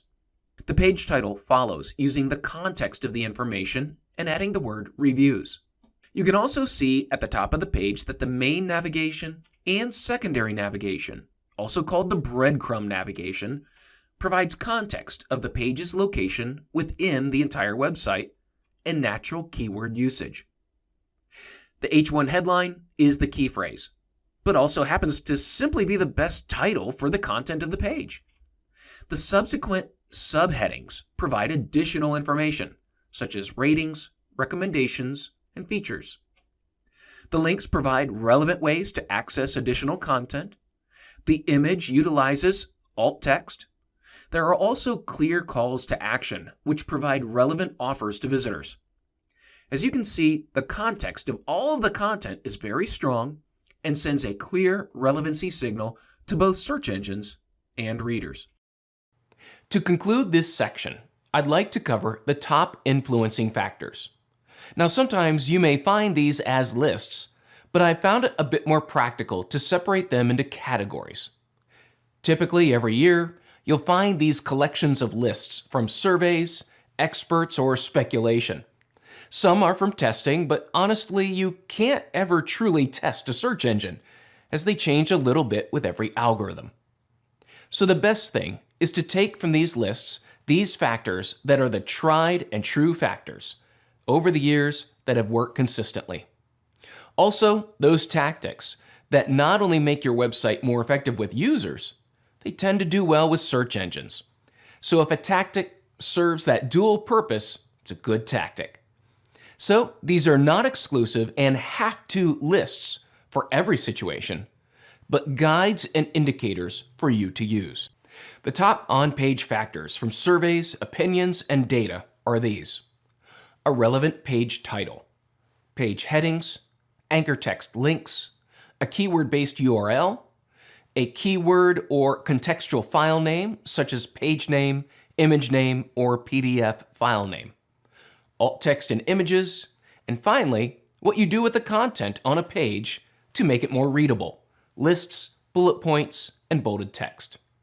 The top factors for off-page linking tend to contain these items: the total number of domains linking to you, the number of highly influential domains linking to you, the number of unique domain IP addresses, the total backlinks without no-follow limits, the total relevant anchor text in links to you, and finally, the types and context of keywords in anchor text links. The domain also contributes factors to your overall rankings, such as the age of the domain, which would include ownership information, such as the length of time owned and operated by a company, the real business information tied to that domain, such as the business address being the same as the business registration address for the domain. In addition, the signals from social accounts driving visits to the domain. Functionally, the search engines also utilize some attribution based on the quality of programming of the website. For instance, taking care of the basic search engine protocols of the robots.txt file, XML sitemap, and HTTPS protocol. Websites that implement these features have shown that they are familiar with search engine guidelines and protocol. Now, one of the changes over the past few years has been the implementation of page speed as an increasing ranking factor. Slow loading pages with a lot of extraneous code that slow the delivery of the page will be penalized as they take away from the user experience. Optimizing the page code, speeding up the load time of the page can directly impact your rankings, and this is closely related to the mobile friendliness of your website. If your website is not mobile friendly, it will be limited in visibility, as Google's primary index is focused on mobile devices and mobile delivery. Behavioral factors are the newest factors, and with the advent of artificial intelligence, it is making determining the intent and determining easier for a search engine to derive a judgment of relevancy based on interaction. While the extent of these signals is not fully known, it is suspected that they are minor but growing in importance.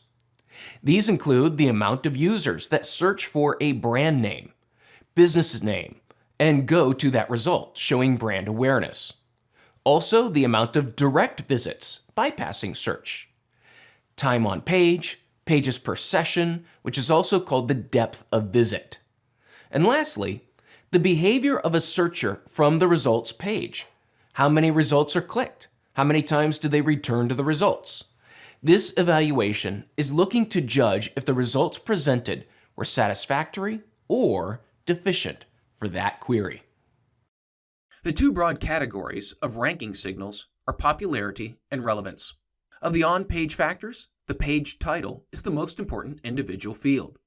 The URL is important and should be memorable. Alt text is important for search engines as well as for sight-impaired humans. Avoid keyword stuffing, hidden text, repetitive anchor text, and cloaking.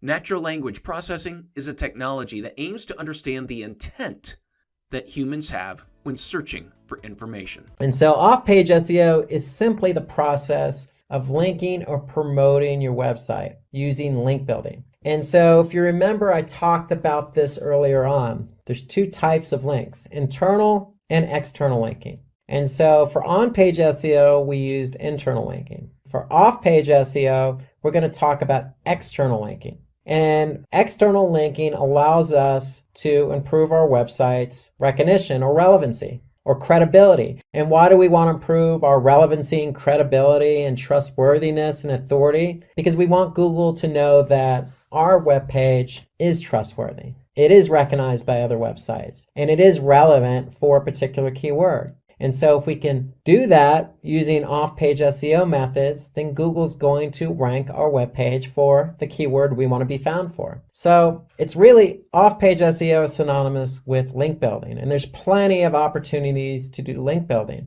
It just comes down to creating a strategy. So again, some of the benefits to off-page, well, we talked about being credible and trustworthiness and relevant. We need to do that in order to rank. But there's some other benefits there. So if we have a link on another credible website, then it's likely going to increase the traffic to our own website. It also creates high domain authority. And so what I mean by high domain authority is if we have basically links to other web pages pointing back to us, then basically our domain authority is going to improve. And when our domain authority improves, other websites are going to want to link to us. So the higher authoritative we are for our website, then other web pages are going to want to link to us. And so the more external linking we have, the higher the domain authority. So it all starts with linking to other high domain authority websites. So linking to a high domain authority website, for example, having a link on Wikipedia that points back to our webpage creates high domain authority for us, and it helps drive traffic. So some of the other benefits of off-page SEO are credibility. So if we're linking from Wikipedia to our webpage, it does create credibility for us. It also helps us increase our page rank. So remember that external linking helps build domain authority, helps build credibility, trustworthiness, and it's going to in turn help us rank for that particular page. And then certainly not last, having a good off-page SEO link building strategy increases our brand awareness, because if we're on other high authority websites, Wikipedia, or say a social platform, it's going to increase our brand awareness. And increasing our brand awareness increases our trustworthiness. And so if somebody is looking to, say, become a digital marketing specialist, then likely instead of typing in digital marketing specialist on Google, they may type in our brand name, in this case, Simplilearn. And so these are all the benefits to off-page SEO. So it's nothing more than having links on other websites that are pointing back to ours. And again, there's lots of benefits. It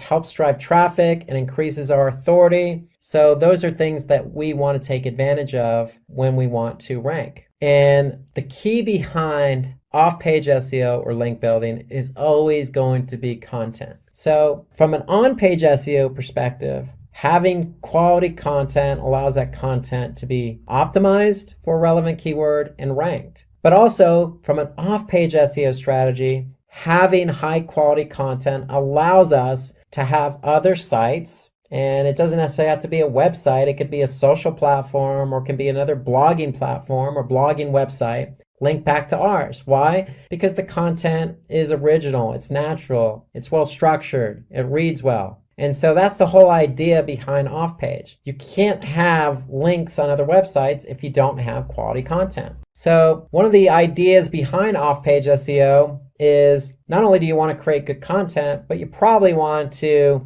spend a lot of time or a bit of time on others' websites. So remember the example I used earlier in this presentation about having an ice cream blog and ice cream recipes? Well, it probably wouldn't be a bad idea to say spend some time on other blogs related to desserts, related to cakes, related to food in general, related to vegetables or other items that people could link from. So the whole idea is understanding who else is out there, who has relevant content that you could share. So you could share your content with them, they can share their content with you. And generally that's how it works naturally anyway. In the web sphere, if somebody likes your content, they're going to link to it. They don't necessarily have to wait for you to ask them. But it might not be a bad idea to understand who else is out there that has content similar to yours so that you can, get a link on that particular website or blog post. And so some other ideas behind having external links pointing back to your website is social media. So social media is not just Facebook or Twitter, but it expands beyond that. There's Quora, there's Medium, there's all sorts of content generated websites like Reddit. So the list goes on and on. You just need to find what's relevant for your content.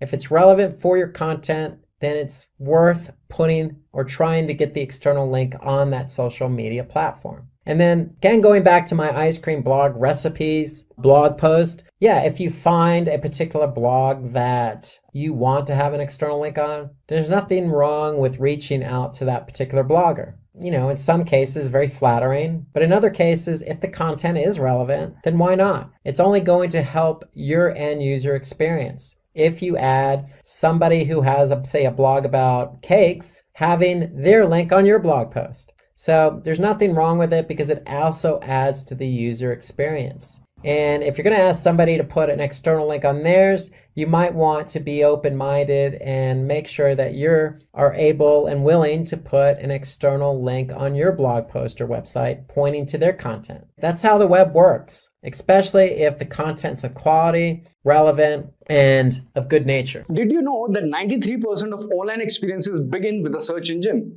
That's a massive audience you are missing out on if your website isn't ranking high on search result pages, that is SERPs.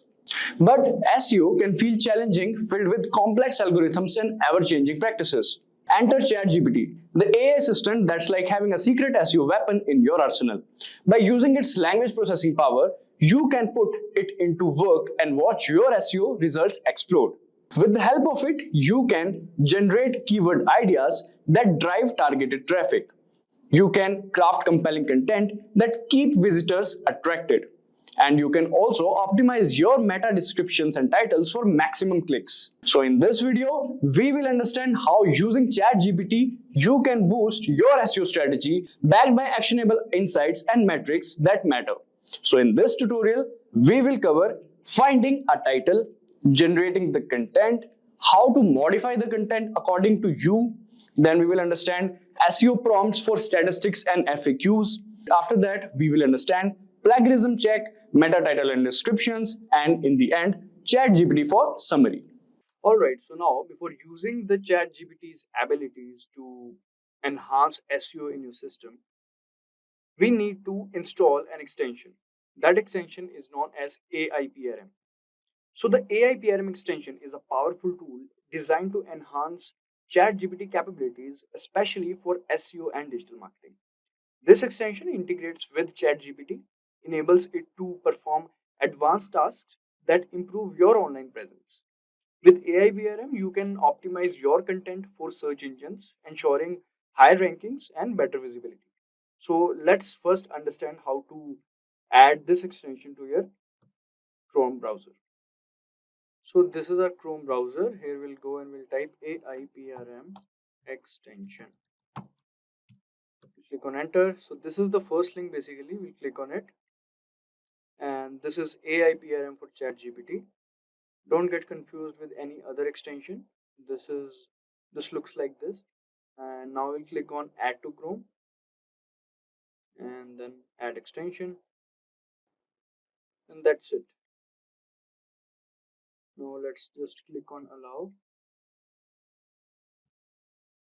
and it is integrated, I believe. Yes. So as you can see, it is also showing a quick start tutorial. Select a prompt template, enter the word phrase or more, send message. So we'll click on get. If you want to view tutorials, you can click on this. Otherwise, you can get started with AIBRM.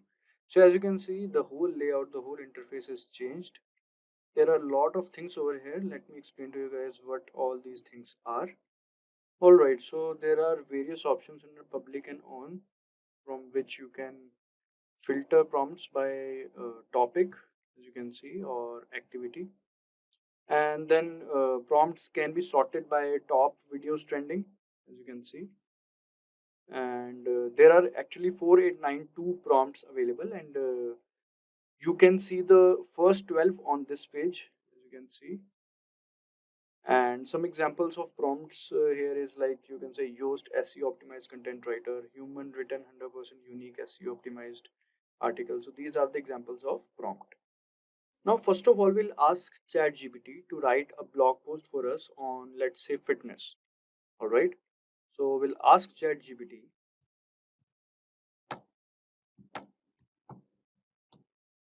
fitness in everyday lifestyle. All right. Let's click on this. So we haven't used any prompt till yet. So let's just first put this input and let's see what ChatGPT gives us. All right. So as you can see, this is the topic name, importance of everyday fitness, simple strategies to incorporate fitness. Then we can see subtopics are also there.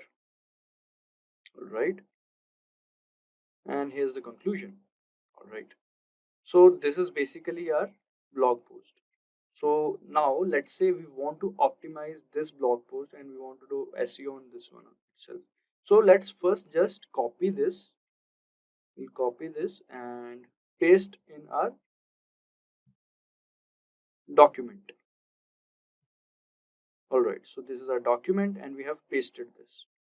Alright, now let's go back over here and let's say we want to write it in a more familiar, or you can say friendly tone, and in a more explanatory tone you can also use. So let's just write this.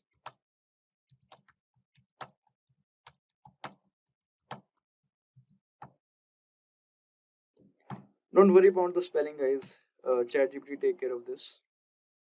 Alright, so let's see what are the changes in both of these blog posts. Let's just wait to finish it. And here's the conclusion. So this is the second blog post. So let's understand the difference in between these two first. We'll first check out for this one. Start small, begin with manageable changes. Alright. As you can see, here it is, begin with manageable changes. Take the stairs instead of elevator. Walk or bike to nearby destinations, or stand and stretch during work breaks. These small efforts can add up over time.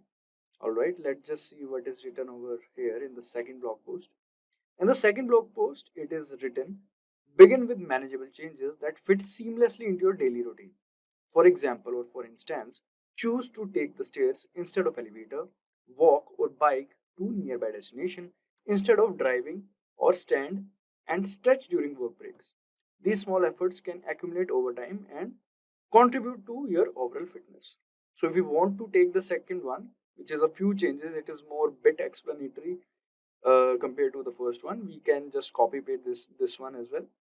So you can write a second prompt as well, in which if you want to write in a friendly tone or in a formal tone, you can write like that. All you have to do is to just write the prompt in ChatGPT. Let's just copy paste it. We'll replace it with the second one. All right. So now we are back in ChatGPT. So now basically we have the blog post content. Basically we have the content of it. Now we want to polish it. We want to select the best title out of it and many more things. So for that, let's just make use of prompts. Instead of writing all these prompts by yourself, you can make use of the prompts that comes with AI PRM ChatGPT prompts. All right. So let's just say we want to write about the title. We want to select a perfect title for this blog post. So what we can do is we'll go over here and first of all we'll select in topics, we'll go and we'll select copywriting because we want to write about the SEO optimized title. We want the best title. We'll select copywriting, confirm. All right. Now after this, you can just go for prompts, whichever you like. I'm gonna go for this one, blog post title generator, as you can see. Also, if you didn't get what you wanted, then you can go for the search engine over here. You can just type. Let's just say if you if you're writing a script basically and you want a perfect title for it, then you can write a script generator or something like that over here. Automatically, whichever prompt that are relevant to it will come. All right. So we have selected this one, blog post title generator, because we have to create a title for our blog post. We'll click on this. And now all we have to do is to write the name of our blog post. The name of our blog post is, we'll select everyday lifestyle, fitness in everyday lifestyle. Let's just select this one. All right. Now, as you can see, you can select the titles to write. It is 5. Let's just select 10. All right. Now, the language you can select English, and many more languages are there. We'll keep it in English itself. Tone, emotional or default. Let's just be default itself. Poetic, default itself. We'll keep it like this. All right. Now, click on this. Let's just see. So according to ChatGPT APRM prompt, these are the 10 best titles that we can implement in our blog post. Now what we want to do is select one best title out of it. All right, so these are 10. We have to select one out of it. So for that, we'll go to Google Keyword Planner. So this is Google Keyword Planner. We'll click on this, find your campaign and keywords. We'll click on this, visit Keyword Planner. Now you guys might be thinking, what is Google Keyword Planner?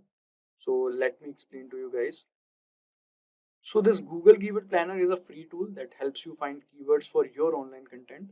It shows you how often people search for certain words and phrases and how much competition there is to rank for those keywords.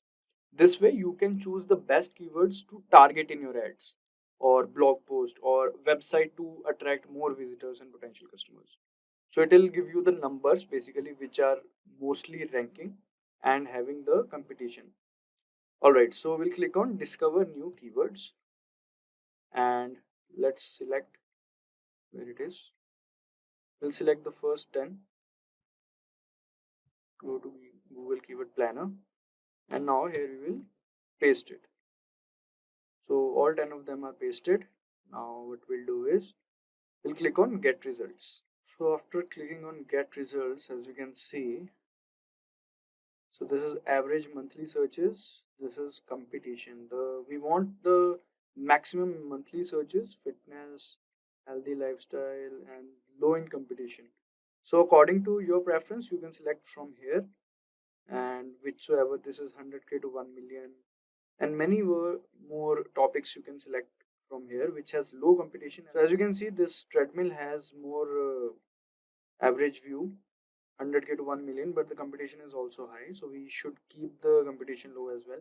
So we should keep in mind, so we can select our best title from it, so whichever suits. All right, after selecting the best title, we can go to our, what we call this, blog post, to change the title. So this is the new title. Let's keep it like this. All right, so now our title is done. Now let's go back to ChatGPT, and here is our ChatGPT. And now let's go to its layout. Now here we want to write the content regarding that title. So what we'll do is basically we'll go over here and we'll select SEO, and once we have selected it, we'll select this prompt: human written 100% used SEO optimized article. Now based on that title that we have generated, we'll write a complete content on it. We'll use the help of this prompt. So as you can see, GPT 3.5 Turbo, GPT-4, GPT-4o. We'll select this and paste our title. So this is our title: transform your life, how everyday fitness can boost your health. So now this prompt will generate the content based on this title. All right, now let's see. So as you can see, transform your life, how everyday fitness can boost your health. This is the content outline, the article outline, you can say.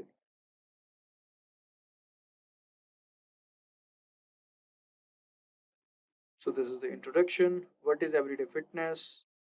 Then physical fitness benefits, and it keeps on writing. I believe it'll be a long article or blog.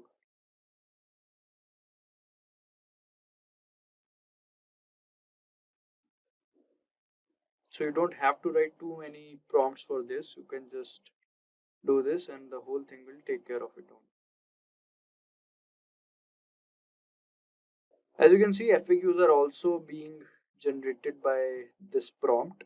Otherwise, we would have wrote another prompt for the FAQ. And many things are there that should be in there in the article or blog.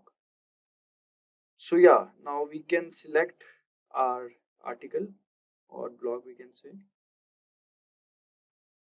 So we have the title. We don't want the outline, let's say. We'll take it from here, from the introduction. It's a long article, I believe. As you can see, this last question is not completed, but you can click on continue generating and it will complete that. We don't want the last question. I think 3 questions or 4 questions are sufficient for us. So now as we have copied it, first of all, we need to make sure that our content is unique. It is not plagiarized, because we can't publish or use the plagiarized content. So we have to be sure that we are using the unique content. For that, we'll have to go to this site known as Dupli Checker. We'll click on this first link, and now as you can see here, we can copy and paste it. We can just exclude this last question as I told you. All right, now our content, our article is pasted. Now we will check the plagiarism.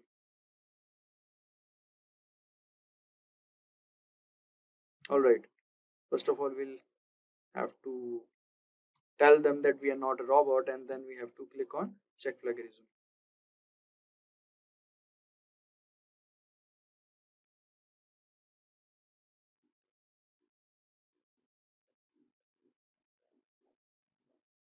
All right, so it is showing maximum 1000 words allowed per search. All right, so let's just do one thing. We'll do it, because if you want to do 1000 words, you'll have to go for their pro version or the premium version. So we now have to use some part of it, not the complete part.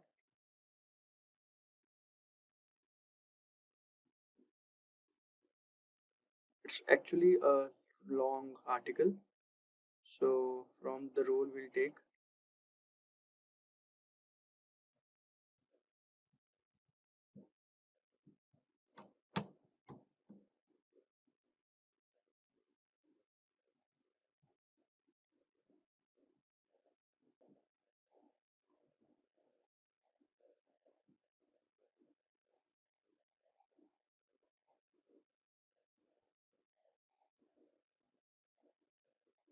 As you can see, number of words is 505 and result found 0, 0% plagiarism, 12% unique. All right, so plagiarism is 3%. I think that can be, we can neglect it. And now let's check for the rest of this one. All right.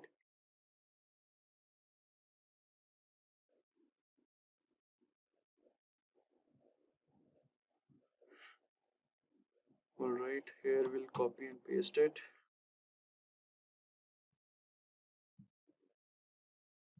Check plagiarism.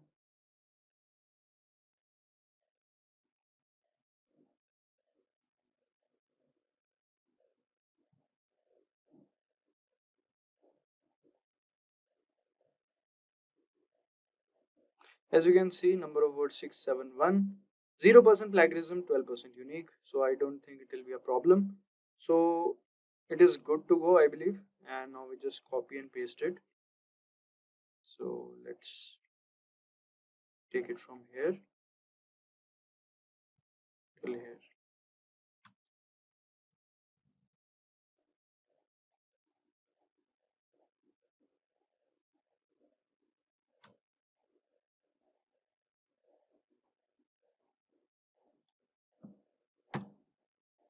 All right, so this is our content now. So our content was not plagiarized, but let's just say if it is plagiarized and is not unique. So what should we do? Then we can simply put a prompt in ChatGPT that make it non-plagiarized or make it unique or rephrase it.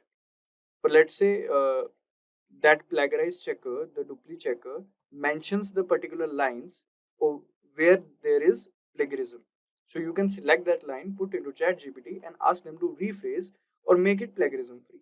By doing this, you can make the complete content plagiarism free. It is very easy. Or else you can use a prompt from AIPRM. As I told you, all you have to do is to just type plagiarism free content writer and a particular prompt will come. You can just put your content in that prompt and the rest ChatGPT will take care of. All right. Now to boost your SEO strategy, you must focus on EEAT, that is expertise, authoritativeness, and trustworthiness, and keep that human element strong. Use ChatGPT to improve your content with interesting verified facts and relevant examples. Create a FAQ section to answer common questions and look for any missing information to fill in. These steps will help you make high quality content that connects with your audience and ranks better in search engines. So, for that, we'll write a prompt to ChatGPT to include the what we call FAQs and the statistics. If you want to make use of statistics and FAQs and include it in our content. So how should we do that? Let's just understand it. Let's come to our chat GPT again. Now here what we'll do is we'll write a simple prompt saying no. First we'll go to the new topic. Now here, because otherwise it will keep on writing in that prompt itself. Alright, we'll write please add to what we call stats, or you can write statistics, and one analogy and a FAQ section with answers to this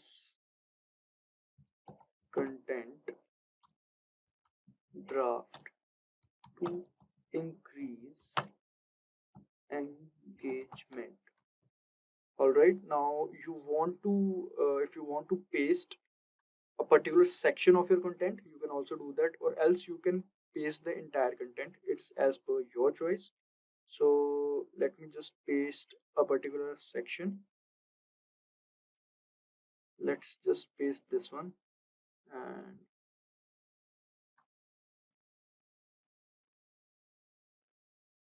all right, let's see.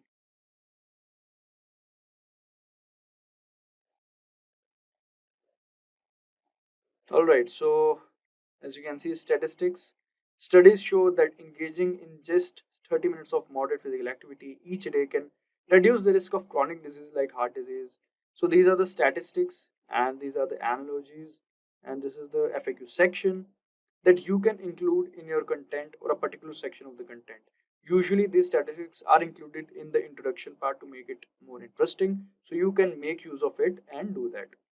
Alright, moving forward, let's understand the ChatGPT prompts for meta titles and descriptions.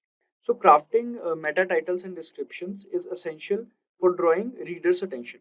So it is necessary that we should use that. Alright, so now we'll be writing a particular prompt for it. For that, for the content part, I'll be leaving the space content here and create a meta description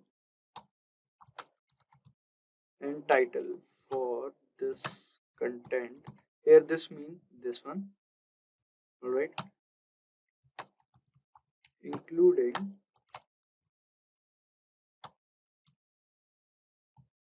the keyword.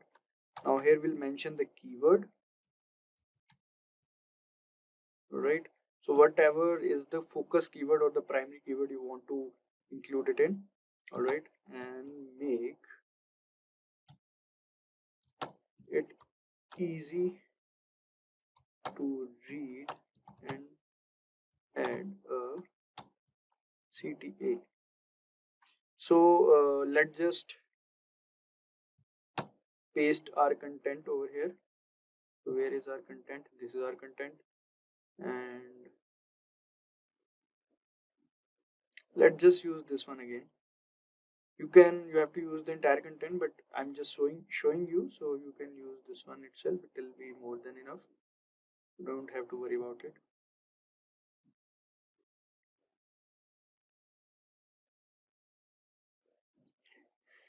And the focus keyword is healthy lifestyle. Alright, so this is it. Now all we have to do is to wait, we've done something wrong. Here we'll paste the healthy lifestyle.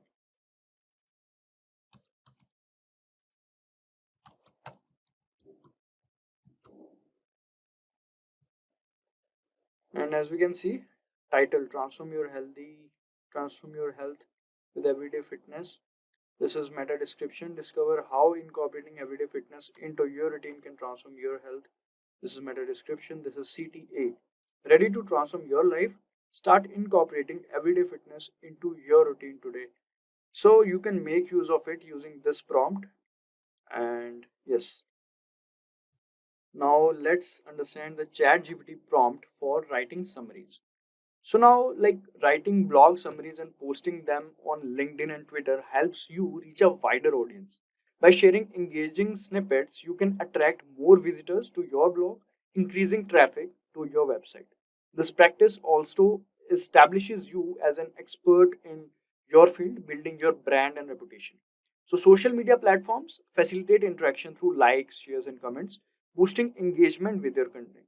So posting a blog summary in your social media like Twitter, LinkedIn, etc., will be helpful for you. So now let's just write a particular prompt in ChatGPT for creating that blog summary for us. All right. So let's make use of it. We'll write, please create 100-word summary of this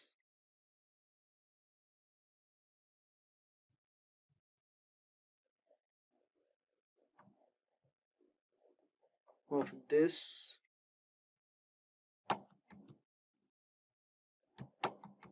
post optimized for Twitter. So as ChatGPT already have your content, so you don't have to worry about repasting it. So let's just see.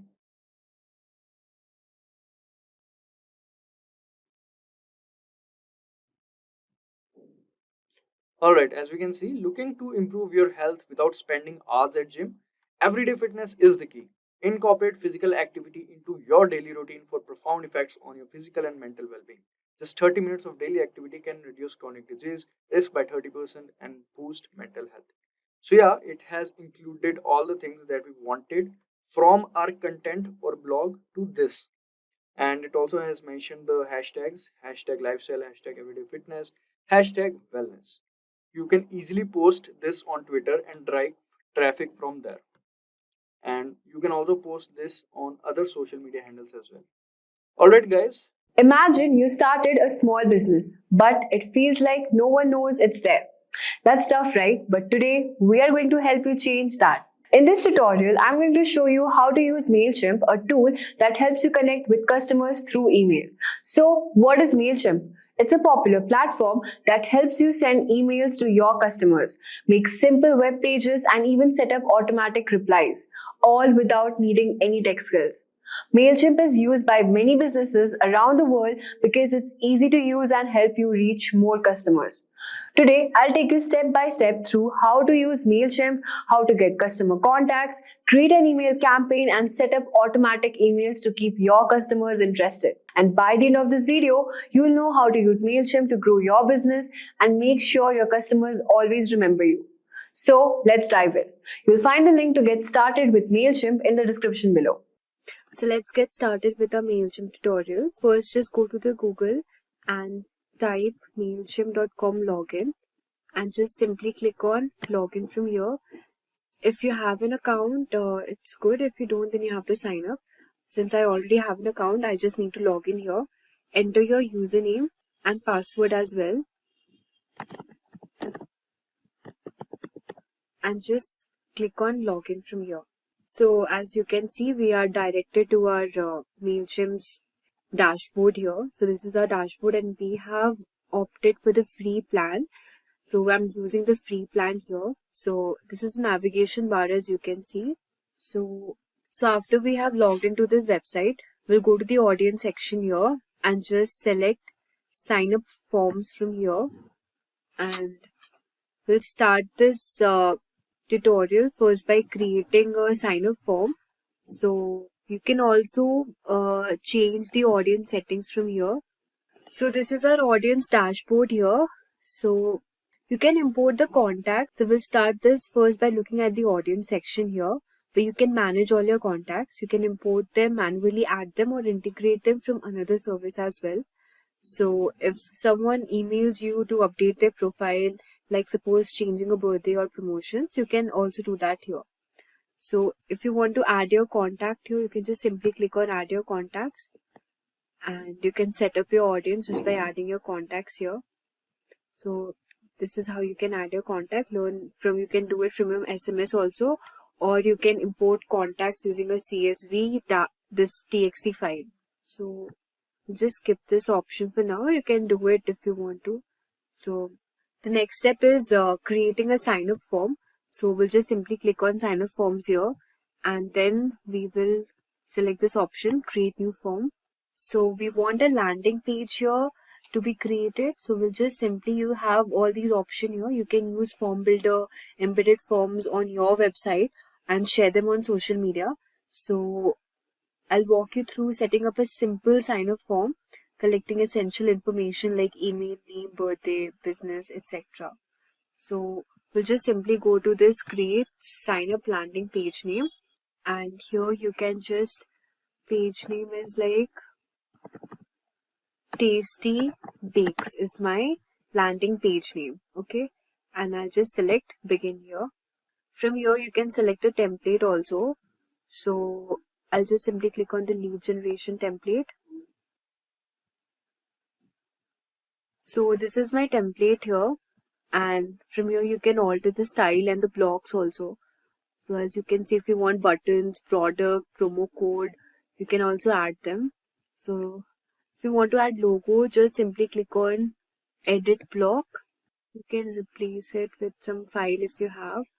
Just select upload here. And since I want a bakery store, I'll just insert this logo. So this is my logo here. And If you want an image to be added at the back of your form, just select image from here, and then you can just simply go on to this upload option. So as you can see, I have uploaded this image here at the back of my page, and I just want to make it small, so I'll just select again image display size, just make it a bit small. Yeah, I want to just keep it like this. Alright, and now if you want to just edit this content here, stay connected with our customers, you can just add whatever you want to be displayed here. Subscribe button is also there, and this is the about us option. So here you can just simply click on this thing.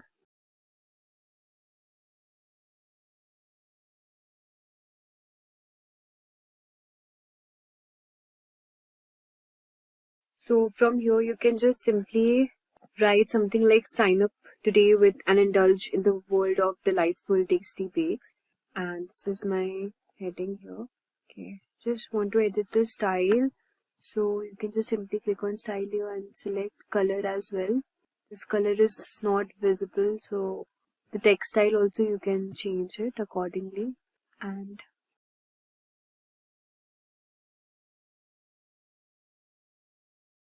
so I've just edited the text here. As you can see, sign up today for tasty delightful cakes, and this is my content here, and this is the form page. So if you click this here, you have the sign up form, and from here whatever fields you want the audience to enter, like suppose I want the email address, the first name and the last name as well, you can just simply select from here. If you want birthday, company, phone number, address, you can select that also, but I just want to keep it minimal, so I'll just select all these options, and then I'll add the button text is here, subscribe. You can also write something like sign up now, hurry up or something. Send it to confirmation message, and this is the font size, and this will be displayed here. Success, you have been added to the audience. If you want to modify it, you can modify also, but I want to keep it like this, and just select save and close here. So as you can see, the page is being created. Now I'll just select save and close. So as you can see that our landing page is now ready. So if you want to publish it, you can also publish, and this is the page title and the site icon. And if you want to edit the social share preview, you can edit here also, and this is the URL for our page, and the audience and the tag also. If you want to edit the audience, you can keep it the audience bakery store, or if you want whatever audience. These are the tags. Contacts who sign up will be tagged automatically, and this is the content of our website and the settings and tracking. So I think it's good to go, so I'll just click on publish here. So as you can see that our landing page is now ready. So we can share a page also. We can just simply click here to our page, and we will be redirected to our page. So as you can see, this is the page we have created. You have to enter your email address, first name and the last name, and just click on subscribe. So this is the page we have created here. Like let's suppose you are entering your email address name, and just you click on subscribe. So this thing will be shown here, success, you have been added to the audience. And now we'll just go back to our page again here. So as you can see, this is the recent form which we created, the bakery store. So now that we have a landing page ready to capture customer details, let's send them some deals. Go back to the main MailChimp page and then click create. So we'll just go back to the main MailChimp page, which is this, and we'll just select on create. And now we will create a regular email here, and we'll just select on this email, create regular email.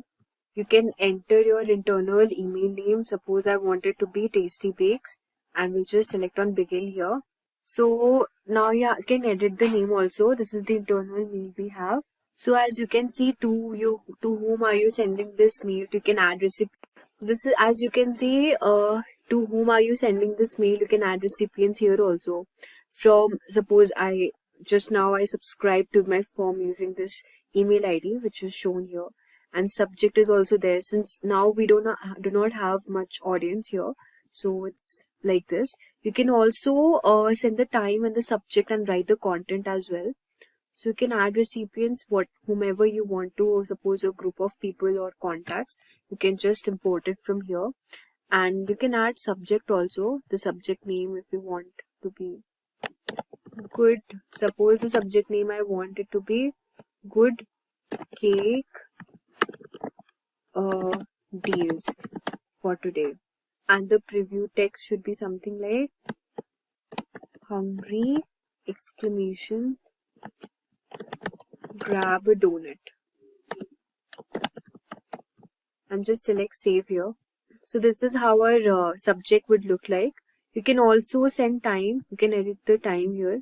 You can schedule it actually whenever you want your email to be with your audience. So you can select the time here. So actually to schedule it, you need to upgrade your plan. But for now, I'm just showing you if you already have an upgraded plan, you can do it.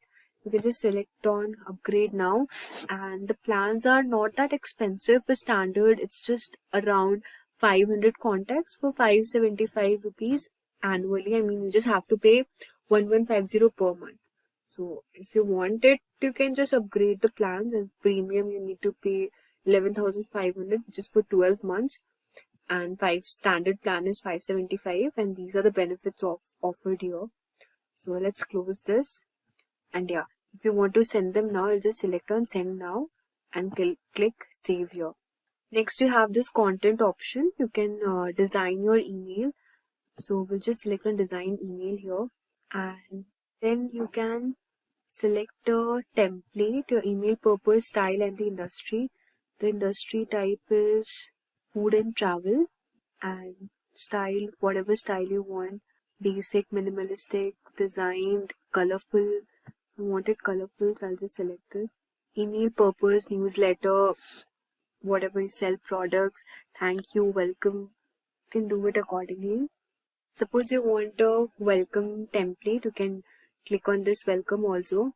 So we'll just go with the newsletter one, and here you can see that this is a free template here, and we'll just select apply, wait for a few seconds, and this is our newsletter template. You can actually customize this, set a logo. We'll just set the same logo here. Just select on the logo cake, and from here you can add images, upload image, and then just select on this donuts. I want this donut to be displayed as an image. So this is the donuts which I have displayed here, and you can type the content design if you want to. Tasty donuts,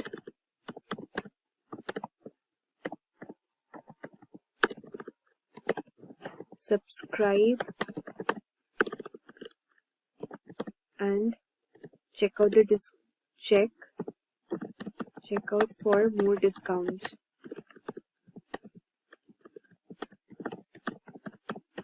And you just select colors also. You can select here whatever you color you want it to be. Suppose I want to keep it minimalistic, so I'll just go with this. And then I think our newsletter email is ready now. So from here you can just click on save and exit. So this is how we have designed our first email here. And if you want to send this mail, a regular mail newsletter, you can do it. This is our email link here. You can also click and edit your custom URL. And if you want to add a social post, you can also add connect to Facebook or your Twitter and Instagram as well. And you can just send this email to the audiences you want to. And this is our newsletter email here. And we'll just click on send. So this is how we do it. So as you can see, we have learned about how do we set up our audience, and then creating a land page, and also setting up a regular mail, how to create mail. So let's now see what other options are there. Now let's move on to the automations here. So you can also choose automations, just simply you can email tagged customer. These are the pre-built journeys, as you can see. If you want to build from scratch, you can also do that. So we'll just click on build from scratch, and you can just provide a name. the internal name.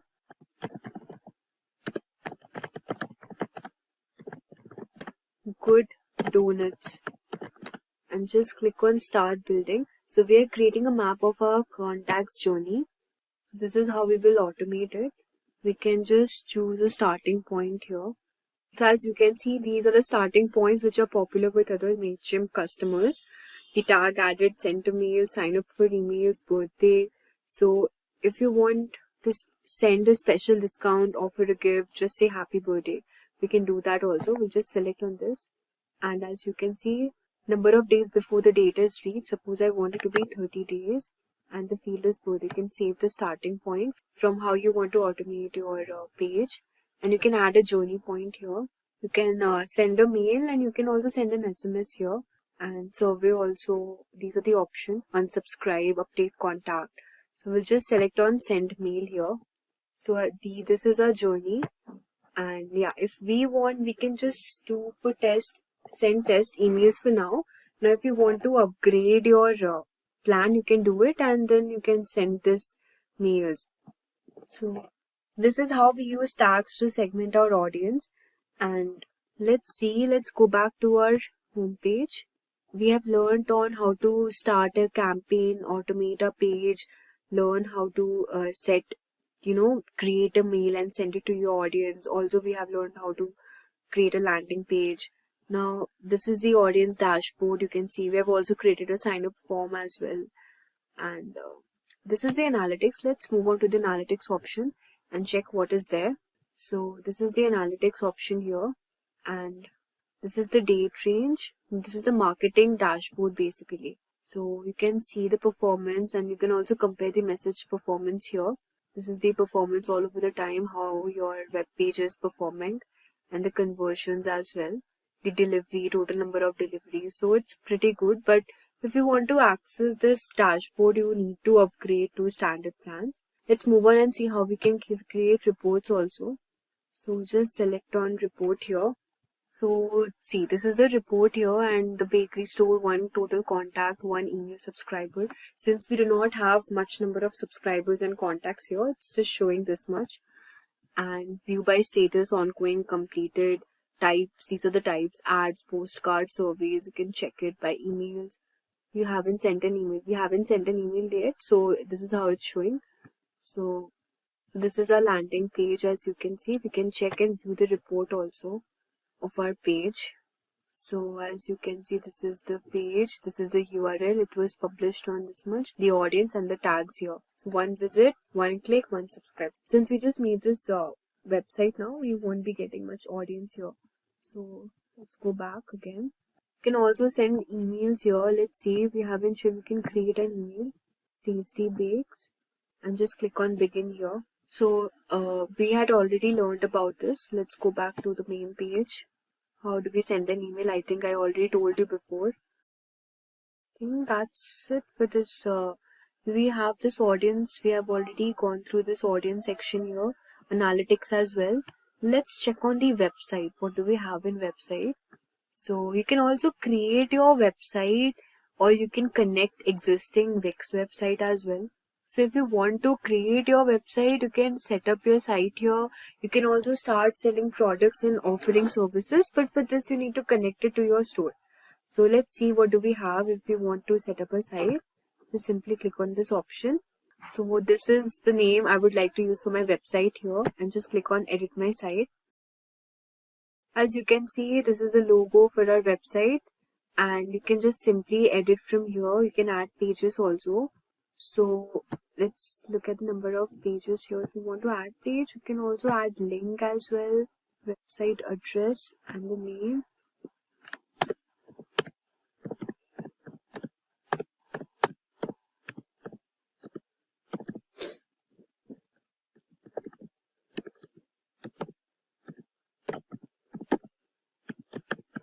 So as you can see, we have added a link over here. This is a website page. You can manage your site and you can also talk up to your brand. You can edit this accordingly. If you want to edit, you can also edit this. We have the styles also. So paragraph, text, the button and everything. If you want to change the button like this, or you want to make your website heading, something like this, you can also do it accordingly. And I want to keep it like this only, so I'll just select this font from here, and the colors as well. The colors I'll just like this one more, but you can keep it like this. I think white looks better, so let's keep it white as only. Then we'll just click on preview here, and now you can edit your page. This is the tasty bakes and this is the logo. If you want to keep your discount option for your food, then you can just simply write here something like 70% discount for first time users.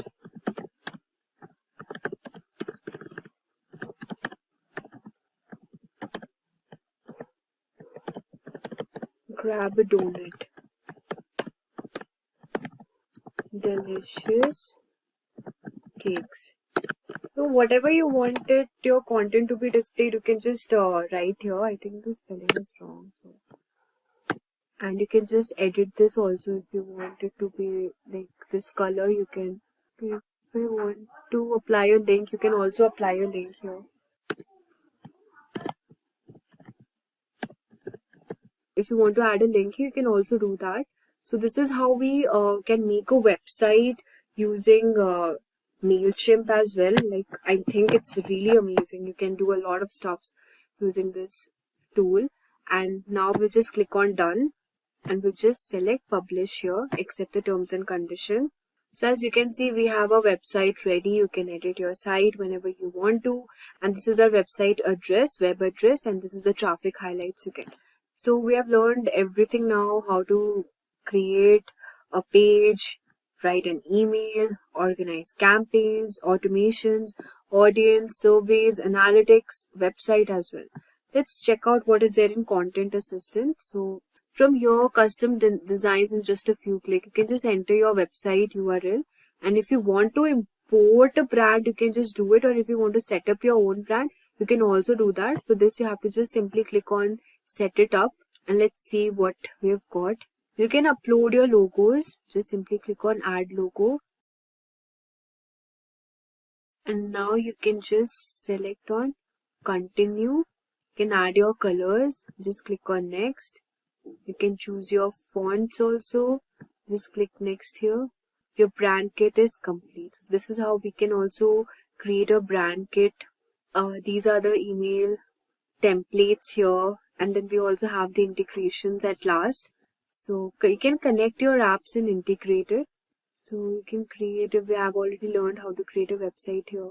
Also you can do a lot of stuff using this, and you can also import your site by using the Shopify store if you want to sync Shopify customers' products to MailChimp and create highly targeted campaigns. You can also do this.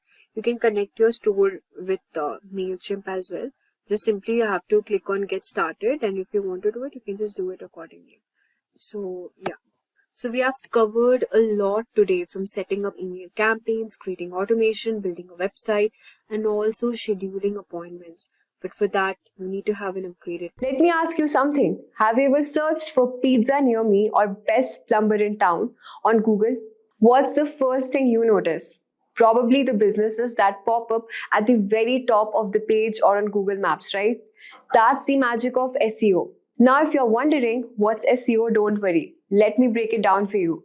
SEO stands for Search Engine Optimization, and it's how businesses make their websites and profiles to show up higher in Google search results. But why does it matter? Because if people can't find your business online, they can't become your customers. Studies show that 97% of people search online for local businesses before making a purchase or booking a service. And here's the thing, SEO isn't just for websites. If you own a local business, your Google My Business profile is your ticket to being discovered. So what exactly is Google My Business? Or as they now call it, Google Business Profile. It's like an online business card, but so much more powerful. You can showcase your address, phone number, photos, reviews, and even updates about your business. And it's completely free. Let's say you run a bakery. When someone nearby searches for best chocolate cake shop near me, your Google business profile can make your bakery pop up right at the top on Google Maps and in local search results. That's why optimizing your Google business profile is so important. Without it, your business might not even show up, and you could lose customers to competitors. In this video, I'll take you step by step through how to create and register your Google My Business profile, how to optimize it for better rankings, free tools you can use to analyze and improve your profile, and some pro tips to beat your competitors. So let's get started. So first, let's get started with how to create and register your Google My Business profile. So first, let's talk about how to create your profile. It's very super simple and it only takes a few minutes. Just simply go to Google and just search Google My Business sign in. And from here, you have to just sign into this account. If you don't have one, you just have to create your account. It's free to use. So the next step is you can enter your business name. Make sure that it matches with your brand. So the name of my business is The Baker's Corner. Just simply click on continue. Now this third step is to choose your business type.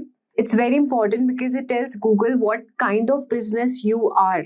For example, if you run a coffee shop, you can choose coffee shop as your primary category. So from here, you can just select your category if it's an online retail or a local store. In my case, it's a local store, so I'll just click on this. Now you have to enter a business category. It's cake shop, okay? Now click on next. Now you have to enter your business address. It's in Micro Layout, let's suppose, Bangalore South, and your state is. So we have entered our address also over here, and then we'll click next. So here you can also enter your contact details if you want your customers to contact you by your number. So it's an alternate choice. You can add your number or you can also skip. So you can also put your business on the map, start connecting with your customers across Google all in one place. If you put your business on the map, then you'll get discovered by people in your area, respond to reviews for your business. Let's say if somebody is searching for a cake shop near me, so they will obviously see your business list over there on the map. So you can just stick on this if you want to, otherwise you can just select continue. So now a verification code will be sent to your particular number you have registered. So just simply enter the code sent to your SMS. As you can see, it's showing that you're now verified. So verifying your profile is very important. Google will send a code to your address or also your number. And then you have to just enter the verification code and you're all set. So here just simply click on next. Now the next thing is customizing your profile. So you have to let your customers know when are you open for businesses. So let's say I want my business to be closed on Sundays. So I'll just click on open on Monday, Tuesday, Wednesday, Thursday, Friday, as well as on Saturday. And from here, what timings do you want to be opened at? Let's say it should start from 8 a.m. in the morning and it will be closing on, let's say 11:30. Same we will be adding for this also.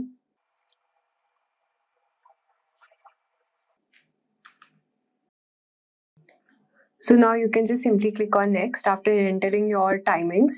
And now an important step is to add your business description. You have to let your customers learn about your business by adding a particular description about your business profile. So if when somebody is searching about your shop, it should describe that what your bakery shop or your cake shop is about and what items are available there. So here I'm adding my description. So my description says about where is it located, the Baker's Corner, known for its cozy ambience and what it's offering like pastries, crunchy breads. And now just click on next. Make sure that your description consists of good SEO keywords so that it will rank in your Google map. Now an important step is to adding photos of your store. So make sure that you upload a high quality picture. So just click on pictures over here.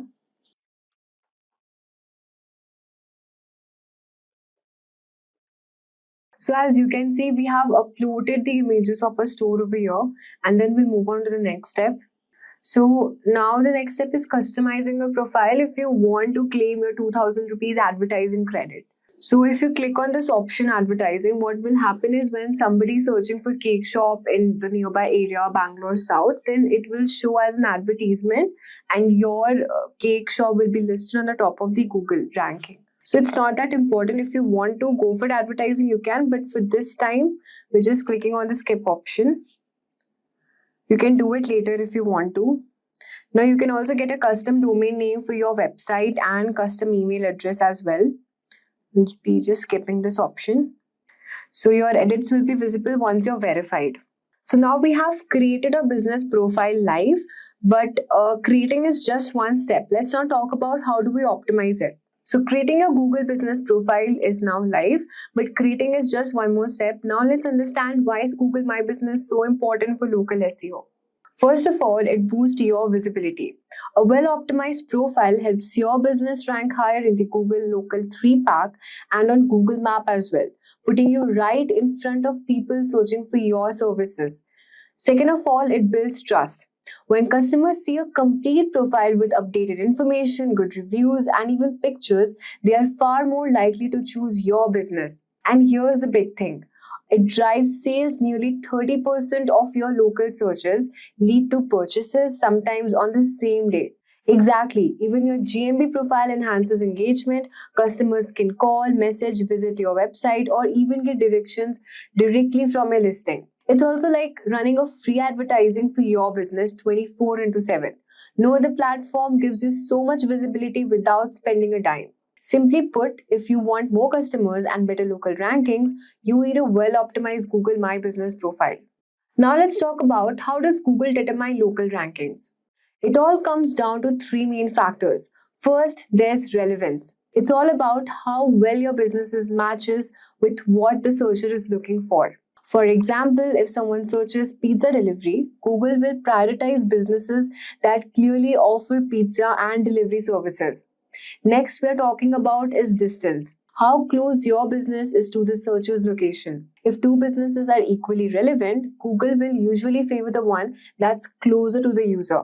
Finally, there is prominence. This is all about how well known and trusted your business is. Google looks at things like customer reviews, backlinks, articles about your businesses, and even offline reputation to measure this. The more trust and authority you build, the better your chances are of ranking higher. Now we have discussed about this. Now let's talk about how do you optimize a Google business profile. So for this, you just simply have to fill out all the details completely. The more information you provide, the better include your business hours. Also include catchy business descriptions. Don't leave anything blank. Google reward businesses with complete profile by ranking them higher. Adding high quality pictures, collecting Google reviews, everything is very important for ranking your business. So as you can see, after you have verified your account, you can just simply come to this page over here. And from here, you can just edit your profile if you want to. Business category, the business name if you want to change. The description if you want to just enhance more. The opening date also you can add if you want to. The phone, we have not currently added a phone number. We'll be updating it later. You can add your phone number over here. And if you already have a website link, you can just simply paste your website over here. The business location areas, what service area you are providing. So you can add more places, okay. I'm just adding more places near me. So when people are searching for nearby cake shop, they will also go through my business name. So now just click on save after you have edited your description over here. And then you have so many options like planning, payments, parking, offering, dining options, more from business. Just we can add more hours also, breakfast, brunch, happy hours. You can also add a list name as special hours, which you want your guests to be known. And these are our opening hours, which we have already entered before. This is the location over here. And the contact info. So we have gone through this edit profile. Next, the step is our reviews. Your reviews are very important. So for this time, we do not have any reviews yet, but make sure that you get plenty of reviews as much as you have, because this will help your business to rank higher on the SEO, because Google will select that particular business. It will favor it more if you have good number of reviews and more replies you're giving to that reviews, because it will show that it's a genuine and authorized business.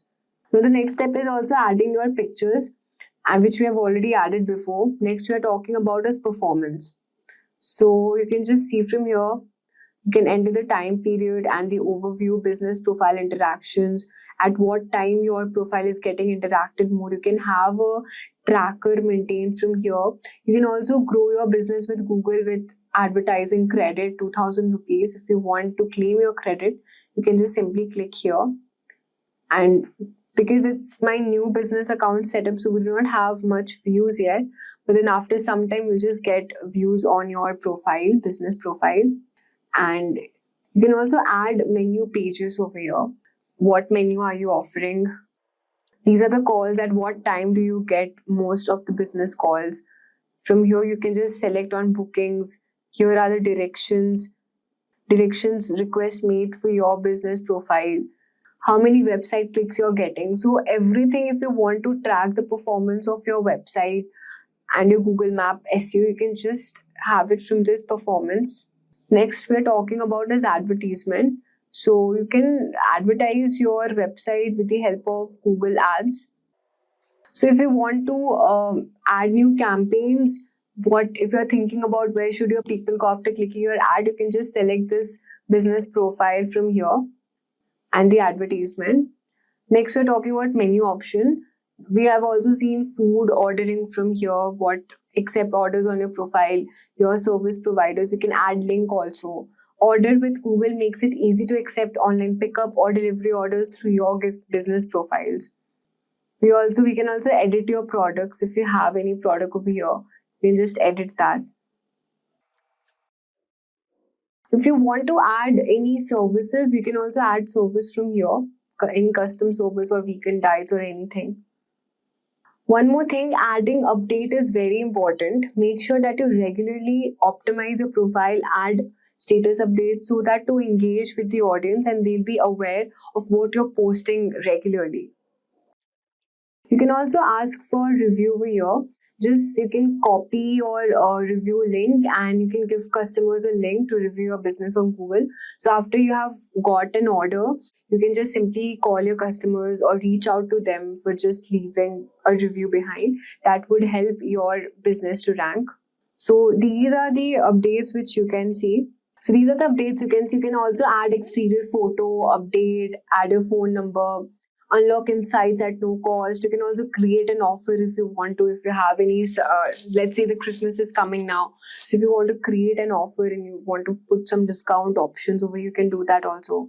Add amenity map to your website, add your menu, set a booking, add map to your, so many options. You just have to make sure that you fill each and everything. Do not leave anything behind, because if you complete all the steps and all the criteria, if you fill it, it is very likely that your business will rank higher in the SEO page. Now let's go through some of the free tools to boost your profile.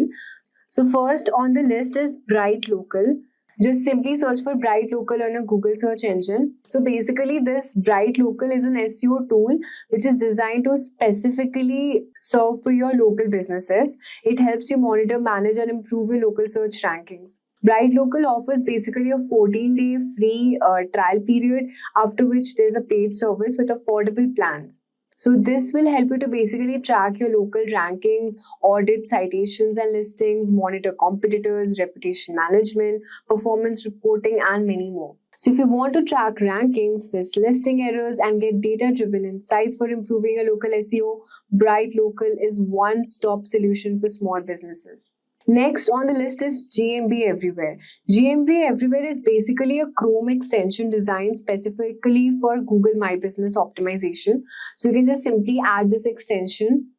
GMB Everywhere has a free version, and it also offers premium plan for advanced insights if you want to, but the free version is sufficient for most small businesses. So it will help your business SEO, competitor analysis, it will help in keywords insight, review metrics, profile comparison, and many more. Make sure that you use the keywords from Keyword Planner so that you can keep a track on what this is this keyword ranking or not, and what is the volume of this particular keyword, and what are the keywords people are searching more. Next on the list is Plepper. So Plepper is also an advanced local SEO tool that will provide in-depth insights about businesses listed on Google Maps and Google My Business. It will help you to uncover hidden details, analyze your competitors, and optimize your GMB profile very effectively. That is Google My Business profile. And so basically, Plepper offers a free version with basic insights. It will help your business provide a good SEO, detailed competitor insights, category finder, location data, review analysis, and again, keyword and content optimization. Plepper gives you detailed GMB competitor analysis like no other tool. If you are serious about ranking higher in Google Maps, Plepper's insight will help you make data-driven improvements to Google My Business profile. So these tools can save your time and help you to stay ahead of the competition. So now at last, we'll be talking about the pro tips to beat your competitors. Now that you have set up your profile and optimized your Google My Business profile, let's talk about the pro tips that will help you stay one step ahead of your competitors. So you can start by analyzing your competitors using tools like GMB Everywhere. Check the categories, keywords, and reviews. For example, if a top competitor uses emergency plumbing services as a secondary category, add it to your profile if relevant. Next, focus on long, detailed reviews. Google values reviews with 200 plus characters. You should encourage the customers to write specific feedback, something like the team arrived on time, fixed my leaky pipes quickly, and charged with a fair price. Now the next thing is posting updates regularly using Google Post. Share offers, events, or business changes like special discounts this week. Regular activity keeps your profile relevant and boosts engagement. Optimize for local keywords such as bakery or plumbing services in Bangalore, let's suppose. You can use tools like Google Keyword Planner to find the right terms and include them in the descriptions, photo captions, and the post you're generating.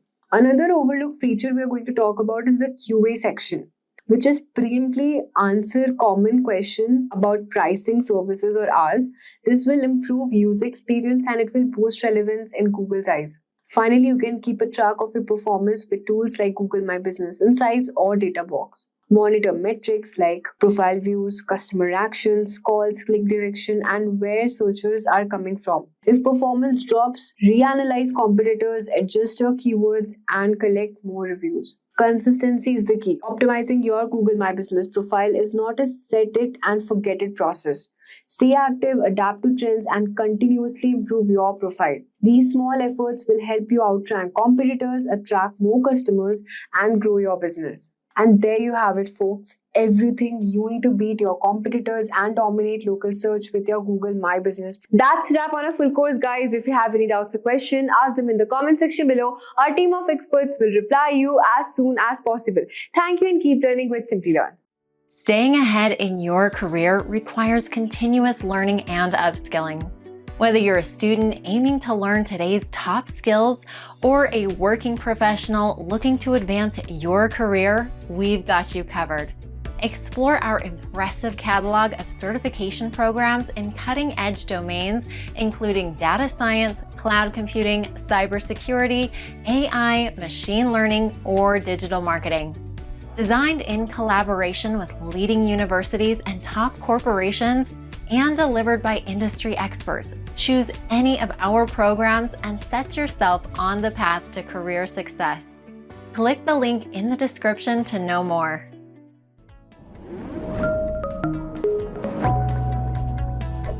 Hi there, if you like this video, subscribe to the Simplilearn YouTube channel and click here to watch similar videos. To nerd up and get certified, click here.